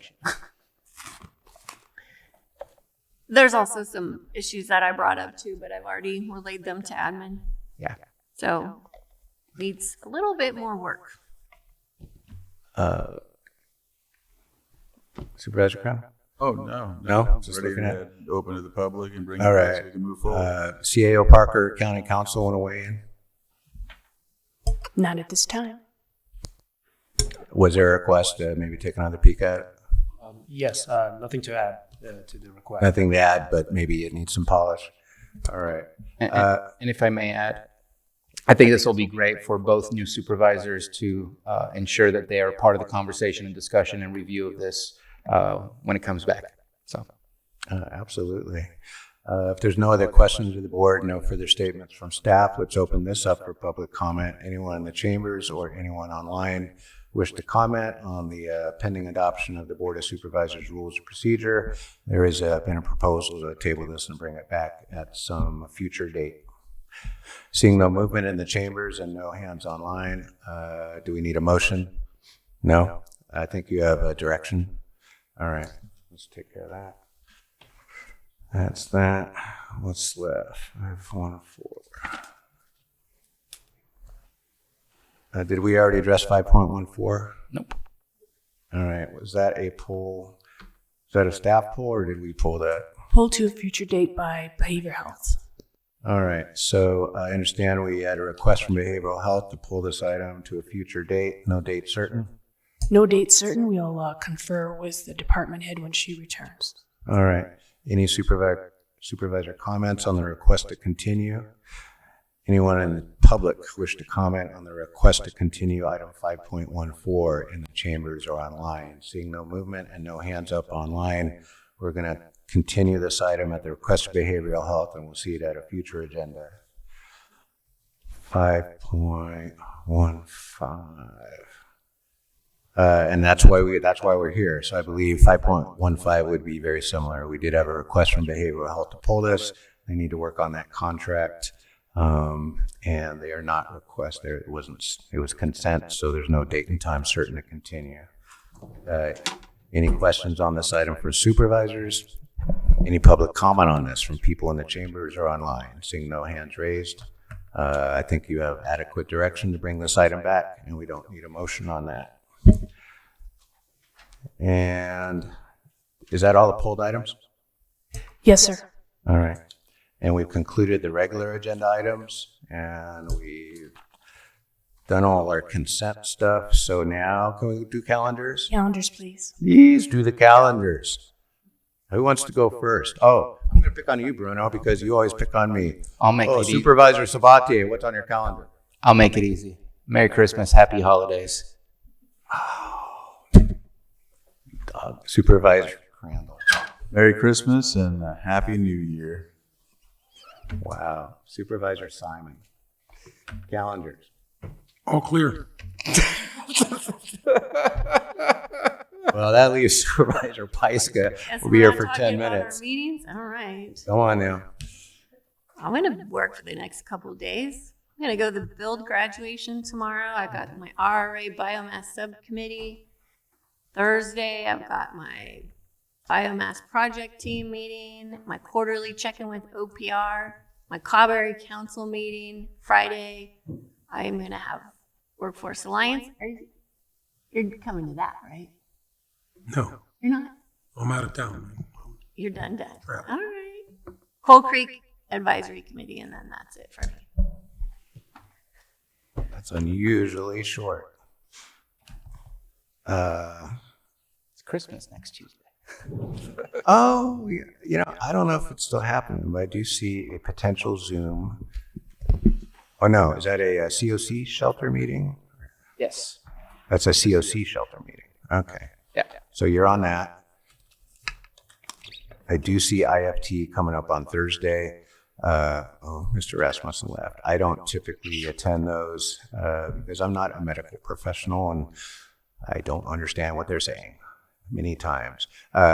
Scotts Valley Community Advisory Council does not meet in December. We had our little goodbyes in November, and I want to thank Scotts Valley Community Advisory Council. They've been very patient with me.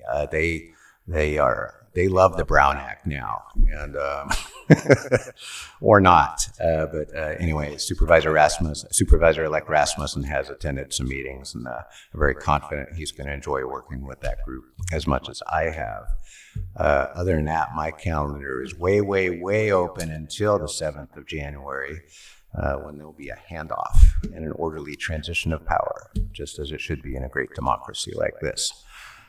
And the last thing on my calendar, it looks like I made it in time. I get to go to Lakeport City Council one more time, where they have an item similar to what we heard here today. With that, unless there's anything further, this meeting is adjourned.